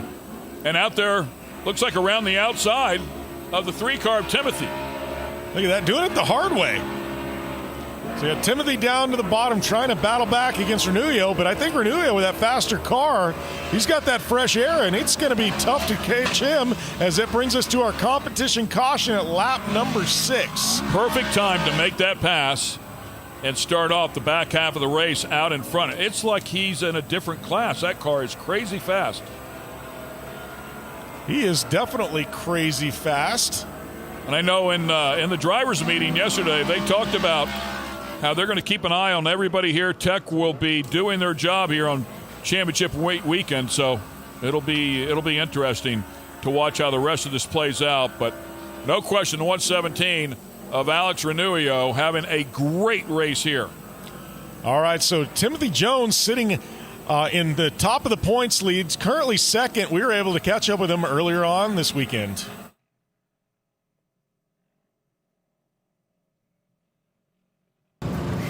Thanks, guys. Down here with Timothy Jones. Now, Timothy, going into rounds 9, you are 26 points ahead. For our current points leader, obviously you've got great lap times out there. Rounds 4, round 7, you took the top laps here for the fastest laps. We're back at Firebird once again. We talk about how important seat time and consistency is. From your perspective, how do you things play out for rounds 9 and 10? Hoping to take on the championship for rookie season, be awesome, and it's just staying consistent and run those laps all clean, trying to stay out of everyone's way. We don't need to go crazy on it, but it would be nice to be on top of the box for a championship. Well, we also talk about track conditions here as well. It's a little bit cooler than we thought it was going to be. Rounds 7 and 8 were incredibly hot. The track dried out a lot faster because of the winds. Doesn't seem like we're going to have that same type of weather and temperature this weekend. What do you think the track's going to do? Well, I'm hoping it stays perfect. I'm hoping it stays a little fluffy, like a little bit like Glen Helen. That was amazing dirt. If it might road up, we don't know. We're hoping to have the track all nice and clean, no ruts, hopefully, and keep it dry. Awesome. Well, best of luck to you, Timothy Jones, and back up to you guys in the booth. All right, we are back. Green flag racing here. 4 to go. Timothy Jones trying to chase down Alex Renouillot. Cadwell there in the 3rd spot. And Timothy Jones needs to be smart here. 2 reasons. Alex Renouillot and Cadwell, neither one are in the points hunt here. They mean nothing in terms of the championship. However, Timothy Jones has 3 podiums on the season. None of those are a win. He's hungry for that first win. But first and most important is that championship. He's got to take care of it. Don't put himself in a bad situation. No, you're absolutely right. It's easy as a race car driver to get caught up on the action and track, but you got to look at the big picture here. Timothy Jones right now, his big picture is a championship come the end of day tomorrow. It was so difficult. My son was leading the championship. Brock was leading the race. Miles was second in the race. We were 3rd in the race. And the entire race, we had the points locked up. As we sat right there, we had the points locked up. But he wanted to pass those guys in front of him. And I had to tell him the entire race, do not get caught up in their mess. Check up, give them some breathing room. You don't want to lose this championship because you got in a wreck. And looks like Timothy Jones now getting a run, though, on Cadwell. Going to try a little outside, inside. Nope, nothing there. Cadwell protecting the bottom. You know, he left that door open a couple times the first half of the race, and he learned from his mistakes. Here's something I can tell you is going on with Timothy, though. After talking to him yesterday, his spotter is not telling him anything that I just said to you, because I was talking to his dad. He said he doesn't like a spotter. Nobody talks to him. He doesn't want to hear anybody in his ear. It's something he really needs to get used to. They are critical, but for the most part, the spotter does not say much to him. However, he is driving a really smart race. If he's going to give it to him, you take it. If not, just sit right there and be smart. Yeah, he's not pushing the issue. Something opens up, he's going to take it. As we look here, though, this is number 62 of Rylan Gahn. He is sitting there in the 5th spot, trying to get into the mix here and looking for a podium. Good close racing. I mean, all it takes is one small mistake and positions will change. Yeah, Rylan was in the mix for top 3 in the youth side-by-side division. I know a lot of the drivers did a handshake at the end of the thing because the points had been decided. So we saw Mikey Childers step up and run in Pro NA. We're seeing Rylan Gahn now in the Sportsman. So all the drivers kind of running in some of the classes they may look at next year, and getting a little look at them late this year. That was Brayton Penrod that stood on the brakes to keep from making contact with Jones. Very respectful move there. One of the South Point cars sticking their nose up in there is Rylan Gahn, jumping up into the fray. These 4 cars having a great time. White flag out. All right, Timothy Jones now trying to get around Cadwell, looking to the outside. Now looking to the inside. So going to get a run coming out. Oh, Cadwell almost making a... There it is. Should get a run up on the outside. Yeah, Timothy's going to have to go around the outside in corner number 2, which is very doable. Outside, look at that, going outside, inside. Nope, Cadwell blocks. Again, just a really smart drive here by Jones. I know he wants the position, but being really smart. It's all about the points here. Big prize. Jones a little tap there. Almost opened the door there for the 245 of Penrod. Penrod's been right there as well, trying to take advantage of any mistake. They're just not giving it to him. A couple little mistakes there, but not big enough to make a pass. At least not a clean one. Could have made a couple dirty moves, did not. Max's Tires checkered flags are out. That is Alex Renullo taking the victory. His first race in the category. First race in the category, victorious. Talk about a way to make a debut. Cadwell's second is going to be Timothy Jones in the 3rd spot. Sitting pretty for that championship celebration tomorrow. But right now, Alex Renullo making his presence known in this class, walking away with top honors in the 117. And you know what? We are going to step away for a few brief minutes. When we come back, we are going to have our podium finishers here in Sportsman NA. We'll return to Firebird Raceway, round number 9 of the Championship Off-Road Racing Series. The Championship Off-Road Racing Series is brought to you by Racer Plus, where the racing never stops. Something has awakened. The horsepower and torque you always knew was there, just waiting to make every drive thrilling. Track tested, off-road proven, performance for everything you drive. Drive better with K&N.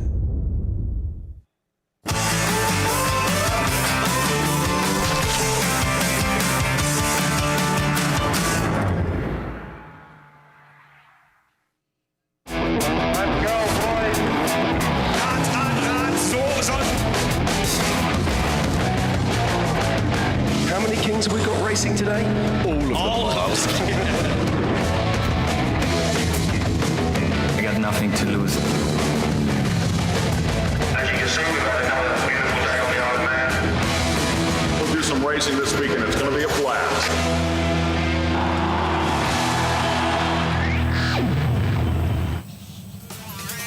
Welcome back out here to Chandler and round number 9 of the Championship Off-Road Racing Series at Firebird Raceway. Just getting done with our Sportsman NA class, and then we've got some refreshments brought up here to the booth. Ken, we're fueled by Johnny Holture here, Herbalife, bringing us some electrolyte drinks, and I'm telling you, they actually taste pretty solid. So brings us to our Sportsman results. brought to you by Rugged Radios. It was Alex Renullo making his debut in the category, walking away with top honors. Great run by Renullo.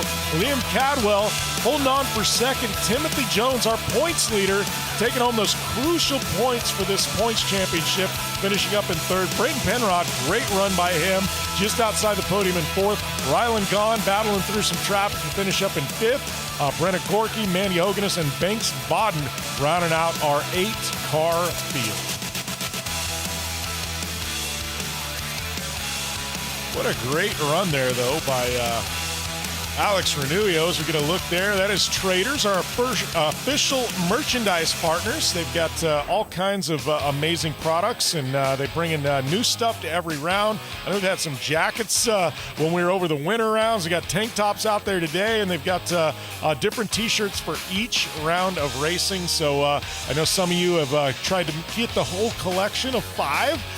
Which there is a whole collection of 5. So those of you that do, congrats to you. But love all the designs they're coming out with for each round. And we got everything from, bottles of, bottles for, for your keeping your drinks cold to purses and all kinds of stuff brought to you by our friends at Traders. And also the official, on-site sales for Liqui Moly there. But right now we've got Tiffany Stone standing by with our Sportsman NA top 3.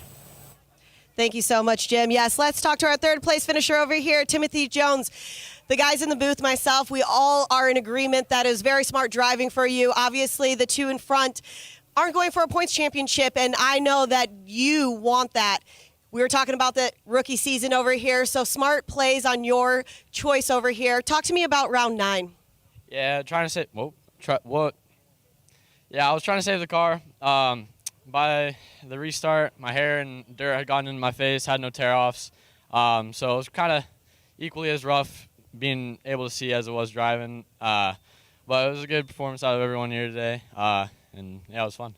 Well, it's good to see you up here. Who would you like to thank for adding some more points to your season? God for keeping me safe, my mom and dad for helping us out every weekend, my cousin for crew chiefing for us and basically engineering for us. My little brother, because he wanted me to thank him. My papa for coming out all the way from Idaho. Jake, because he'll eventually see this. Aaron for coming out. The Grecos for helping building our car. The Chapmans, Van Veekums, everyone I'm forgetting.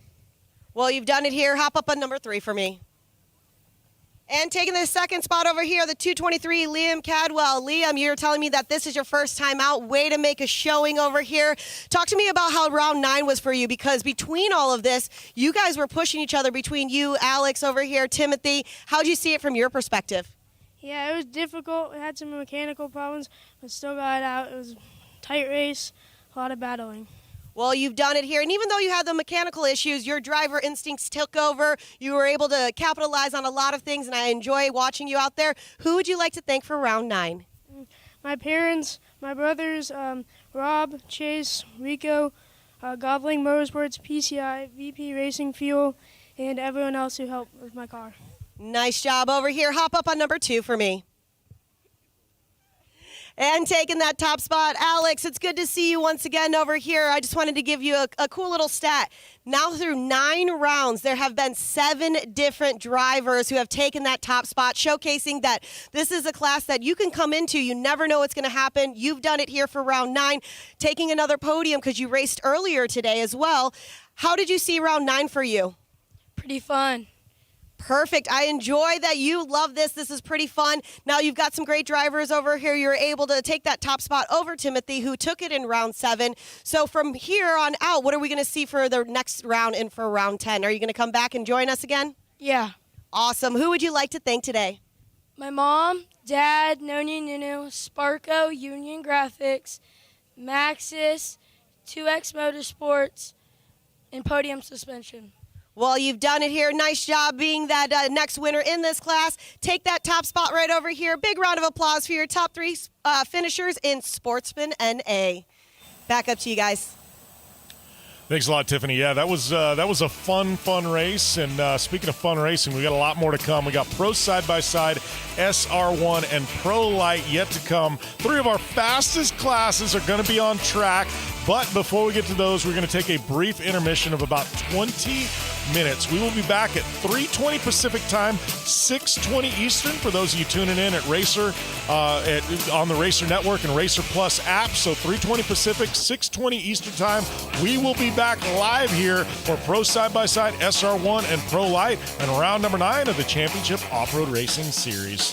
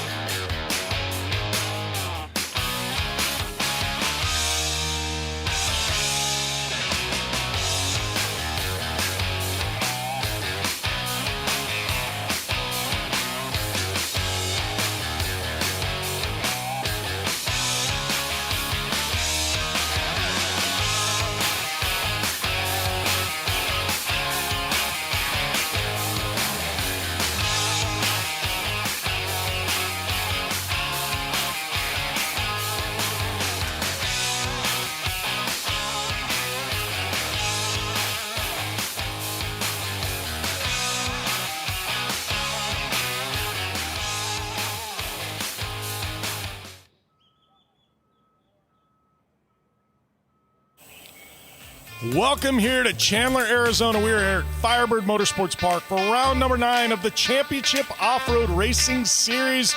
I am Jim Beaver, joined in the booth by the legendary Ken Stout, and we are getting ready to go racing with some of the fastest divisions here in the Championship Off-Road Racing Series.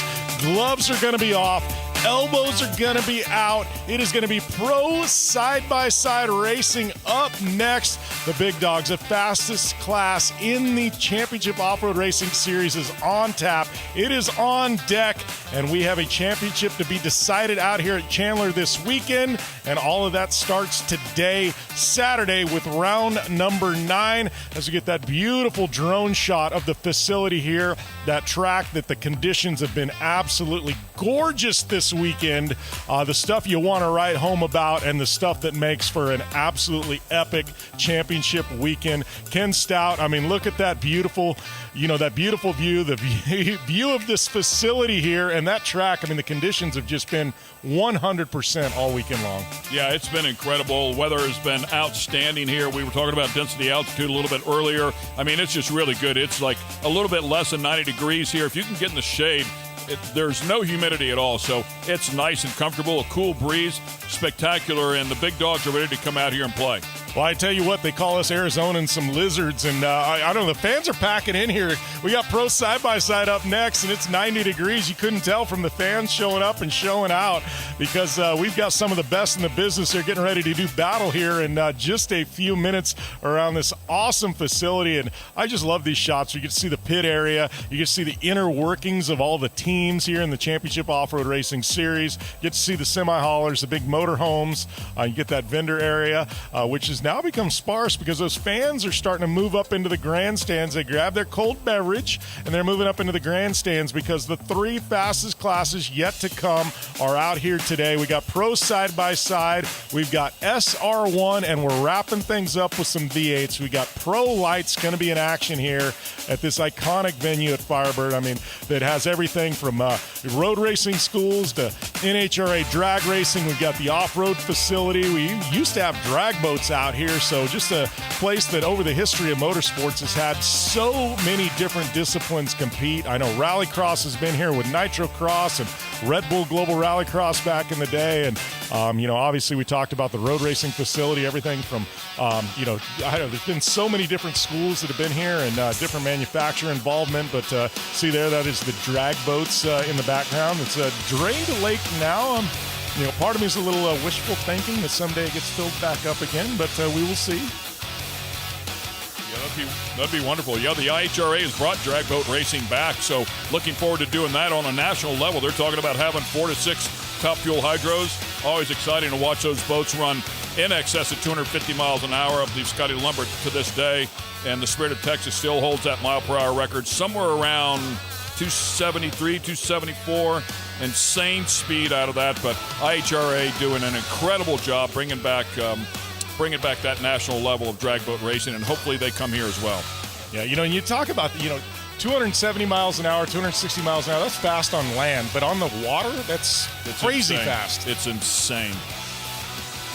So as we start looking here at a pro side-by-side, we've got a feature piece here with one of the drivers competing, but not just a driver competing. He's also the owner of R&R Steel, and R&R Steel is a big investor into not only the Championship Off-Road Racing Series, but the pro side-by-side division. An extra $5,000 being put up for the year-in champion by R&R Steel. And earlier this weekend, I was able to catch up with Robert Van Beekum, both driver and owner of R&R Steel.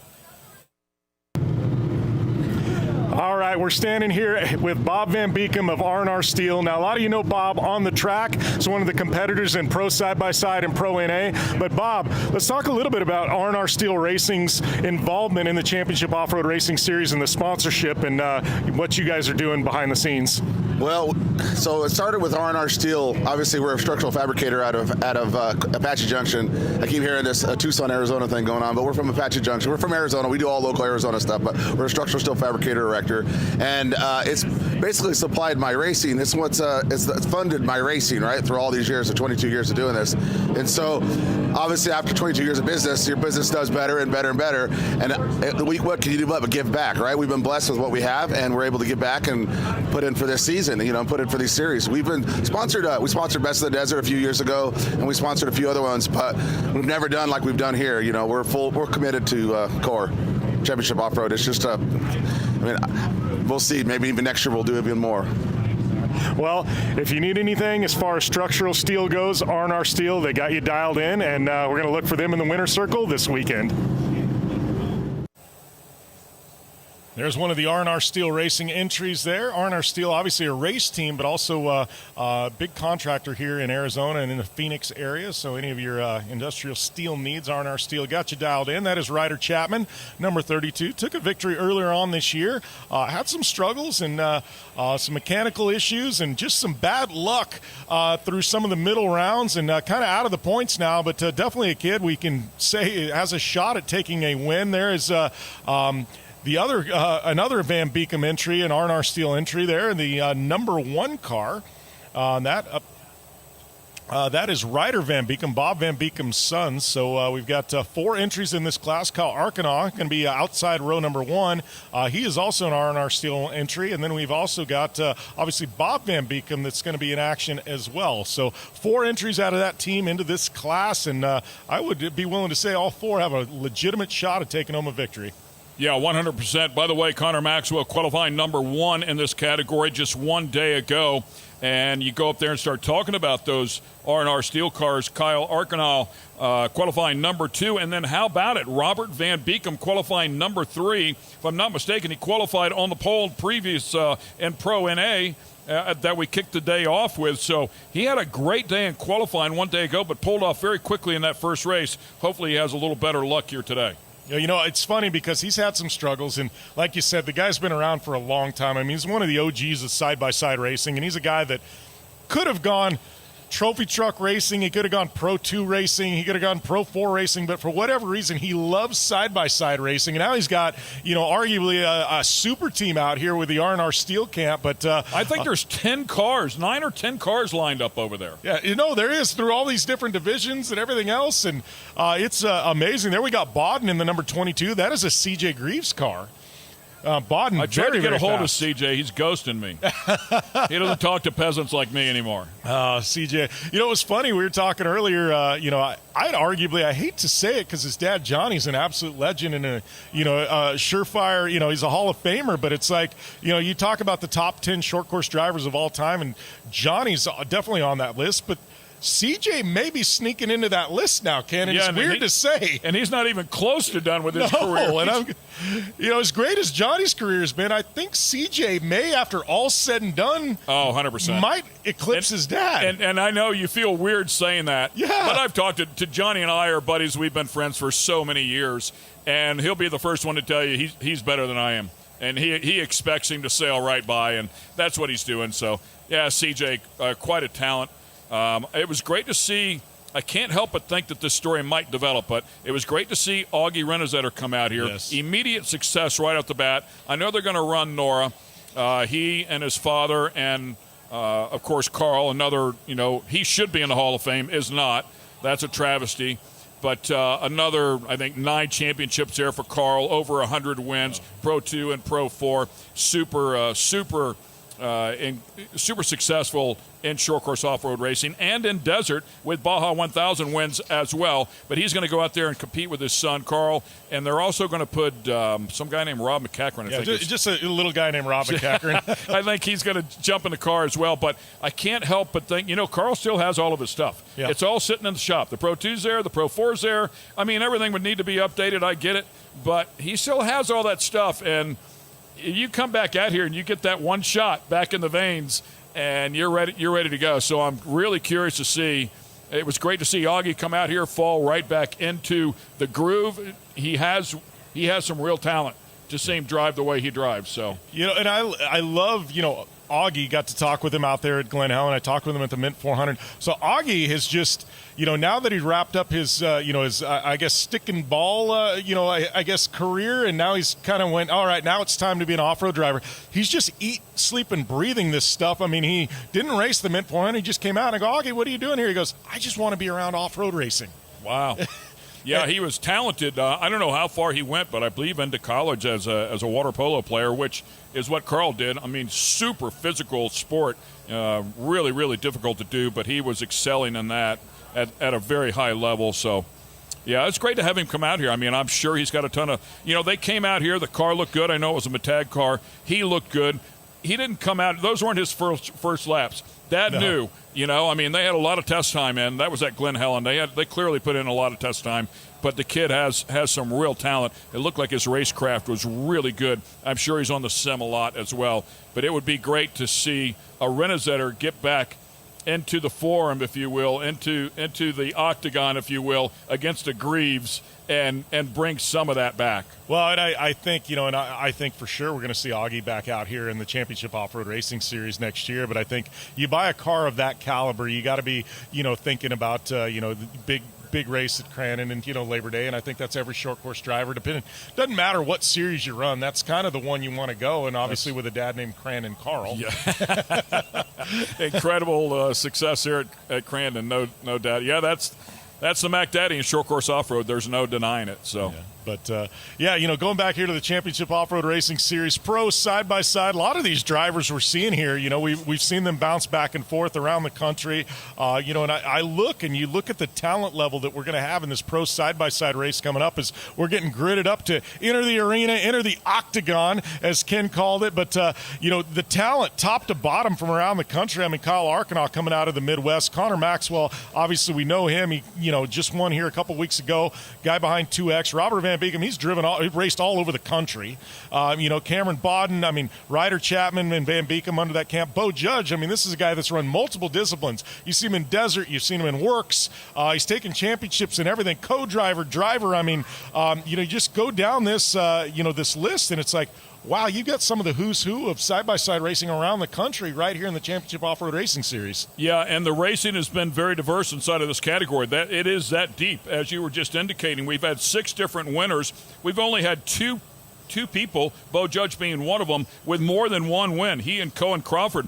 And then 6 different people on the podium. We've had 5 different qualifying attempts now. And I believe who qualified number 1 here today? It was Connor Maxwell. So Connor Maxwell makes it. He's the only person to qualify number 1 more than one time. So pretty impressive. 4 different number 1 qualifiers and 5 different attempts. The class is very deep. The cars are very, very fast. The drivers are very good. And it doesn't happen by chance. No, and I think that's the thing. We've got a good, I would say, 8 drivers that conceivably take a podium or take a win here. Maybe 10 take a podium, probably 8 that could take a victory. You never quite know how this thing's going to play out. We've seen drivers come from the back, Bo Judge, to take victories. We've seen guys start on the pole and not make it past corner number 1. It really is with pro side-by-side a crapshoot. I don't know, the one guy that's been the most consistent here is our points leader, Bo Judge. And you ask Bo, and he goes, I just try and keep my nose clean and stay out of trouble and let the race come to me. And I think that might be how you have to approach this pro side-by-side division. Yeah, and he started deep a couple of times, and he's going to start deep here today. He qualified 9th. So he's going to be back there in row number 5 with a lot of work to do, leading the points as he comes in here by 51. It's all but wrapped up here, but he's going to have to stay out of trouble today because this class is deep. There's a lot of points, and if his rival, Brian McCormick, has a great day, comes out here, wins this race, and he goes out early on, it's 40 points to win one of these races. Yeah. Mathematically, it's not done yet. Yeah, I think Kyle Arkenaugh's kind of in the mix as well as we get a look at our R&R Steel Racing pro side-by-side points. As you said, Bo Judge with that big lead with 306 points. McCormick 49 back, and then Arkenaugh 51 back. So with 2 rounds remaining, I think your top 3, if Bo Judge has a really bad day, which he hasn't yet, it might open the door for one of these other drivers to step in. Connor Maxwell, we want to talk about somebody that's become fast the second half of this season. He has been lightning fast the last couple rounds. I want to talk about the points. Look at second and third right there. There's only 3 points between the two of them. So Kyle Arcanaugh could jump up there and take over second place from McCormick. McCormick, as we talked about, mathematically still in this, was 51 points back coming in here. Already picked up a couple of points in qualifying on Bo Judge. So we'll see how things break down. I mean, Bo Judge with a sizable lead here. Stays out of trouble. He's going to win this championship, but staying out of trouble isn't always so easy. No, it definitely isn't, especially in pro side-by-side. You want to talk about elbows out, gloves off. We're going to see it out here in pro side-by-side. Brings us to our Liqui Moly starting grid. A winner here a couple of rounds ago, Connor Maxwell on top of the box, but he is going to be starting in on the pole position. Kyle Arcanaugh third in points outside row number 1. Definitely a car to watch. The veteran Bob Van Beekem sitting there inside row number 2. And you know what? Bob Van Beekem with nothing to lose starting there in the third spot. That is dangerous for the rest of this field because he really will just back it in. It's exciting for us. It's definitely exciting to call. McCormick, then you got Wagner and Bodden. Ryder Chapman taking a victory earlier on this season here at Firebird in this division. He's one that could come through and take a victory as well as Ryder Van Beekem. Bo Judge, our points leader, definitely we're going to have an eye on that 956 Can-Am of him. Lucas Sweetland on the outside there, Kelton Penrod, Tyler Herzog, and Tyler Penrod in row number 7 on the inside. Is Lucas Sweetland, is that a teammate to Bo Judge? Yeah, I believe so. That is same livery. It is a factory Can-Am car being run out of the Bo Judge camp. And as fate would have it, they line up side by side. That's great. Never fails. Never fails. You know, which can play to your advantage, get a partner in crime there to work your way through the traffic. Well, yeah, I mean, you'd like to at least think they're not going to run into you. Right? You think you got a little safety net there? With that said, we were teammates with Chinny last year. It didn't work out so good. All right, so that is going to be the 191 of Connor Maxwell. Going to be taking us to the green flag. That Jones Ford pace truck back out there. Going to be pulling him around and look for him to take off. That number 93 currently sitting third in points. Kyle Arcanaugh really wants to get out front early. Green flag is out. We're racing in pro side-by-side. Track is wet. They're sliding around a little bit. Some tire spin. Hands full right here in the spinner already. Parks it sideways. Everybody doing a good job to stay out of trouble. Oh, man, a lot of bumpers there going into each other, but it looks like everybody came out unscathed. A couple of cars hooked up, it looked like in the back. See if they got it sorted out. I'm not sure they did. No, it looks like somebody coming there through the inside and re-emerging on the course. We're going to get through this first lap and see how things sort out. Another one up there. Looked like Connor Maxwell making a mistake almost into the K-rail. Yeah, definitely a slippery first lap here as they put some moisture down on this track to keep the dust to a low roar here late in the afternoon. Oh, wow. That was Sweetland right there. I think they got in trouble and way down. That was Bo Judge. Oh, that's Bo Judge. It is Bo Judge. You can tell with a big tire on it. Wow, that is not a mistake you see often out of Bo Judge. Van Beekem there. Arcanaugh getting cycled to the back. All right, you're going to get your running order here momentarily as the caution flag is out. That's a blessing for Bo Judge right there. It will at least tighten everybody back up, and there's one on its side. Looks like another Can-Am. Yeah, is that Sweetland or is that Judge? I can't tell. I don't know if that has the big tire. It's a skinny tire, and Bo Judge does have that big, skinny desert tire on. That is Bo Judge. Wow, points leader found his way onto its side. That's the problem with starting in the back and pro side-by-side. Things get a little chaotic there mid-pack. Yeah, I remember back in the day when I was sitting in here with Cameron Steele, he would call it the squirrel's nest. You start back there in the squirrel's nest and things get squirrely. Yeah, you know, and Bo Judge, one of the classiest racers out here, he just likes to keep himself clean and runs everybody clean. And, you know, it's the thing, though. You get 3 or 4 cars there, and everybody can, you know, have the intention of running each other clean, but things just ensue. Yeah, through turn 1, all it takes is one car to go sideways, and that's exactly what happened. And it kind of blocked the entire track. Yeah, you can see people setting up, counter-steering, and it kicks them back the other way. Well, that was Bob Van Beekem, and something must have broke for him just to skid to a halt like that. Bob with great car control, even on a wet track, typically very, very good. Yeah, for him to just exit stage right like that, the car just to die, something had to happen. Connor Maxwell in the 191, where he wants to be with all this chaos happening behind him. That is the number 7 there behind him of Jeremiah Wagner. Yeah, running order will put McCormick in third, Bawden fourth, and Ryder Van Beekem inside of the top 5. Sweetland, who started off back there, I want to say in 10th place, somehow kept his nose clean and all that, and currently sitting P6. Yeah, that's what you got to do to make your way through this traffic. We got one lap in the books and a big shakeup here. The guy that started on the outside of row number 1, Kyle Arkenaugh, finds himself back in 7th position. All right, green flag out. We're resuming racing here. Maxwell taking us to the green. Wagner in second. And then we've got Bawden in the 3rd spot. Bawden with plenty of pressure back behind him as well from Ryder Van Beekem. Van Beekem now trying to pull up alongside him, see if he can get that spot. Goes around the outside, makes a great pass. Big lead emerging there for Connor Maxwell. Everybody else chasing him behind. That is the 93 there. Kyle Arkenaugh currently sitting 3rd in points. I think that was Sweetland back in there as well, trying to pick up another spot. He might have picked up one on that restart. So Bawden there getting around Wagner. Wagner now getting around. Oh, a little tap there from Wagner into Bawden. Looked like Bawden kind of clipped the K-rail. This kind of reminds me of a pro buggy. I mean, it doesn't take much. You hit the front end of one of these cars, it completely redirects the car. There's the guy that's got the clean air there.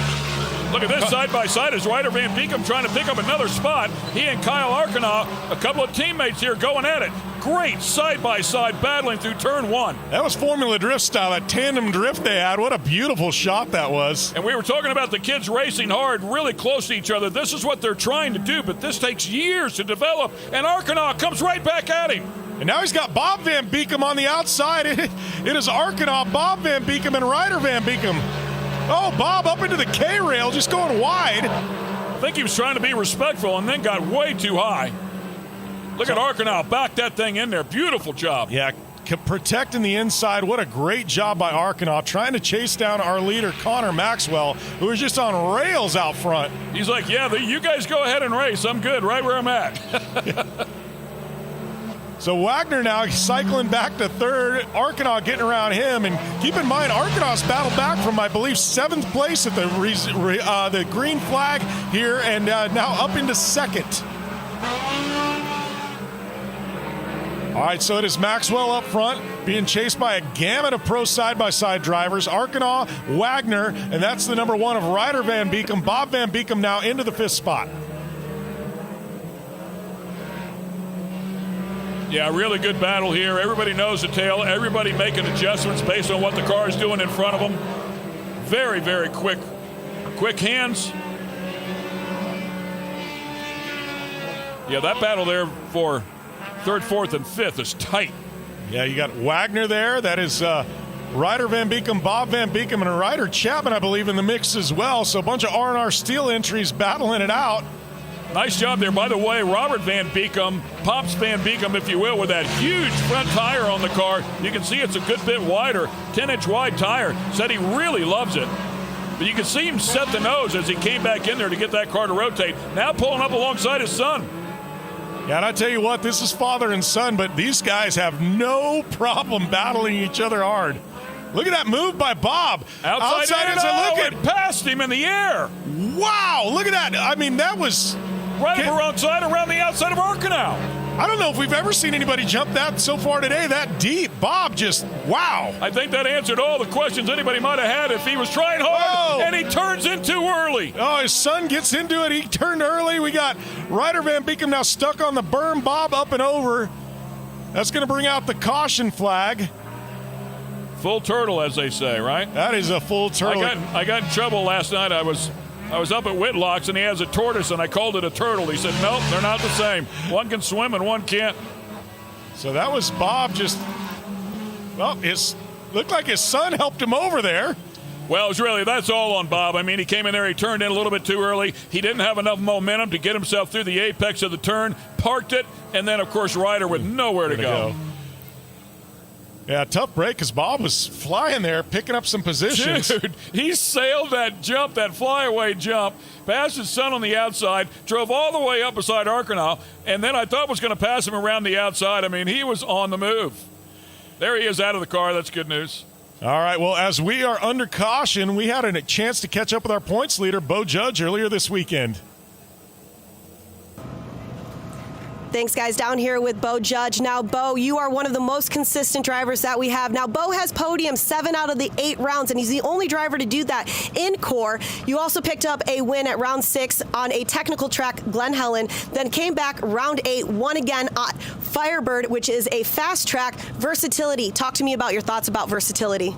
Yeah, just like you said, I mean, the goal is always to get on the podium every round, and I want to win, of course, but if it's not there, I'm not going to take it. So I just felt like if I could get on the podium every single round, that it would pay off in the end. And as you can see with the points lead, it's been working.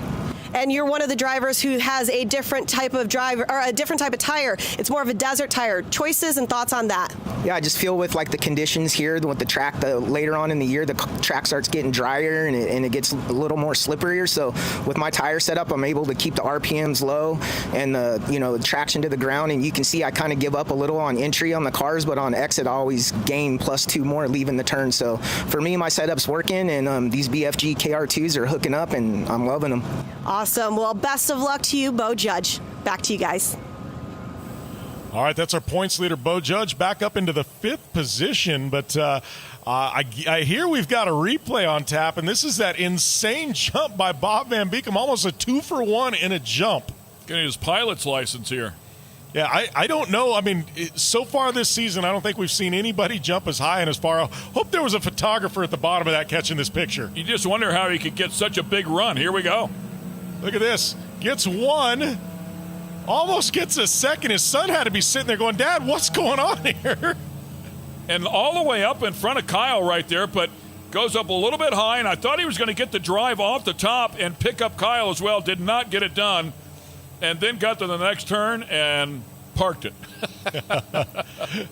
Mr. Excitement, Bob Van Beekem. I tell you what. Find out what happened here. See if he parked that thing to keep from hitting Kyle. He's turned in way too early. Yeah. He had Kyle right in front of him. He just turned in too early. Didn't have enough momentum to drift the car out through the apex. And then, as we said before, Ryder had nowhere to go. So yeah, tough break for the Van Beekem camp. We still got a lot of laps remaining here. I think we're going to see them both battle back. No harm to that car of Bob Van Beekem. And Mr. Excitement will be back out here once again. Right now, though, Connor Maxwell, he qualified on the pole, and all this chaos has happened behind him, and he's just up there, like you said, just staying out of trouble. But Kyle Arcanaugh there in the 2nd spot. We got Wagner in the 3rd, and Arcanaugh really needs to finish where he's at to narrow the gap to Bo Judge.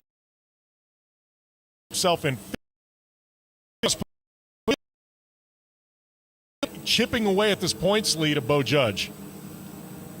Yeah, well, and for Bo Judge, I mean, these cautions are a big blessing for him to tighten all that real estate back up and have another run at it. If I was Connor Maxwell's spotter, I would say, man, there's a hell of a race going on, and you're not in it. Just keep doing what you're doing. Yeah, that is absolutely the right take on this. But like you said, Bo Judge found himself on his side earlier on today, and now he's battled back to 5th, so you got to give the veteran a lot of credit. Well, it's funny talking to Bo Judge at the beginning of the season. CORR came out and, had this TV package racer, and he's a, professional race car driver. And, Bo Judge said, I decided I wanted to go short course racing again. He goes, been doing a lot of the Works GP style and a lot of desert racing. Said this is the first time in a long time, I think he said better part of a decade, he's actually raced proper short course. So Bo Judge obviously has figured it out, got his short course legs back under him because he's points leader and back up into 5th in this race. All right, green flag out. Connor Maxwell bringing us to green, going down into turn number 1. Kyle Arcanaugh dove down in there as well. He's got a quick lap for the race so far. Yeah, Arcanaugh really coming on strong in the second half of this season. Going to try and get around Connor Maxwell. Connor really doesn't have a shot at the points. I believe sitting in 4th in the points, but quite a bit out at this point.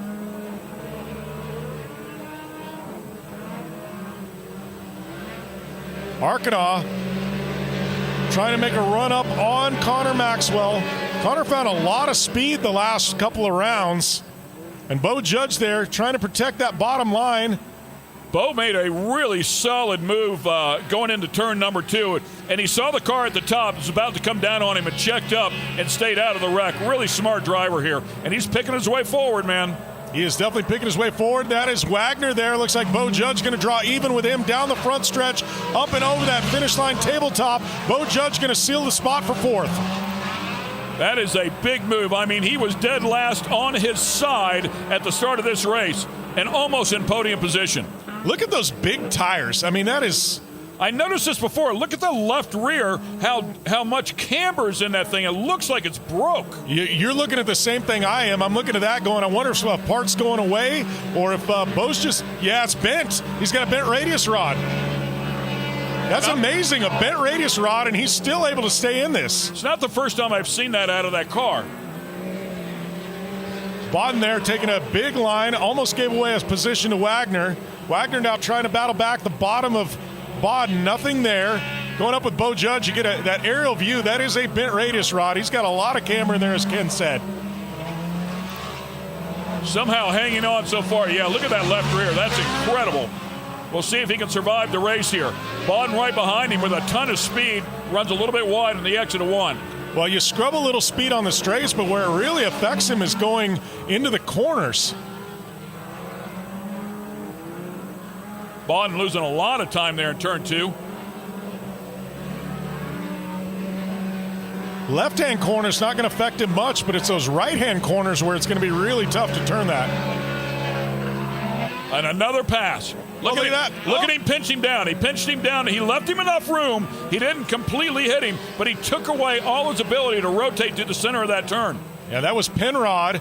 And you got to give credit to Bo Judge. Wounded car and just picking his way through traffic. That is racecraft right there. You got to know your surroundings. Listening to his spotter, he knows a guy is there, and he knows he's got to take some racing room away. It's incredible to watch these professionals go at it. All right, so we got 2 to go. Connor Maxwell leading. I think he's got some left rear toe in as well. It'll help him through a left-hander. It's crazy what's going on with that car. Oh, look at that. Moment on the front end. Oh, and then Bodden getting into it there. That is a Penrod. Oh, Bodden up and over. Wagner avoiding it into the K-rail briefly. Bodden came down, landed on the front end. It tried to pull it out. Yeah, you can see the fluid coming out of the front of that as well. And then got on the very inside berm. Might have clipped the tire in there, and that sent him. Man, that was an exciting lap there. 191 of Maxwell, like we said, out front. He's let everything happen. So we're going to bring out the yellow flag with about 1 to go. Yeah, we have no problem there with no choice there with Bodden. So Bodden lands it right there. Good job to save that. Gets pinched down here on the bottom, and I think he collects that tire bunch right there, and that's what sent him. Yeah, he's just didn't turn into it quite enough. Everybody able to avoid him. Looked like he came off that jump and kind of came in hot and just kind of leaned on Penrod a little bit to help check him up. But I don't think Penrod knew he was there, and Penrod was already chopping the apex in the turn as he should. Yeah, a lot of fluid there out on the track. We're going to see if we can get that thing started up. I mean, I'd say even for a spotter, you're not thinking Bodden's going to make up that much ground coming into the turn. I would not have told my driver, you've got somebody on the inside. It was very last second, and you wouldn't expect Bodden to dive down in there like that. So no harm there on Penrod. Look at that. Is he off? He's off the track. He's off the track. No, there it looks like everybody. They've got everybody rooted around the track. Yeah, Ooh, scared me for a second. We didn't get to see the aerial view. We just saw the bent radius rod there. That is Bo Judge, your leader, with the bent radius rod. That left rear really. Hats off to the production company to give us that shot. That was awesome. That was a great drone view of that car of Bo Judge, and you got to give Bo a lot of credit. I mean, he is driving like there is no issues with that car whatsoever. Yeah, still picking up spots. Was that the drone that gave us that shot? Yeah, that was the drone just tucking right in there. He gets 2 donuts tomorrow morning. I'm guessing it's a he. It might be a she. I don't know who's flying that thing. Yeah, it is definitely a he there flying that drone, but a great drone shot. We're getting that aerial footage of this field. So let's go. We're going to have a white flag out. It's going to be a 1-lap shootout. It is going to be Connor Maxwell in the first spot, Kyle Arkanon second, Bo Judge. Then we're going to have Wagner and Herzog. Herzog with a great run. Haven't talked much about him. Up into the top 5. Best result he's had so far this season. We can hang on. Ryder Chapman, Bodden, who flipped over, brought out that caution flag. Then we're going to have Van Beekem, McCormick, and the other Van Beekem in 10th. Yeah, great of you to point out Tyler Herzog. Qualified 12th out of 13 cars and currently sitting in the top 5. He's tied in with one of our sponsors, AEI, America's Energy Incorporated, but also with Liqui Moly, running those Liqui Moly colors, because AEI, one of the distributors in Arizona for Liqui Moly, one of our partners here in the Championship Off-Road Racing Series. We got another shot of that rollover. Yeah, down there on the inside is Bawden, and I think he really just hit that tire bundle. He was close already, and he hit that tire bundle just a little bit, and it was just enough to send him the rest of the way. Yeah, he turned into it, tried to save it, and he just couldn't quite ride it long enough to bring it back down, unfortunately. Of course, right in the middle of the track, that forced a yellow flag, could not run that last lap, send everybody out and around. So we're going to have good news for the fans. For us, we're going to have a one-lap shootout. Maxwell probably not too happy about it, but we like it. Yeah, and you've got Arkansas and Judge there in the second and third spot, and they're loving this. Bo Judge just trying to get that car to hang on to the finish line at this point. Wouldn't know it by the way he's driving, though. No choice, man. You got to go. So they finish this way. Arkansas going to slightly chip away at that points lead of Bo Judge.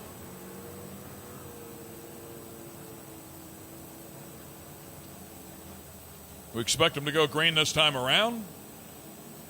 I would think so. And turn 4 right there, so a couple more turns to go. Yeah, I think we're going to go green. Like I said, should have a one-lap shootout here. It's going to be a white checker. Green and white going to fly simultaneously. Got to give Connor Maxwell a lot of credit. Just run the perfect race so far.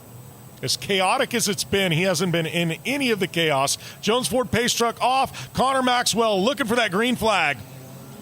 Yeah, for Connor Maxwell, a chance of moving to the top 5 in the points here. Yeah, the white is out, so it's a one-lap shootout. Arkansas to the bottom, protecting against Bo Judge. Knows he needs to stay ahead of Bo Judge. I thought I saw Maxwell's right rear tire might be going flat. We'll see if he can hang on here.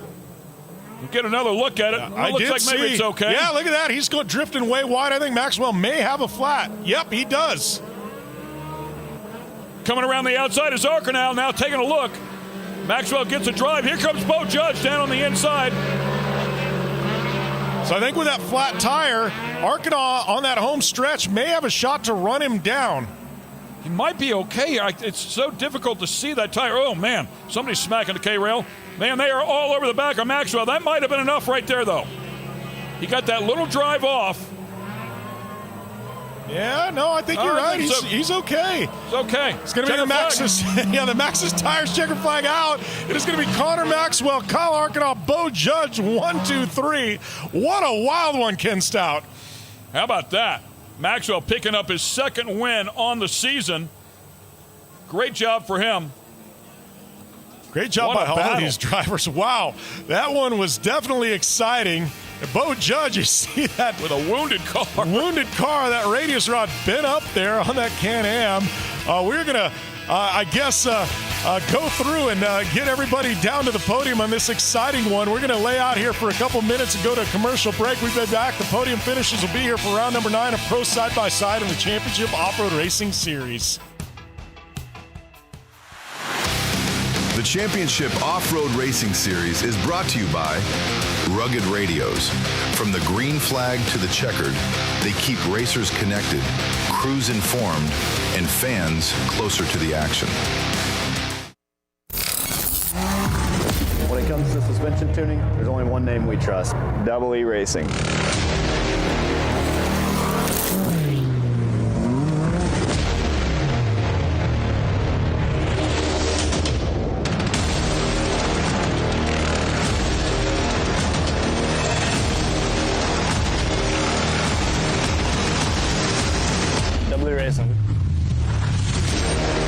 We help build champions. My name is George Hamill with Starstream Pro. Technology has really given us the opportunity to showcase off-road racing. Now we can go live from any car, anytime on the planet. The sport needs something like Starstream, and it's here. To be able to be one of the first people to have it in their trucks is going to be pretty cool, and hopefully this is a great thing for the sport. This small computer and a GoPro, a couple cables, and a Starlink, you can watch all the in-car cameras live. With Starstream combining to a Starlink network, it's so easy to plug this in. On our short course truck, we actually have it all self-contained. 2 battery packs, one powers the Starlink, one powers the Starstream.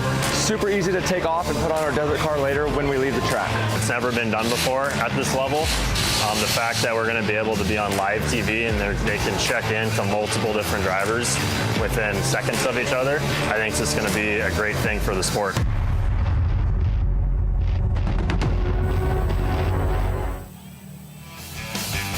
Welcome back to Chandler, Arizona, round number 9 of the Championship Off-Road Racing Series here at Firebird Raceway. Pro side-by-side just wrapping up, and what an exciting race was Zach Hinstout. Oh, yeah, man, that's what it's all about. Maxwell out front the entire time. He didn't have to work until the last lap, but boy, the last lap, they made him earn it. Oh, yeah, that brought out, we had a green and white simultaneously to bring out the checkers, and Connor Maxwell had a few corners there where he was on the edge of his seat, but that brings us to our Rugged Radio's Pro side-by-side results. Connor Maxwell victorious in a wild one out here at Firebird. Kyle Arkansas slowly chipping away at that points lead of Bo Judge, who finishes in the 3rd spot. And we had Wagner, Herzog, best result on the season. Great run by Tyler Herzog to finish up in the top 5. Ryder Chapman, Brian McCormick, Ryder Van Beekem, Cameron Bodden with that spill earlier in the race, and Bob Van Beekem rounding out your top 10. We can't see it here. I'm sure they'll get us a podium shot in just a moment, but Maxwell went running by the crowd, throwing water at everybody, hopped right up on top of the box. And Tiffany's not even there yet. She's trying to catch up with him. She's close now, though. She'll talk to all 3 of them. Yeah, well, it sounds like Tiffany Stone is standing by with our podium finishers. Thank you guys so much. Yes, we're down here. It is an incredible sight to be seen. Let's talk to the man right now in our 3rd place finisher, Mr. Bo Judge. Now, Bo, we first saw you up there a little bit on your lid, but now you were able to fight your way back. That's why you are Mr. Consistency. We talk about that podium every single round that you're out here, adding some more points to the season because we know how important that is. Talk to me about this round for you, because we saw a lot of things out there. Obviously, you saw a lot of carnage as well. Talk to us about the day. Yeah, that was crazy, man. I knew it was going to be tough coming from, 9th place. We had a horrible qualifying. Not sure what happened. I just forgot to drive out there. Had no car problems, no nothing. I was just messing up the entire time. So to start in 9th, I knew I was going to have my work cut out for me. And coming out turn 1, I think Bobby Van Beekem came across the track. I'm not sure if he got hit or whatever, but it had Ryder Chapman in the side of me, and then we just got stuck together all the way down that straightaway, all the way. And then finally, when he set the turn with me stuck in the side of his car, I finally unhooked somehow. And when it came out, the car felt squirrely a little bit. And when I came off that ski jump and landed off that little single, I just went straight into the guardrail and rode up on the guardrail and flipped over, and was just like, this can't get any worse. But we dug deep, we got back in the race, flipped the car over. I wasn't sure if I had a broken front diff or what from being stuck with Ryder, but it ended up obviously I couldn't drive like that in 2-wheel drive. So, we just started picking people off. Next thing you know, at the competition yellow, I was in 5th and then was able to get a good jump. And, and just started running these guys down. And it was like they had a huge lead, and I was able to get right behind them. And then they threw that last it was a green-white checkered, and or that yellow. And I thought, hell yeah, I got this. Like, I'm going to get these guys. I'm going to come from the back. But they drove a good race. Kyle, he was blocking the line pretty good, and I couldn't get around him. And then they were getting into each other, and I thought, I'm in a good spot right now. This should secure the championship around early. And I thought I'll just stay here and see if they make a mistake. And I don't want to give up not being on the podium every round. So that was a huge accomplishment for myself. And, I got up here. Well, for somebody who's running desert tires out here, you exactly know what to do. Shout out to BFG, obviously, for doing that for you. You always talk about them. Let's talk about round 9 and who you'd like to thank, though. Yeah, for sure. I made a call to Can-Am, and they helped me out with a bunch of parts for this weekend's race. So they were here this weekend, and Elka and Doug Roll, and of course BFG. It's like the tires are working so good with my setup. So that's awesome. I'm drawing a blank right now. No Limit, XPS, SPC, Union Graphics, And just my son spotting for me and my girlfriend coming out to the races, and Steve Allen from Desert Days Racing. We're actually leaving here and jamming straight to Tonopah to go race that 300. So we're in the battle for that championship as well. We're second place in points for that. So the year's just going great. I'm just excited. Nice job, Bo Judge. You're pretty much the king of consistency over here in this class and showcasing that's exactly what you got to do to win championships. Continuously add points every single round. Nice job. You can hop up on 3. And taking that second spot over here, looking at notes, you did another second over here. So adding 4 more seconds. You got one more chance tomorrow to see if you can get that top spot. But let's talk about round 9. Obviously, between you, Connor, Bo, you're just really coming into your own in this class. It's such a fun class to really see, especially coming from the Midwest and all that. Bringing it out here, let's talk about it. Yeah, it was definitely chaos out there today, but I was really just happy that car didn't break off the start. I got in that pile up, and we were able to push back to the front and try to run with Connor, and we'll try to run with him tomorrow and see if we can't make something happen. But yeah, it was chaos, that's for sure. Well, there's probably a bunch of people you got to thank for round 9 over here. It was a spectacular show of what pro side-by-sides can do. So who will that be? I'd like to thank God for keeping me safe, especially out there today, every time on this track, and for keeping all my other drivers, all the other competitors safe as well. And I'd like to thank R&R Steel, all the guys over there. Man, they come out here and, we freaking bust our butts out here getting all these cars ready to come out here and race and have fun. And, oh, man, it's a truly group effort. And then also my boys from Arco Landscaping for holding the fort down while I'm gone.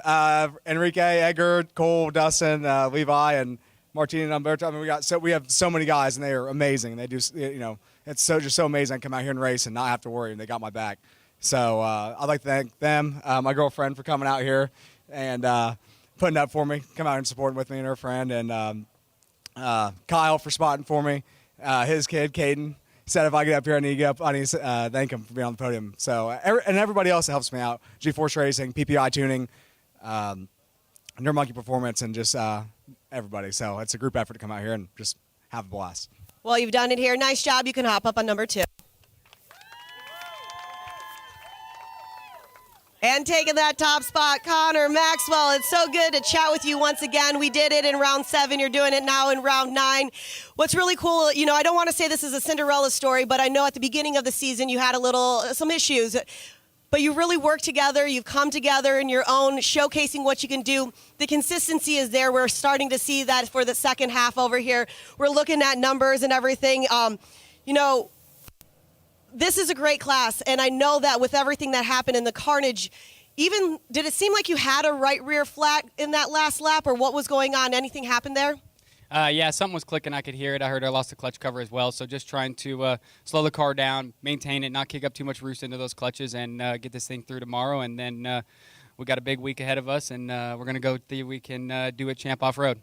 Nice. It's good to hear that. And we always talk about seat time. It's super important, and it seems like you're getting that. I love this. When you first came up here, you said, hey, Tiffany, did I get the Maxxis Fast Lap Award? Well, yes, you did once again. You get the Maxxis Fast Lap Award that you see right over here. I know when you did it before, times were a little bit different. So right now for your fastest lap, 53 seconds, 363. Nice job over there. I know there's a bunch of people that you want to thank for getting you this top spot for round 9. Yeah, the whole 2X Motorsports crew. We put our heart and soul into this. Joey with podium suspension. He stepped up lately and been my spotter. We've been kicking butt on that, just running our lines and hitting our marks, and that's what you see us doing out there.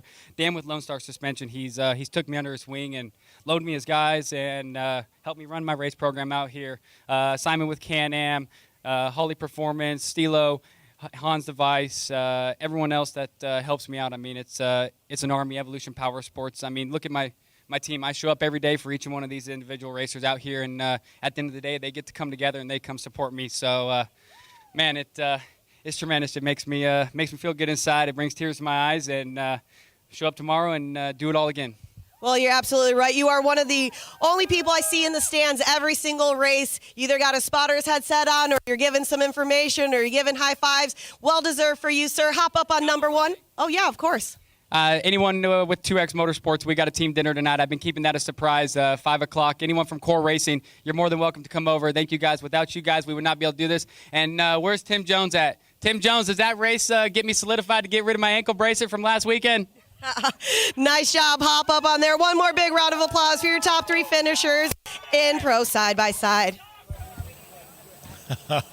We should explain who Tim Jones is. Yeah.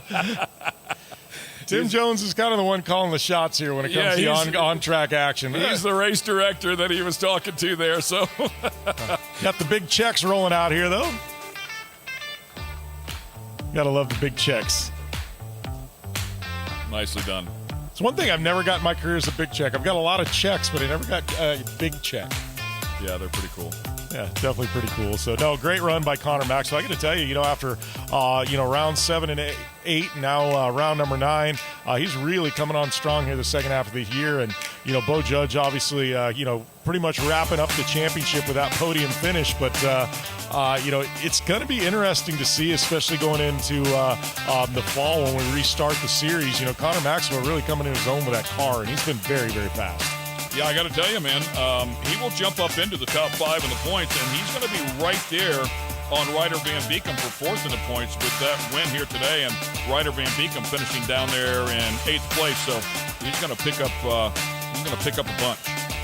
All right, that brings us to our SR1 points, brought to you by R&R Steel Racing. Paul O'Brien, current points leader. Scott Webster and Brandon Kilgore there in the 2nd and the 3rd spot. Jason Weller in the 4th spot. We're not going to have Jason with us this weekend. He is at a desert race. He's got a desert race commitment with his wife, Corey. So they are out doing a desert race this weekend. Didn't have a shot at the points championship. Larry Hayes, Steven Arlia, Gutierrez, Nino, Redden, and Baum rounding out your top 10 in points for SR1. O'Brien's had a great run. A little bit of a frustrating run last time out here in round 8, but finally backed off and played it smart to save some points. Unfortunately, a short field here today in the SR1. It's I don't know how much audio comes through. I was watching. It's pretty good, but the audio of these cars in person is like none other. They just absolutely scream. Brings us to our Liqui Moly starting grid. Paul O'Brien, Scott Webster, row 1. Brandon Kilgore in row number 2. These are the drivers pretty much have a shot at the points championship. I think everybody else taking an early off-season, Ken. Yeah, well, you talked about Jason Weller. That would have been one. Larry Hayes not out here. That's disappointing as well. Steven Arlia, who I know lives in the area here, he's not out here. So, unfortunately, just missing a couple cars here in this last race of the season. Last event of the season, I should say. Last 2 rounds. Yep, Jones Ford Pace truck bringing them around. I tell you what, though, 3 guys with a shot at the points, 3 guys showing up, and 3 of the fastest drivers all season long. So we may only have 3, but I think this is going to be a very close race. Well, it's the 3 best. It's the 3 fastest. Unfortunately for Webster and Kilgore, they need a full field to have a shot at beating Brian and making up a bunch of points. Yeah. And they just, they just don't have that help from the other cars here today. So go out there and do your best. Have some fun. It's the 3 best that have been banging here all year long. I mean, I think you got to throw Weller into that. Yeah. Just as of late, Weller came out here and dominated, qualified number 1, and then won back-to-back rounds. But all of these players here should be a lot of fun to watch. Yeah, and you got to, give a shout out to Jason Weller, Corey Weller. Well, Jason Weller, he's in 4th, but his wife Corey ran the first round, took a podium.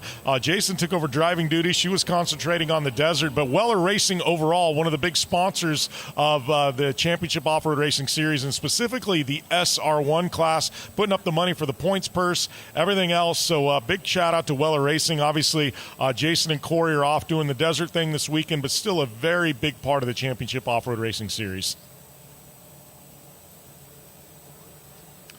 All right, we're looking for the green flag. It's going to be points leader Paul O'Brien taking us to green. He is looking. It is out. We are racing in SR1.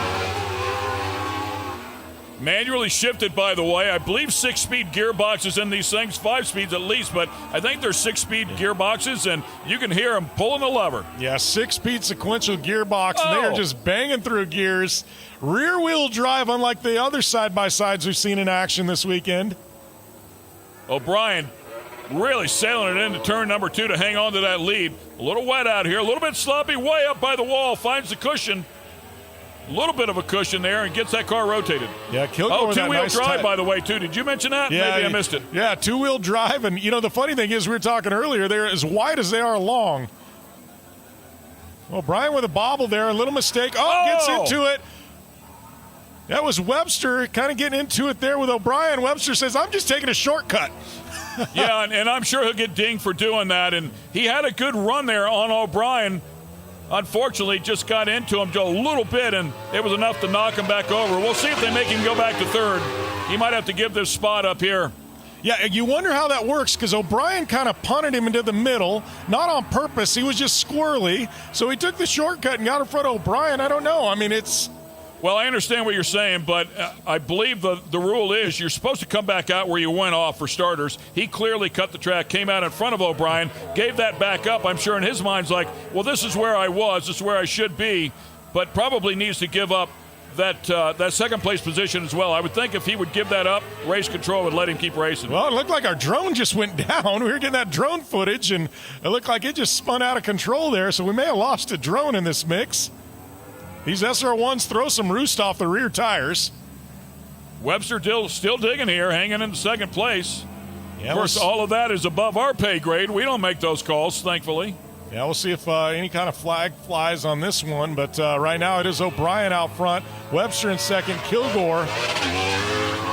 No flag out, so it looks like we're going to stay racing here. So that is our running order. That's the way it's going to stick. O'Brien, Webster, Kilgore. Kilgore trying to get back in it.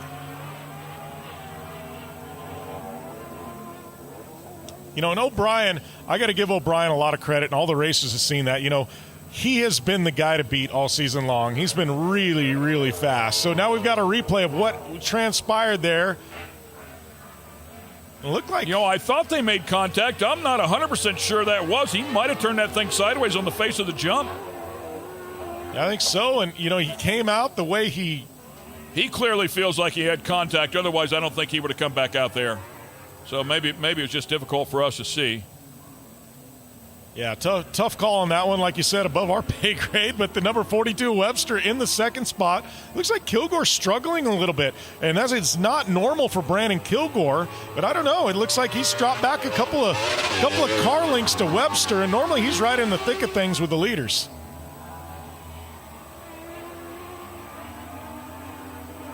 Webster looking like he's having a hard time getting that car to rotate as well. It looked like he had like a double or triple apex around that corner. Cars look like a blast to drive. You made a couple laps in one, right? Yeah, I've done most of my stuff's been in the desert in one, but these things, they scream. I mean, I've told the story about first time I drove it. I called Corey Weller on the phone, and Corey goes, "I have a tachometer." I go, "Yeah," and she goes, "Don't do anything until at least hits 11,000 RPM." To scream these 600s. So Webster there in the 42 in the second spot. Kilgore kind of up on the bike, hugging the inside there in the Brance's Resort SR1. Of course, don't go anywhere. We've got the pro lights coming up here in just a few minutes as well. Yeah, we're going to have a bounty tomorrow on Johnny Holture's head. The Holture's putting out some money. Anybody that can beat Johnny Holture tomorrow for the win, I think it's an extra $3,000. Yeah, I think he has 7 consecutive working, if I'm not mistaken. Oh, little kicker right there. Looking down at the bottom, checks up, couldn't get there, did not want to run into the side of him. Yeah, it looked like he had a shot there to make the pass and backed out of it. So we got lap 5. We are going to have a competition caution fly here momentarily, another lap. And so Brian off the pace there. Uh-oh, Brian. Oh, they slowed everybody down.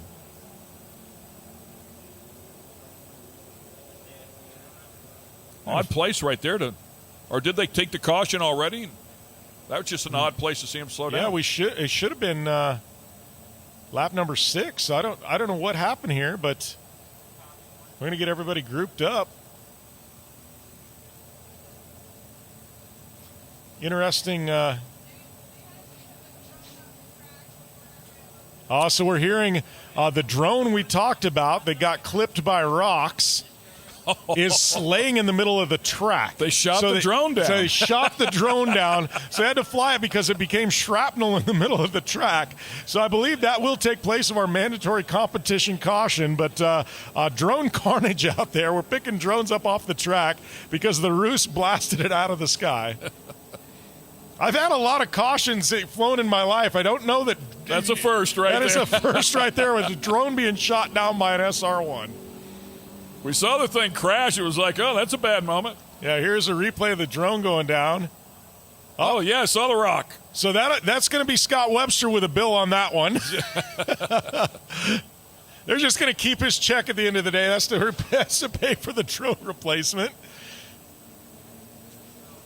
Oh, so it is O'Brien, our points leader, leading.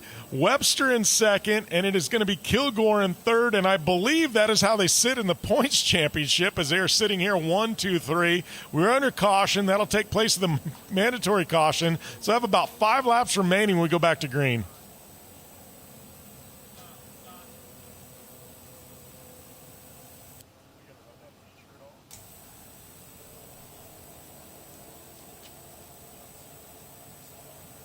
Finishing up this pace lap, we'll turn them loose in just a couple of minutes. Beautiful looking pace truck as well.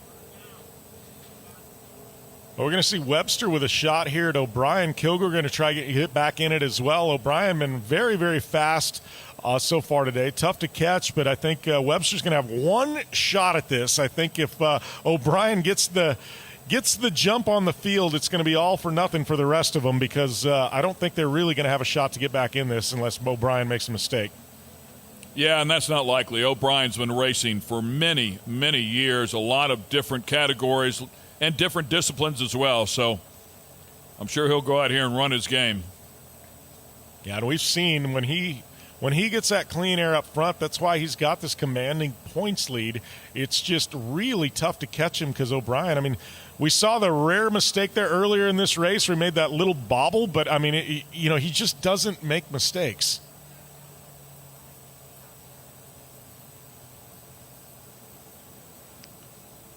Right, they're coming around here. Got a couple corners, and we're going to unleash them back out on this track. Jones Ford Pace Truck going to pull off. Jones Ford, one of our awesome partners in the series, along with R&R Steel, Liqui Moly, Rugged Radios, K&N Filters, Maxxis Tires, WE Racing, Weller Racing, Traders, 019, Racer Plus Network, and Racer Network, Looney Cooling, Starstream Pro, AZ Patch and Seal, America Energy Inc., and Cactus Splash Pools. We're back to green flag. O'Brien missed a gear right there. You could hear it hit the two-step, and I thought he was going to get past, but Webster was right behind him and couldn't get it done. Well, look at Kilgore trying to get a run up the outside. He's going to have the speed coming into this corner. See what kind of commitment level he's going to put way up high. Wow, what a moment there where they could have taken advantage of it, and that's what happens a lot of times on those restarts. Your nose to tail so tight, and you just can't get around if they stumble. Well, especially with these SR1s being a 6-speed manual gearbox, you got to be in the right gear. May have just been in the wrong gear. Good battle going for second. Yeah, Kilgore looking to the bottom of Scott Webster. May not have a real shot at the points championship, but and Kilgore with a big spin there. Keeps it going. Got to give him a lot of credit. Got to remember to push in the clutch when you spin in an SR1.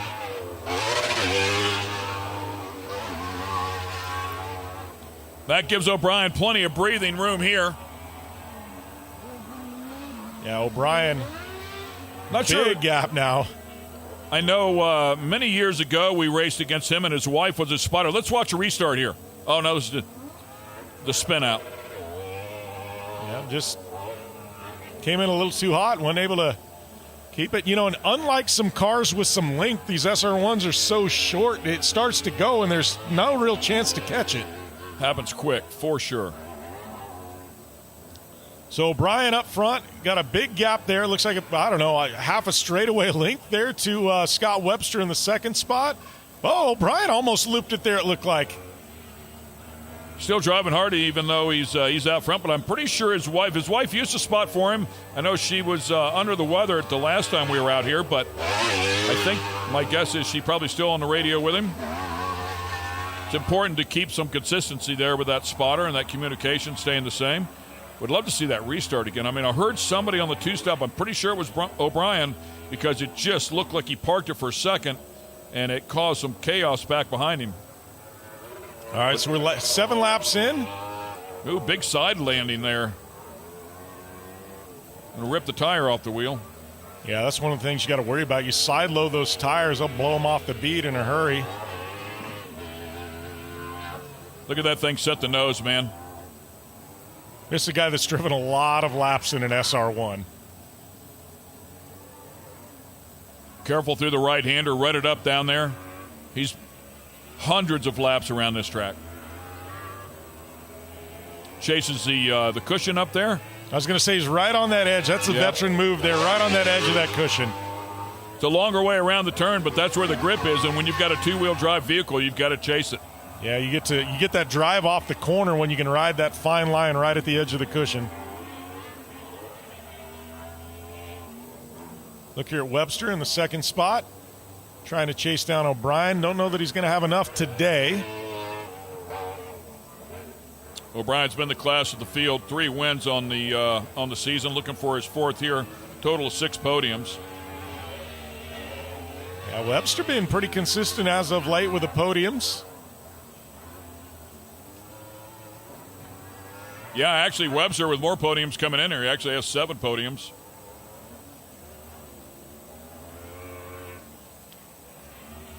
Oh, look at that coming out of there. A little over rotation. Had to recollect it. Looks like Webster's fighting that car pretty hard.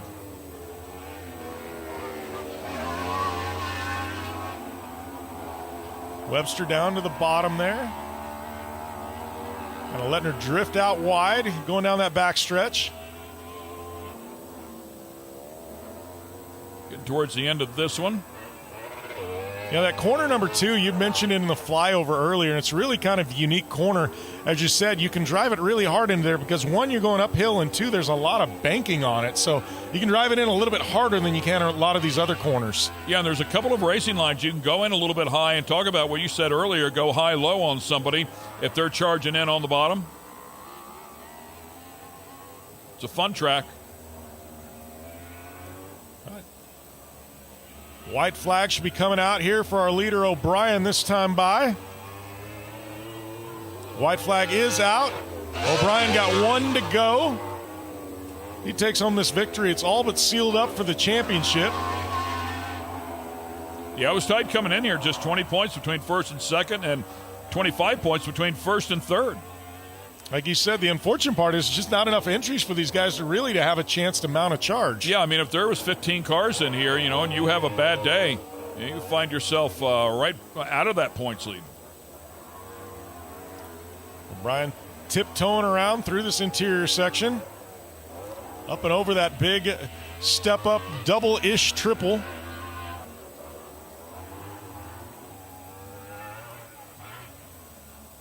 Two corners remaining. The funny thing about SR1s is a lot of people go, you just check up and bring it home. They don't work when you check up. You got to drive these things on the limit or they just don't work. So Max's tires, checkered flag flies. Paul O'Brien once again victorious. It's going to be Scott Webster coming home with the second spot. That'll mean Brandon Kilgore brings up the third and final podium spot out here for round number 9 of our SR1s. We're going to take a short commercial break. We come back. Tiffany Stone will have our podium finishers here at Firebird Motorsports Park in round number 9 of the Championship Off-Road Racing Series.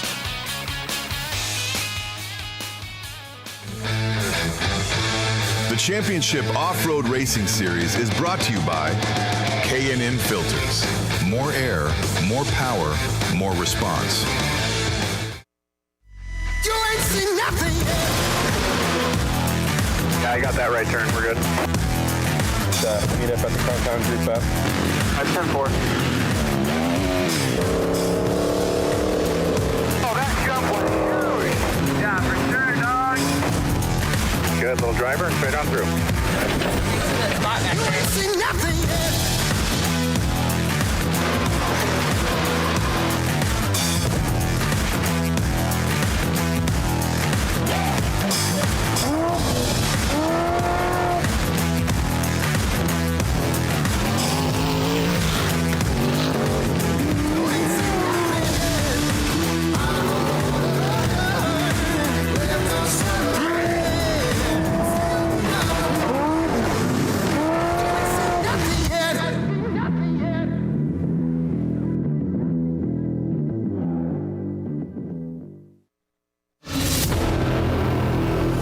something has awakened. The horsepower and torque you always knew was there, just waiting to make every drive thrilling.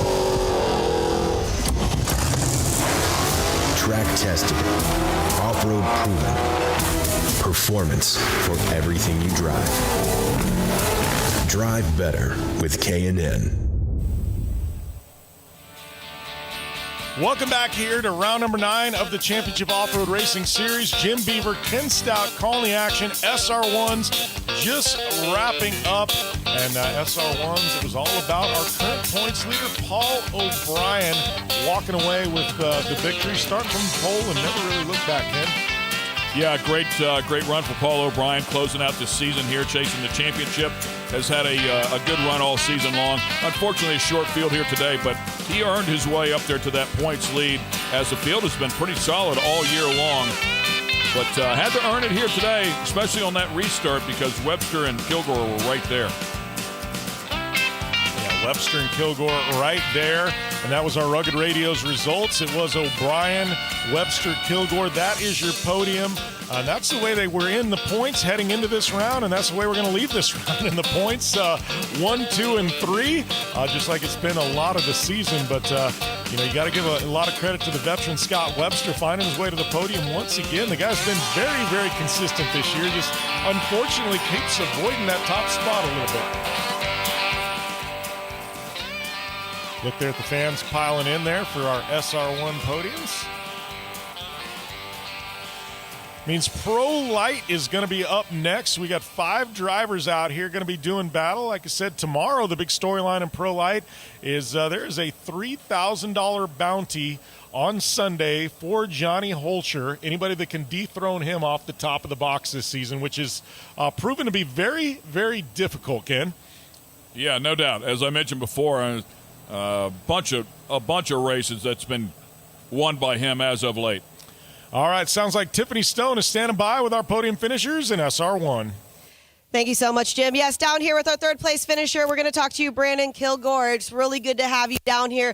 I know you brought some little ones down here that are so excited that you're on the podium once again. Now, we had you winning for rounds 2 and 6, but adding another podium for points, always talking about that, especially with round 9 here. Last round is tomorrow, but let's talk about today. How was it for you today out there? Well, it was, it was kind of slick to begin with, so I was hoping just kind of cruise around. I was, hoping to get Scott before the competition or something, but, I was kind of trying to let the track come into it and then, be able to race for the end. Really haven't had a chance to race with Brian for a win in a while, and I was really wanting to do that, but in my clutch let go, and then, set into a corner, had nothing, spun around, and the clutch was gone, and so I kind of just cruised around, and, I'll come collect my participation trophy. The kids were definitely more excited to get up here than me for this time, but anyways, I just it's always a good time, and we're just happy to be out here. Branson's Resort, all the people at home holding it down. My wife, my friends, my family, Ryan, Jason, Ryan, all you guys for helping out and coming out and making it all happen. And just hi to everyone at home, and thank you guys, CORR, for having us out. And until next time. Until next time, round 10 tomorrow. We'll see you back up here. Heading over to this guy right now, Scott Webster. It's always good to chat with you, too. I know that adding just more podiums throughout the season, something that the SR1s continue to do, especially yourself. We're always up here chatting. Tell me about how round 9 was for you. Well, the track was amazing. Kelvin did a great job in between the races to get us exactly what we really, really like to drive on. So thanks to him and CORR. It was a great battle out there. I feel like in the beginning I was within reach of Paul and just couldn't do anything. So I thought, well, shit, what if I give him like 20 car lengths? Maybe it'll put some pressure on him. Yeah, that didn't work either. So I'm happy with second. Well, you should be proud of yourself. Like we always talk, in order to be up here talking to me at the podium, you've always got to finish. You got to cross that finish line, get the checkered. You've done it here once again. Anybody you want to thank for round 9? All my friends and family for coming out. I really, really appreciate it. Sorry the car count was so bad, but hopefully we put on a little bit of a show. My wife, Susie, Derek, my spotter, Network Automotive, Network Collision, Network Glass and Calibration. Thank you. Well, you done it here. Nice job on 2. Talking to the number 11 over here, Paul O'Brien, adding some more points, and it looks like another win for you. When we're looking at notes, we got 4 wins of the season so far. We still got round 10 tomorrow, but it looks like you're going to be clinching that championship with some more points over here. Obviously, it's a great class. We love having you guys out here for the SR1, showcasing what they can do. Talk to me about round 9, what it means for you. You know, my plan really was on the restart to hit neutral, and then Scott pushed me into 2. Or I'm just kidding. No, I just wanted to kind of get a good start. The track was misleading. Like, it really was our track in some spots, but it was slick in other areas, so really kind of made us drive tentatively for a bit. So my goal was to get to the halfway, see if I could stay out front. If these guys were pushing me hard, I was just going to, do the best I could do, but not blow away the day. That would be disastrous. So it worked out well, and I do apologize to Scott. Him and I, probably for the first time all year, touched each other twice in one race. So sorry about that. And but it was a good race, and it kind of went to as good as the plan could have went today. Well, you're definitely making some veteran moves out there, showcasing why championships are won by you. Who would you like to thank for this round here at 9 at Firebird? First my wife. We always battle with coming out. We're really busy outside of here, so we've been traveling light, and we're making it work. So thank you to her. Weller Racing, without them, we have no class. So big thanks to them. The other racers, they're not here this weekend, but we had what I feel is, since I've been racing in this class, for me anyway, one of the best years. So hopefully all those guys will come back, and I think they will. It's a discouraging car, so hopefully they get over that and come back. So all the SR1 racers, Scott, Brandon, Jason, for racing me hard all year. CORR, without these guys, we have no short course. Thanks, CORR, for giving Calvin some time to do his magic, and then all the fans that came out. Well, I almost forgot to give this to you. You also did get the Maxxis Fast Lap Award that you see right here. I'm going to hand that right over to you. Let you know what your fast lap was. 57.276 was the fast lap time. Nice job. Hop up on number 1 for me. Big round of applause for your top 3 finishers in SR1. Thanks a lot, Tiffany. I got to say, SR1 drivers, they got jokes, Ken. O'Brien throwing her in neutral on purpose. We got, we got somebody giving up 20 car links on purpose to try and put the pressure. SR1s, they got the jokes. Yeah, lighthearted. You can tell they're all friends and having a good time. It's fun to watch them race, and Paul knew what happened there, so for sure, and he knew the opportunity was laying there. Webster, unfortunately, right behind him, was not able to take advantage of it. Well, they're going to take that check away from Webster here momentarily to pay for the drone he knocked out earlier. So, oh man, good times had by all. But one of the I guess the brands is having a great time out here in the Championship Off-Road Racing Series. We welcomed them earlier this season. They jumped on board, been doing a lot behind the scenes with us. That is Liqui Moly, and we were able to catch up with them earlier this weekend. We are trackside here at the finale weekend of the Championship Off-Road Racing Series. I've got Jason Hess with Liqui Moly, one of our partners on the season. Now, Jason, you've been here trackside all season long servicing our racers. One of the big questions we've got is, what makes Liqui Moly better than your OE oils and lubricants from the factory? Yeah, so obviously it's been a very good season, a lot of support, and when it comes down to the Liqui Moly oils, one thing that you're going to find different is the additive packs inside these things are much, much stronger. Even though it might be the same viscosity that engine needs, what you're going to gain is out of our additive pack, and the temperature control will be much, much higher. And that's the biggest difference when it comes down to these products, right? When it matters, you're smashing the gas, you're out there, temps are high, you want to protect that thing, and it's the additive packs that were made in-house in Germany from us that are going to give you that protection. Well, Jason Hess and Liqui Moly, they have you dialed in, whether you're a weekend warrior or you're out here trying to win a championship in the Championship Off-Road Racing Series. Now that is Liqui Moly there. We got some pro lights out on track. I'm feeling the rumble of some V8s, which brings us our R&R Steel Racing Pro Light points. Johnny Holture, the man with a bounty on his head tomorrow. He is your current points leader. Tobias Chevalier there in the second spot, 78 points back. Tony Chris there in the third spot. Michael Funk, who is not here, he's preparing for another series in the fourth spot. Then we got Brandon Cannon, Kennedy, Smith, and Bach rounding out your 9 pro lights, but we've got 5 of them out here this weekend ready to do battle here in round number 9. That brings us to our Liqui Moly starting grid. Holture pole sitter, Ben Kennedy in the second spot. Then we got Tobias Chevalier and Nick Brandon and Tony Chris rounding out our 5-car field inside row number 3.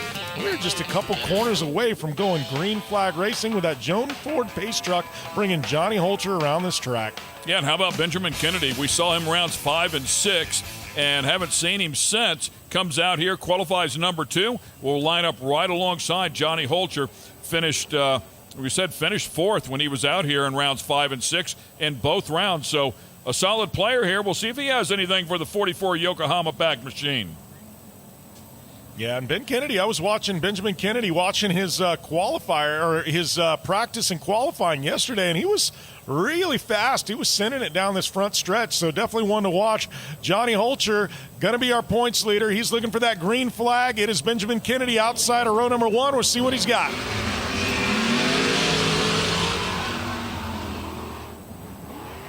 Well, look at that. That is the 107 of Tobias Chevalier dropping down into the second spot, trying to put a little pressure. Yeah, he got a good run right at the drop of the green flag, and he's going to roll right in there with Holture. Holture with a nice job, rotates the truck, late apexes that turn, and drives away. Really nice job. Holture with 6 consecutive wins working, 7 for the season of the 8 rounds. Well, and Tobias Chevalier there in the second spot got a really good truck. That is an ex-Haley Deegan truck. He's just trying to figure out how to drive it at this point. Well, we got one of the drivers, I believe that was Tony Chris, getting a little squirrely there.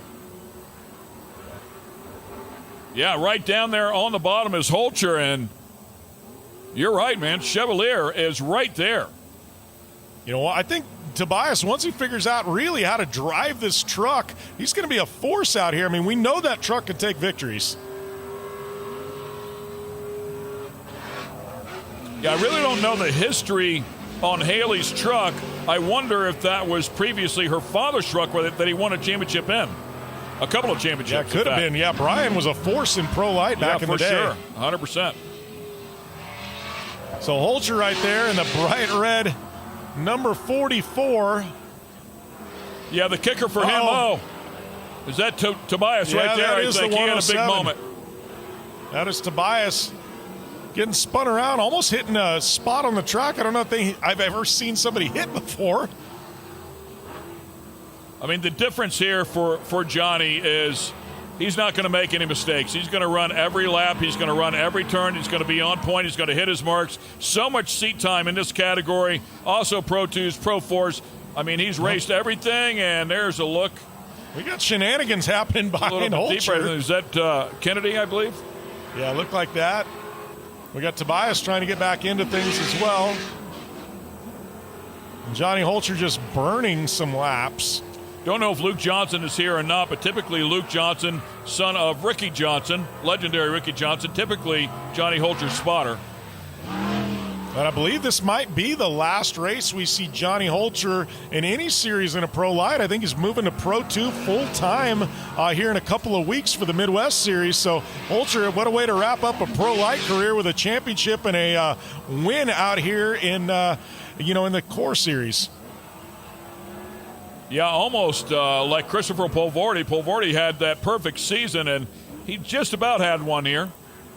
Go back and take a look at what happened. Oh, just clipped that wall coming out the jump.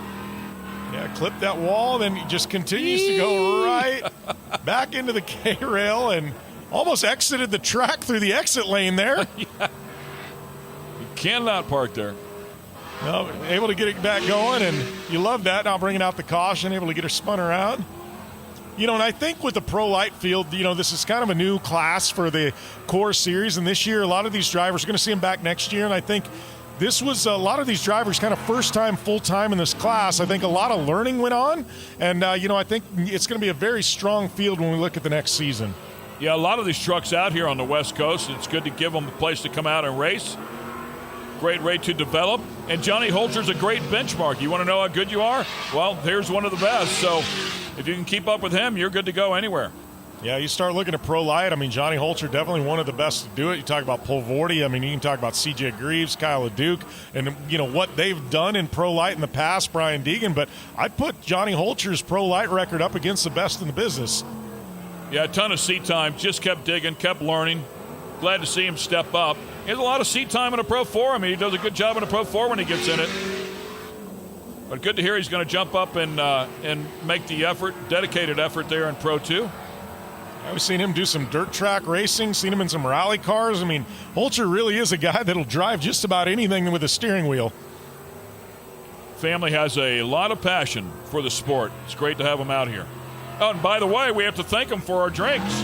Yes, absolutely. We're drinking. Fueled by Johnny Holture. Yeah, it's Herbalife, fueled by Johnny Holture, sugar-free. It is a tea, I am told, but it's got electrolytes in it. And I got the blue one. You got the red one. I don't quite remember what the flavors were called, but look at that right front there of the 107 in Tobias Chevalier. That is flat tire, and it looks like a little wonky there, kind of wobbling. He hit the K-rail a couple times.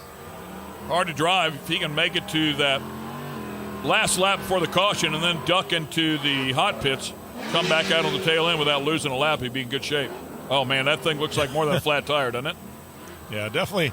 I think an aired-up tire will help him, but he's going to need a little bit more than a wheel and a tire on that one. As the competition caution should fly for Johnny Holture, this time by the checkered flag. Track, really good conditions out here, though. See the drone ripping around there with him. Yeah, got the backup drone out. Scott Webster, we're talking to you.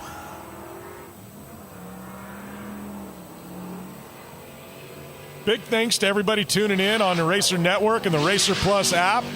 Appreciate our partners here at Racer and televising this, and everybody that tunes into the shows that we call that air on Racer Network afterwards.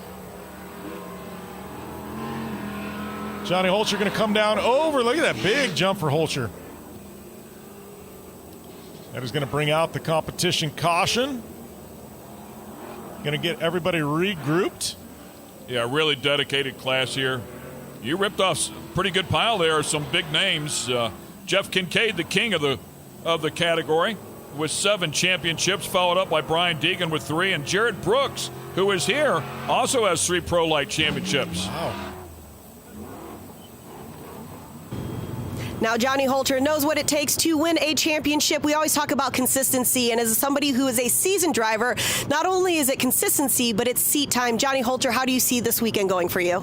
I don't know. No matter what, though, we're going to go out there and have fun. And, Tiffany, you're definitely right. Consistency is key. And it's not really about how much you win, but it's how consistent you can be. And that's what wins a championship. So far this year, we've been on the good of both ends of that. But no, we're just going to keep it rolling and keep having fun and hang out and see how the weekend goes. Well, this weekend as well, especially on round 10, when we're going to crown some championships, there's a bounty out on your head. There's a $3,000 bounty right now. So if somebody can beat you and also take first, which obviously would mean beating you, they get that bounty. How much pressure does that put on you? I don't really take it as pressure. It's just all good competitive fun. So I was even thinking, no matter what, just start in the back and have a show, right? So we're gonna see how it goes and see what happens. But I'm excited. I hope it's a good show at the end of the day. Awesome. Well, best of luck to you, Johnny Holture. We're gonna see what happens, especially in the second half of this race. Back up to you guys. Yeah, great catching up with our leader there, Johnny Holture, the number 44. Looking to keep it perfect. We're going to go back green flag racing. Have about 4 to go. Mr. Holture looking to continue on his winning ways. Like we said, tomorrow, big bounty on Johnny Holture's head. $3,000 for any driver that can take the victory away from Johnny Holture. All right, so running order here. It is Holture, Benjamin Kennedy, Nick Brandon, and Tobias Chevalier.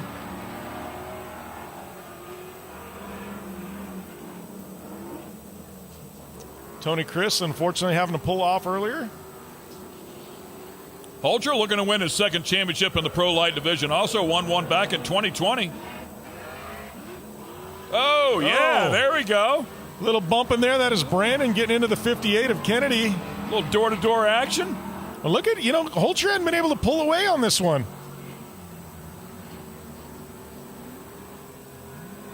Brandon really starting to charge here. We saw early on Brandon with with a shot there. after we went to Green Flag Racing, had that mishap, but now he's, found his second wind here in the second half of this race. Yee, a little sachet, put him out by the wall. That big embankment there, using it like an extra berm. Tough trucks to drive. They don't have a whole lot of suspension in them. They land hard. You've got to have the setup pretty good. Otherwise, it beats the driver up, and it does. It sends the truck off in wacky directions.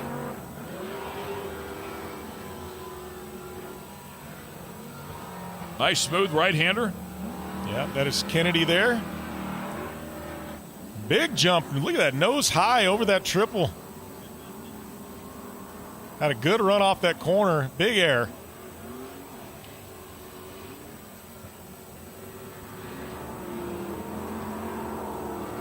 All right, so it's Holture first, Kennedy second, Brandon third. Yeah, and Holture just putting together quickest lap of the race in that last lap. So track is coming to him now. He's just burning laps, getting seat time at this point, like Johnny Holture. I don't know that he needs to get any more seat time at this point, but putting together some great laps here. 63 there, that is Brandon, trying to get back in this, currently in a podium spot. Bodywork completely gone on the 63.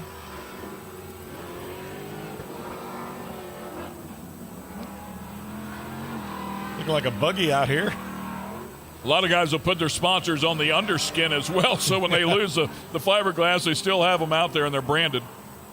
It seems like when you start talking about trucks in short course racing, I think body panels end up being one of the biggest expenses. That is a true statement. You can see that one, obviously. It looks beautiful. He's been out front the entire time as he picks up the white flag.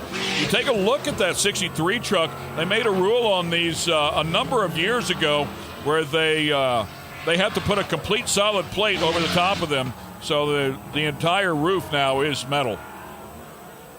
Safety device, safety measurement. Holture there, big rotation up and over that ski jump. And like you said, look at Holture. He's actually checking up a little over that ski jump. You talk about the abusiveness of a pro light. I know he knows he's got the big gap. He doesn't really need to send it. Right. He's saving the back, I think, saving the body. He's a tall dude, too, man. I don't know how tall. He's got to be a better part of 6'6". Yeah, he's definitely a tall driver. Well, it's funny. I remember back in the kart days, he was always a tall kid, and he'd get out of a mod cart, and you go, how did he fit in that? Fold him up, put him in there. Max's tires, checkered flags are out for Johnny Holture, victorious once again. We will see tomorrow if somebody's got something for him with that bounty on the line. 7 consecutive. That's pretty impressive. Yeah, Benjamin Brandon going to be in the second spot. Benjamin Kennedy and Nick Brandon going to be in the third spot. But Johnny Holture, the man of the hour in Pro Light. Another victory yet again here in round number 9 of the Championship Off-Road Racing Series. We'll be back after this short break. The Championship Off-Road Racing Series is brought to you by Maxxis Tires. Tread victoriously.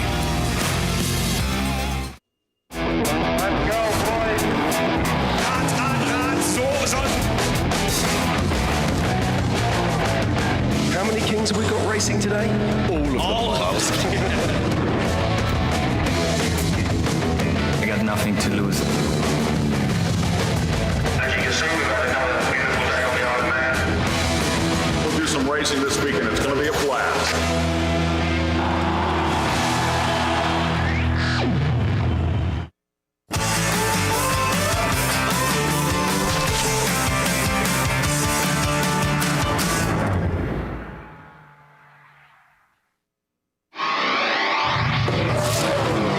Checkered flags through dust, rocks, mud, and worse.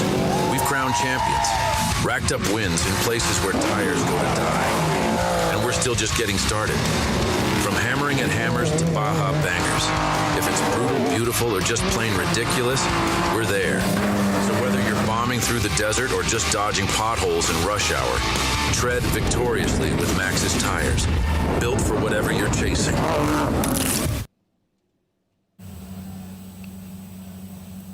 And we are back here to Firebird Raceway, round number 9 of the Championship Off-Road Racing Series. Just wrapping up with Pro Light and the man of the hour, Johnny Holture, victorious once again in Pro Light, extending his points lead heading into tomorrow's finale, where he has a $3,000 bounty for anybody that can take a victory away from Mr. Johnny Holture. Brings us to our Rugged Radio's Pro Light results. Johnny Holture on top.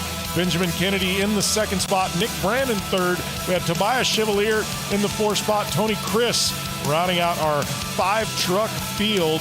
But right now, you talk Pro Light, you talk about CORR, and the only guy to talk about is Johnny Holture.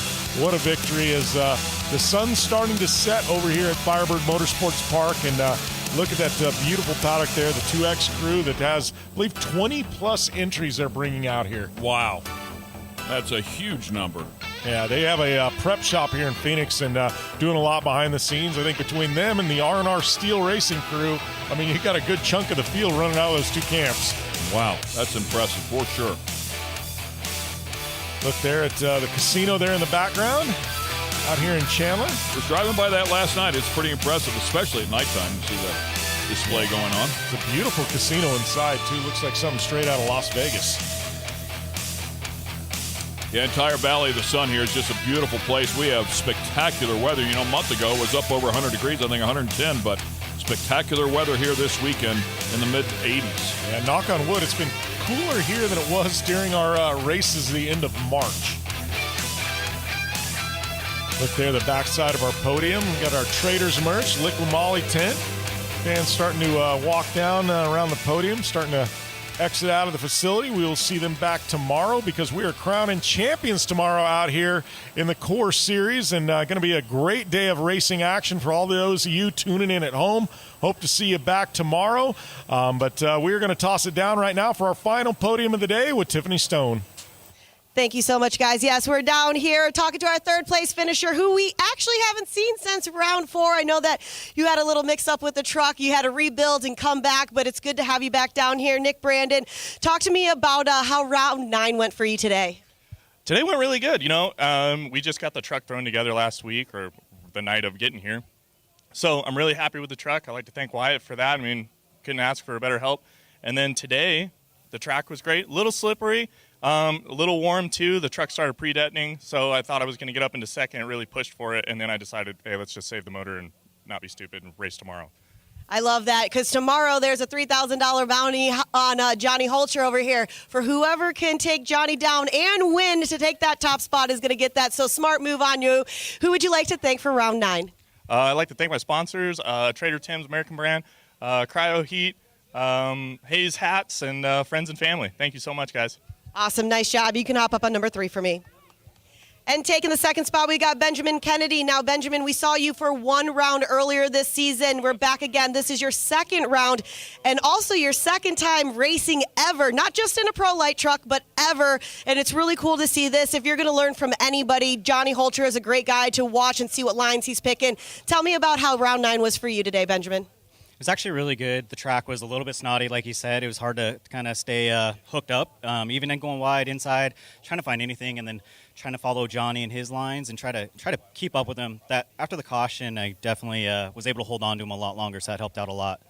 Well, you've done it here. It's good. We're probably going to see you for round 10, correct, tomorrow. Nice job. Let's see who you need to thank today for round 9, and then, of course, making sure that you can be there for tomorrow's round 10 to finish out this season.